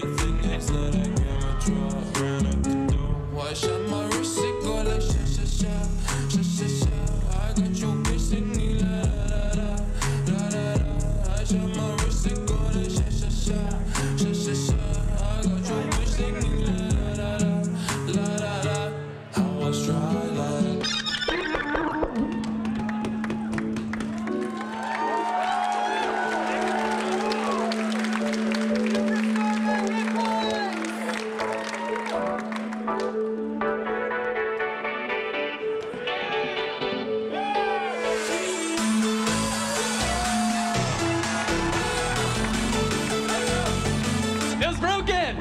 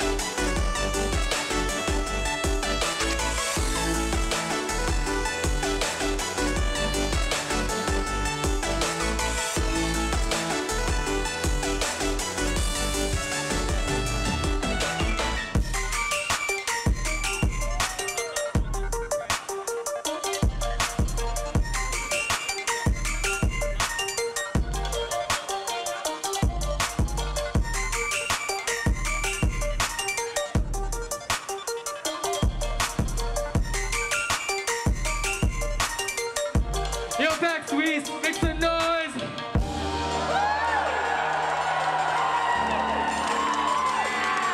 Yo, thank you guys so much. We're having some weird technical things going on right here. guys are having a great night so far.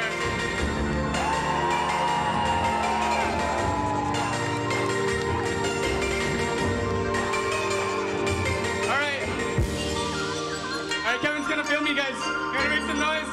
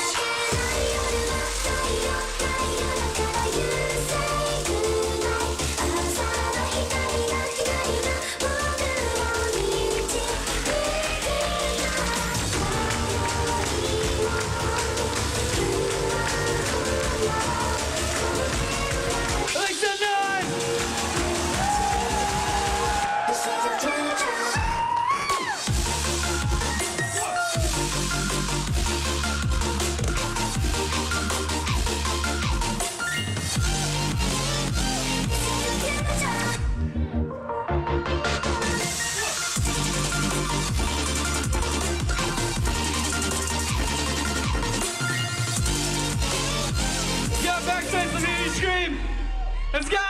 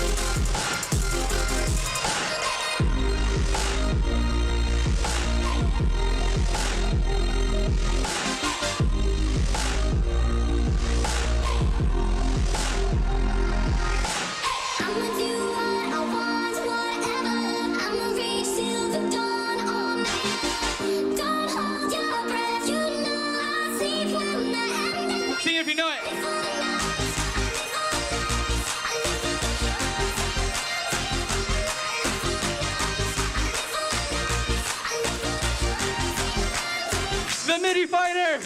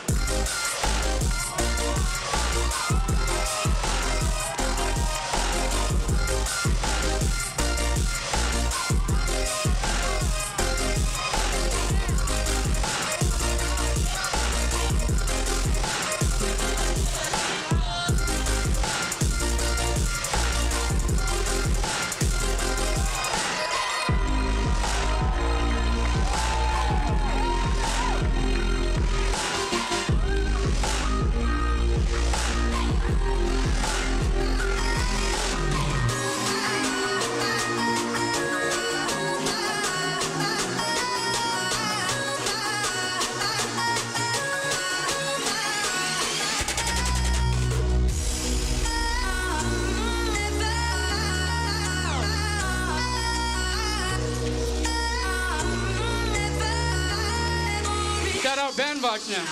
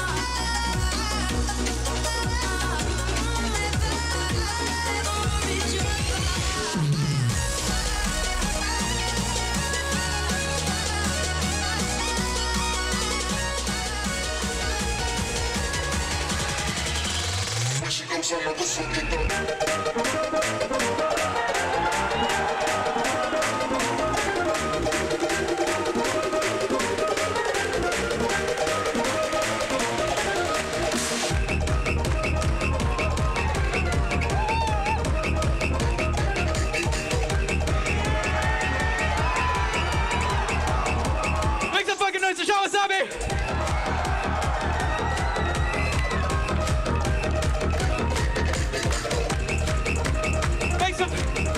Make some fucking noise for Hyper Potions!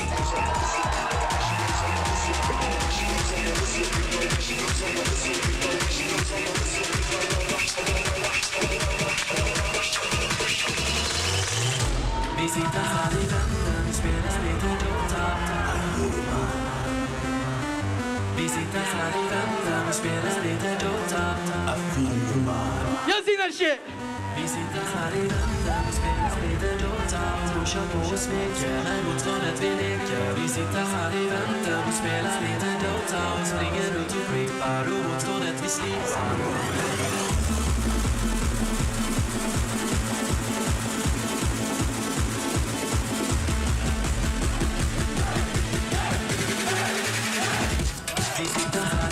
Hey!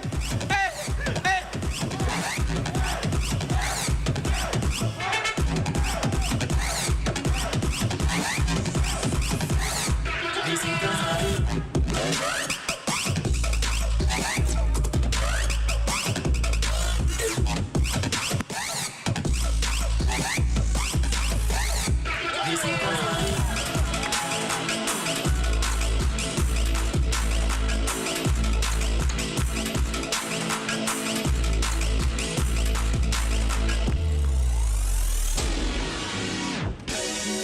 Make some noise! Yo, give it up for Sean. I don't know where he went.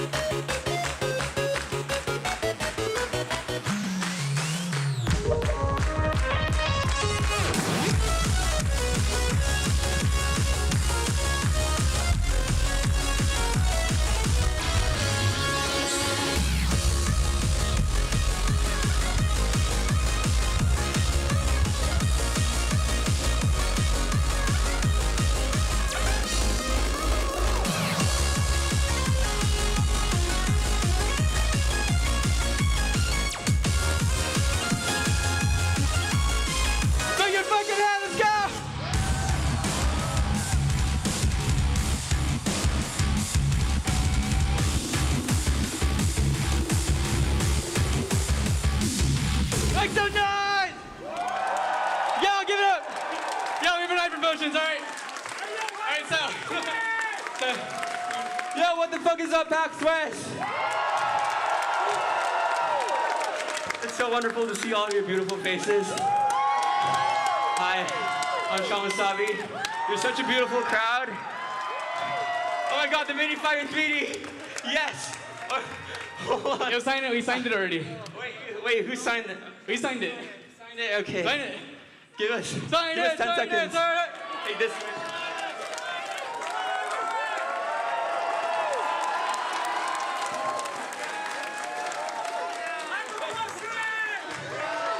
Thank you. Things that will be built to your room.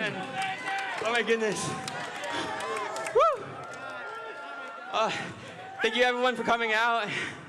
Thank you so much, PAX West, for having us. These are my friends, Hyper Potions. I've known Ian since childhood.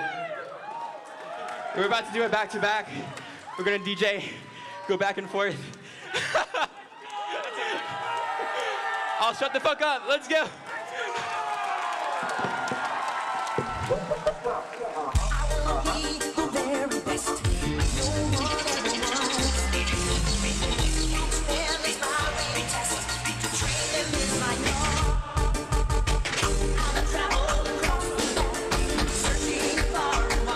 Pokeball game!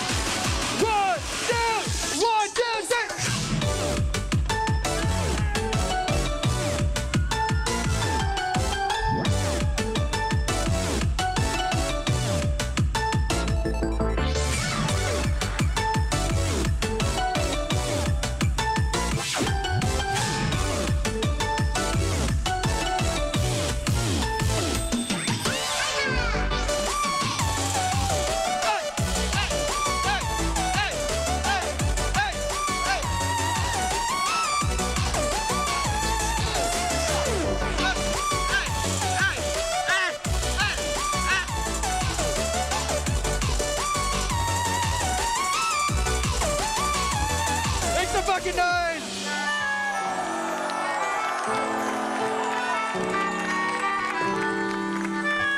Damn. Keep me on set.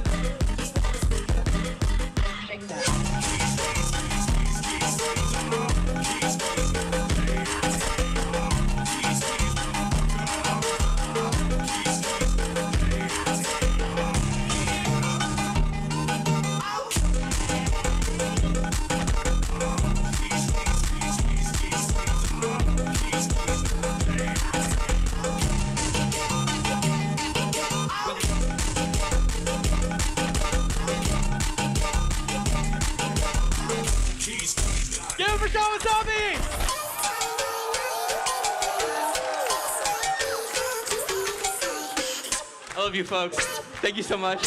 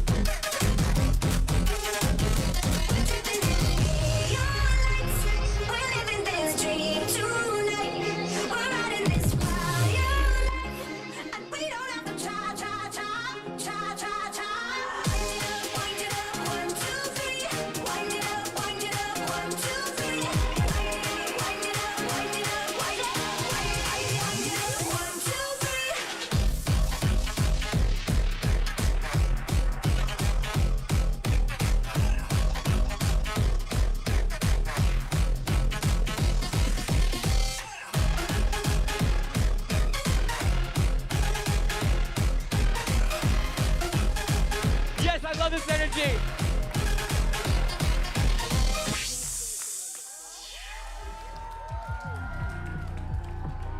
Yeah. We love you too.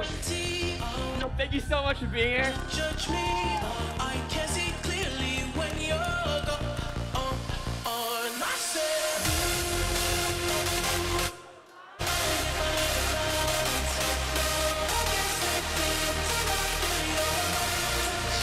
sing it.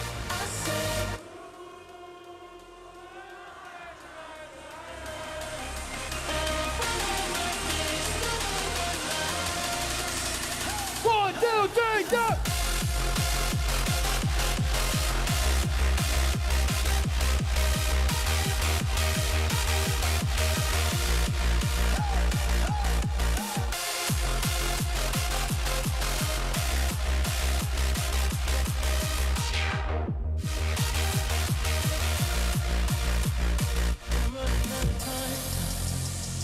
cause I can see the sun light up the sky. So I hit the road and overdrive, baby. Oh, the city's cold and empty. No other road could judge me. I can see clearly when you're gone. And I said, ooh, I'm blinded by the lights. No, I can't sleep until I feel your touch. I said, ooh, I'm drowning in the night.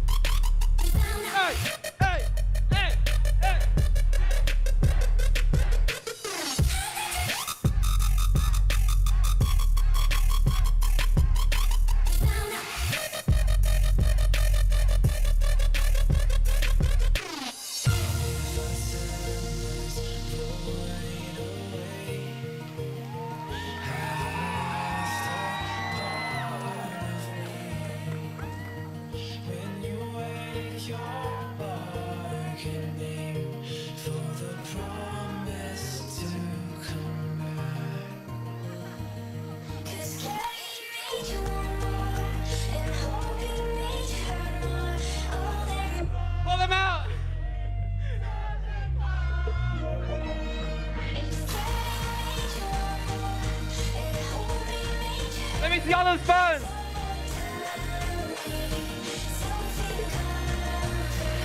Let's go.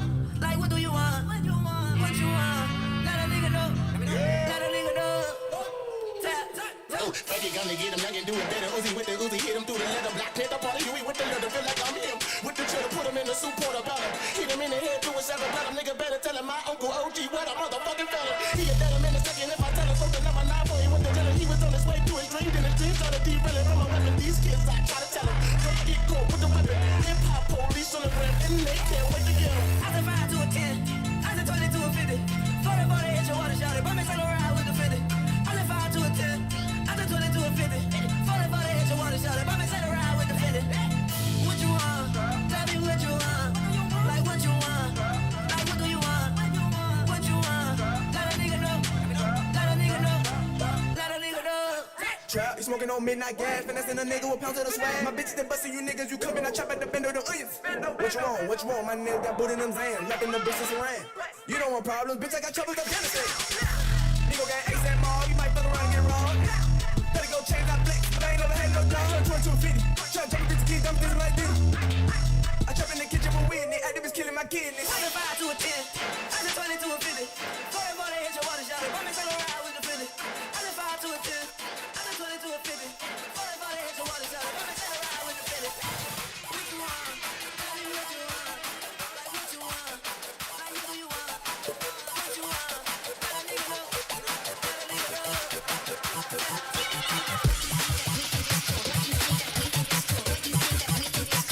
Hands up, hands up.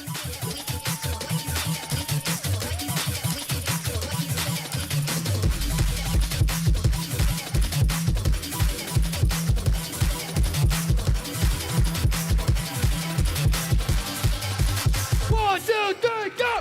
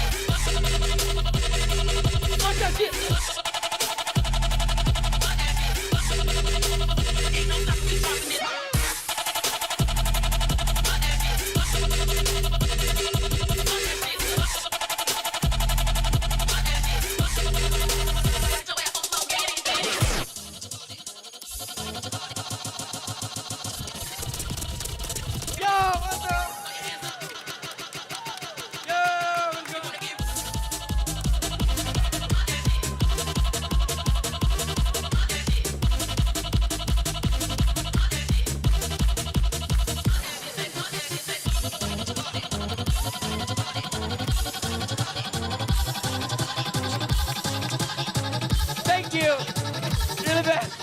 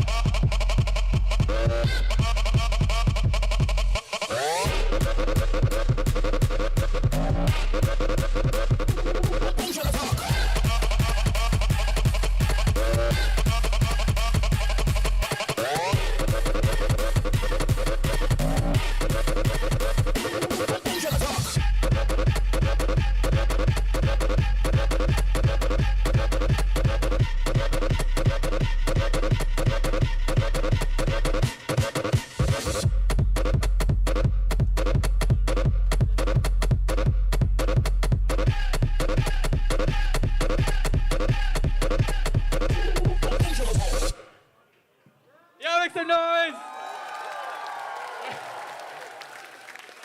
Yeah, I lost track of who was supposed to go. Yo, give it up for Sean Sabi. We got a couple more songs.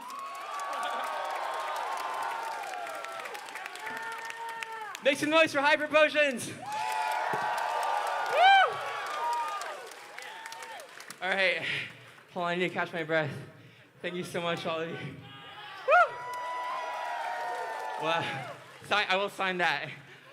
Yes. Yes, hold on 1 second. Whew. That too. Hold on. I need to get to the next thing. Man, PAX West, thank you so much. Thank you, everyone, for coming through. Also, make some noise for the tech crew behind backstage. Thank you. Yes. I love the energy in this room. It's so beautiful. It's so marvelous. Whew. This is my first set in like 3 years since the lockdown.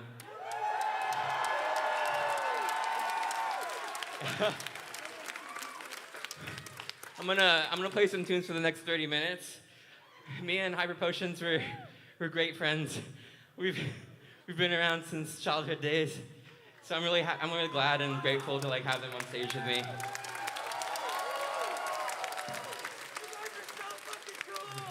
Of course. All right, let's get it. Love you, Sean. Love you too, man. Woo!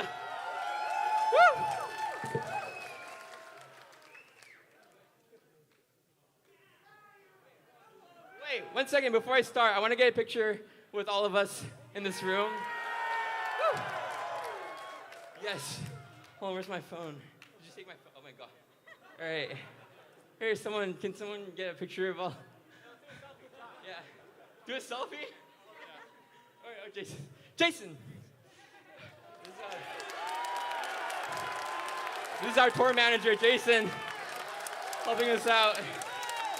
Oh my god, I love the mini fire twister. Yes. Thank you for bringing that.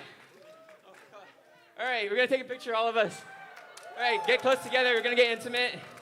I want us all to be in this portrait together, this selfie or whatever. All right. On the count of 3. 1, 2, 3. Hyper wasabi potions.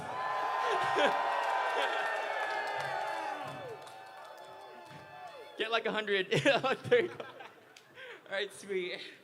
Thank you. Awesome. All right, you can dim the lights again. Thank you, guys.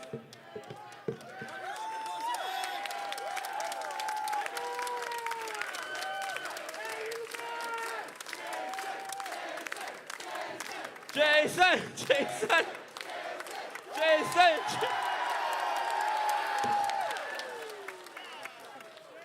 Woo!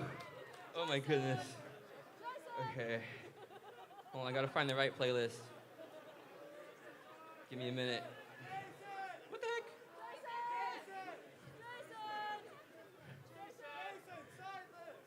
Jason!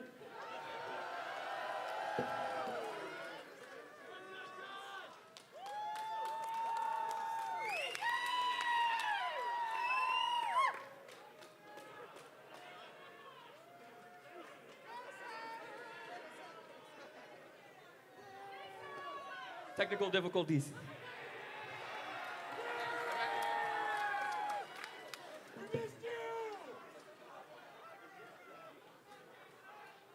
Hold on, this is my first time using TDJs in like 3 years. Now the sync is to 92%. Got it.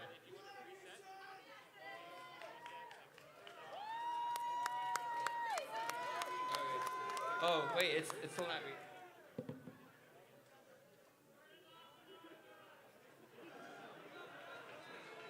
Thank you for bearing with us.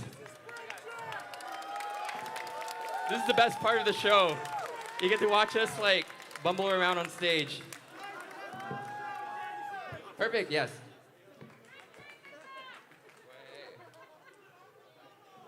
Thank you, Kevin.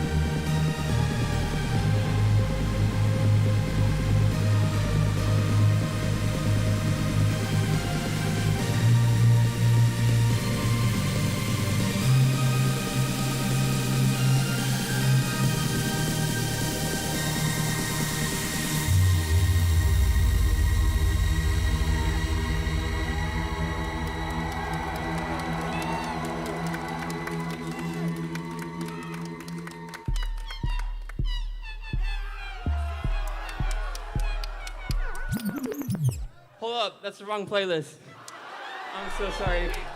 Woo! I meant to play the PAX West playlist, not the sex playlist.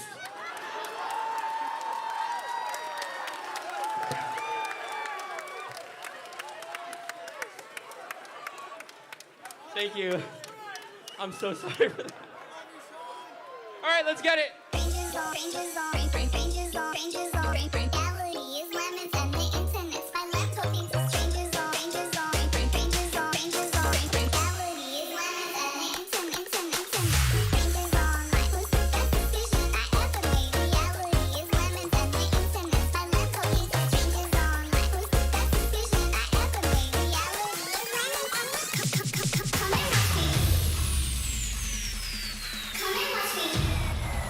PAX West, make some fucking noise!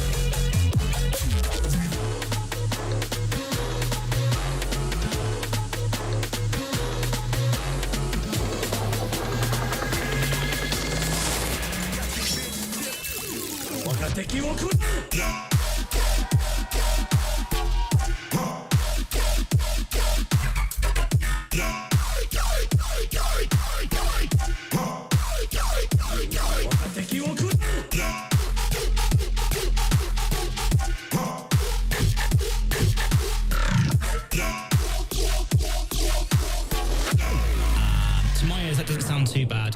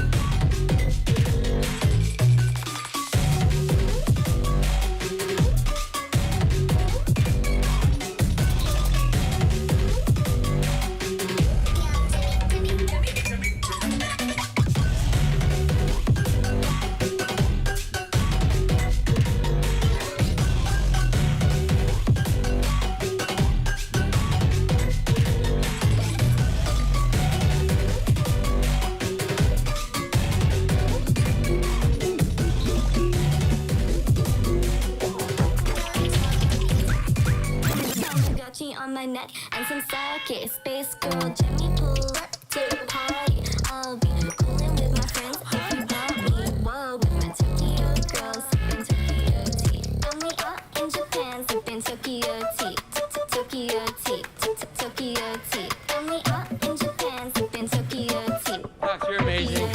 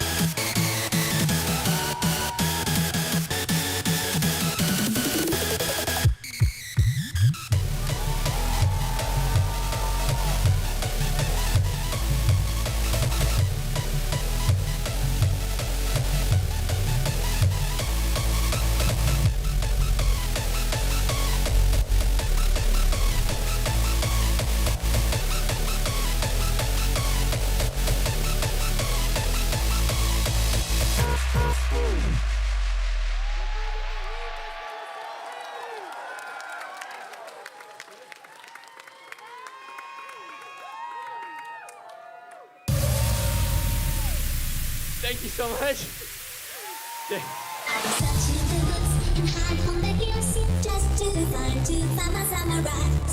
One big red to keep me this net. Yes, I need my summer ride.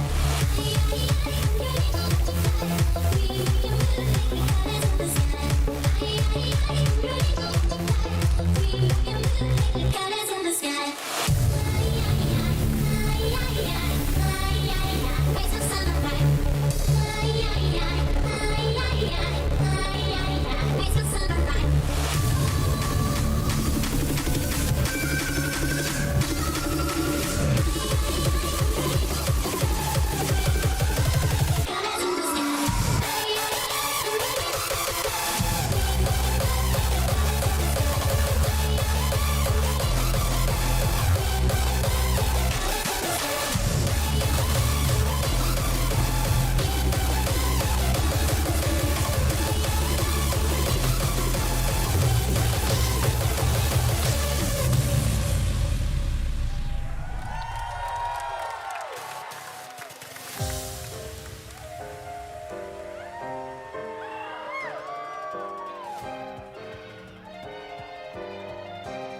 Thank you.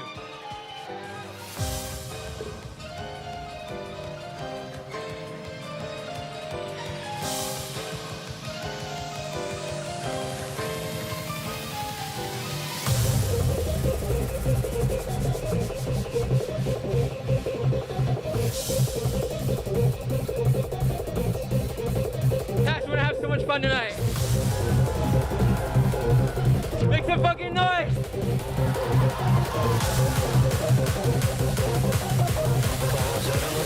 には夢がある。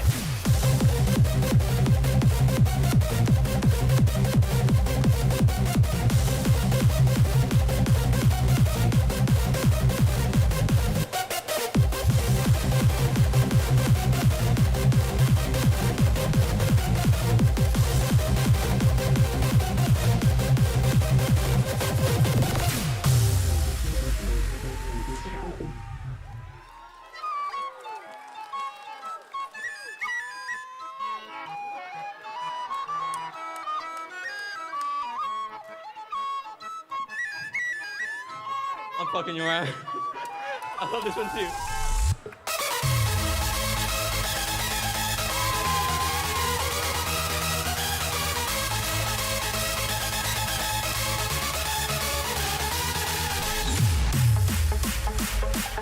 Are you ready, kids? I can't hear you.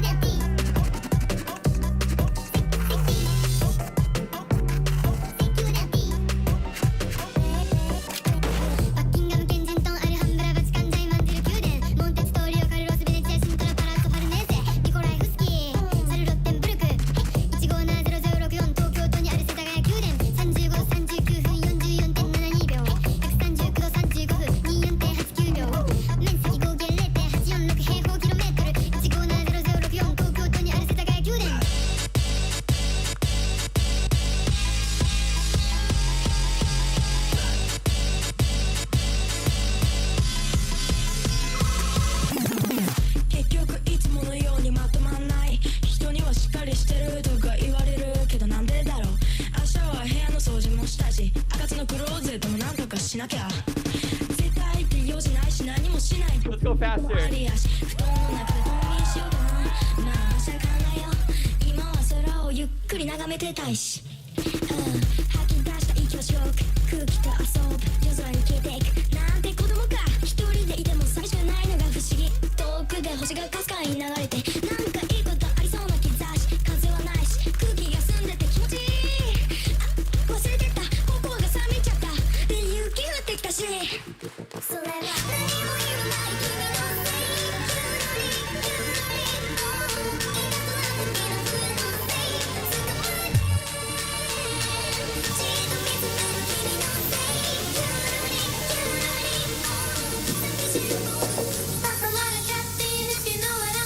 I'ma hit it like a home run.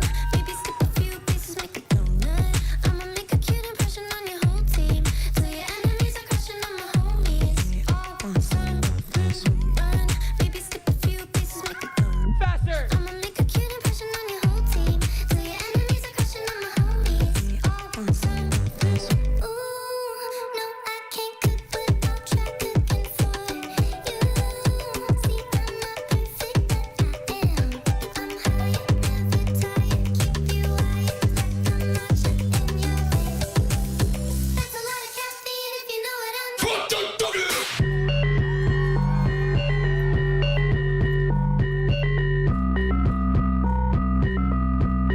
Whoa, cool.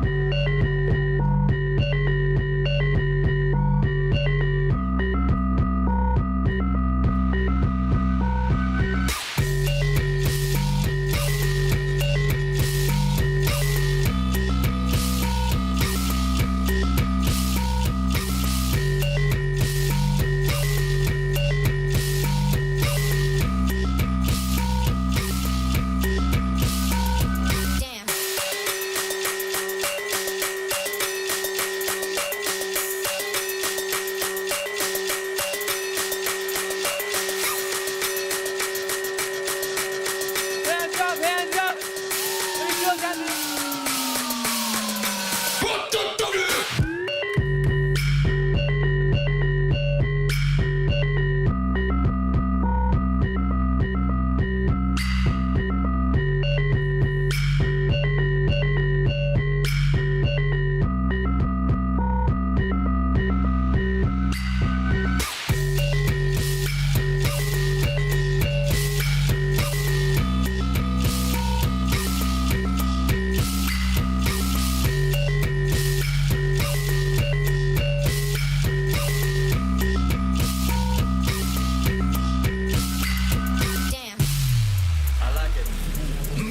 Shout out PAX West. Thank you, Evan, for coming out.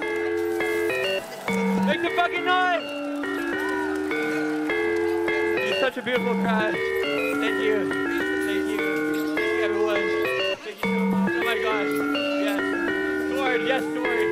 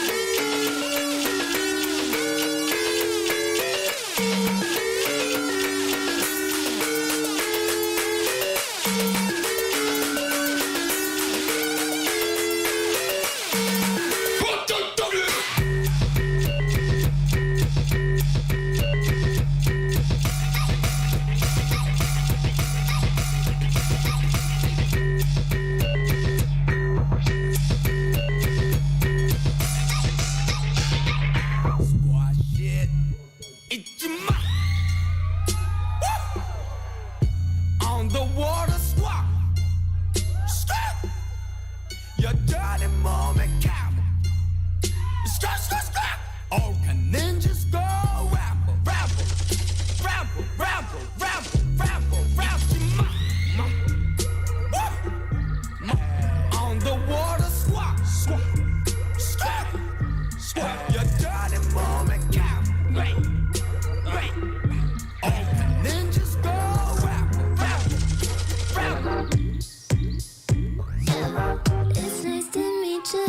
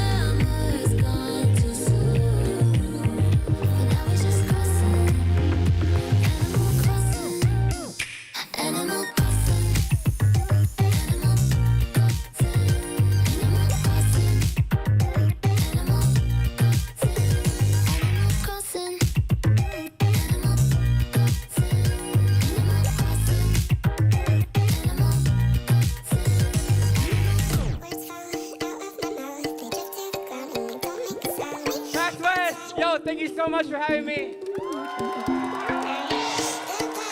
Such an amazing night. Oh my gosh. I love that we're all turning up at like 11 p.m. or whatever time it is.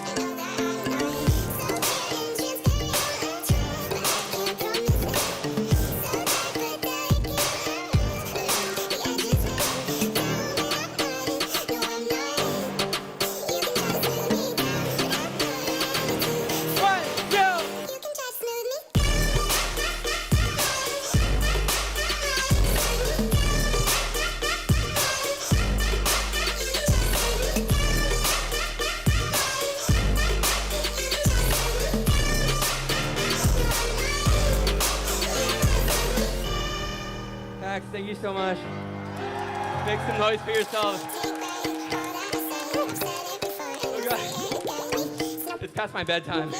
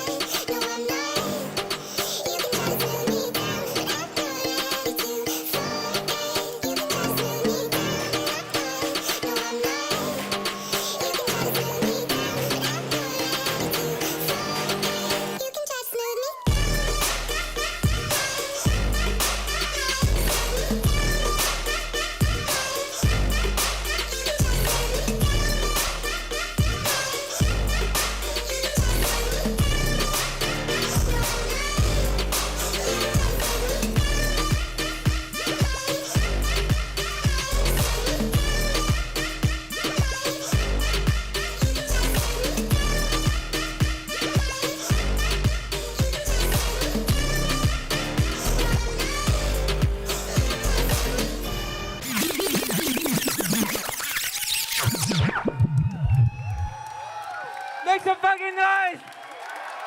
PAX, thank you so fucking much! I fucking love all of you. Thank you. I must. Oh, yes, yes, yes. Thank you.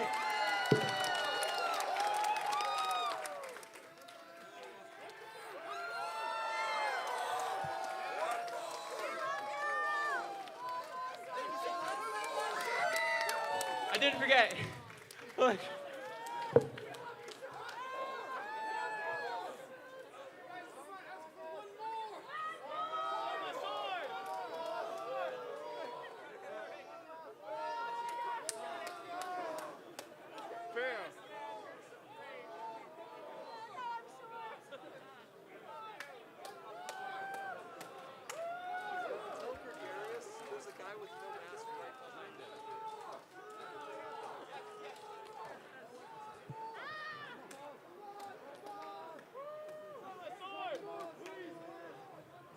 Thank you.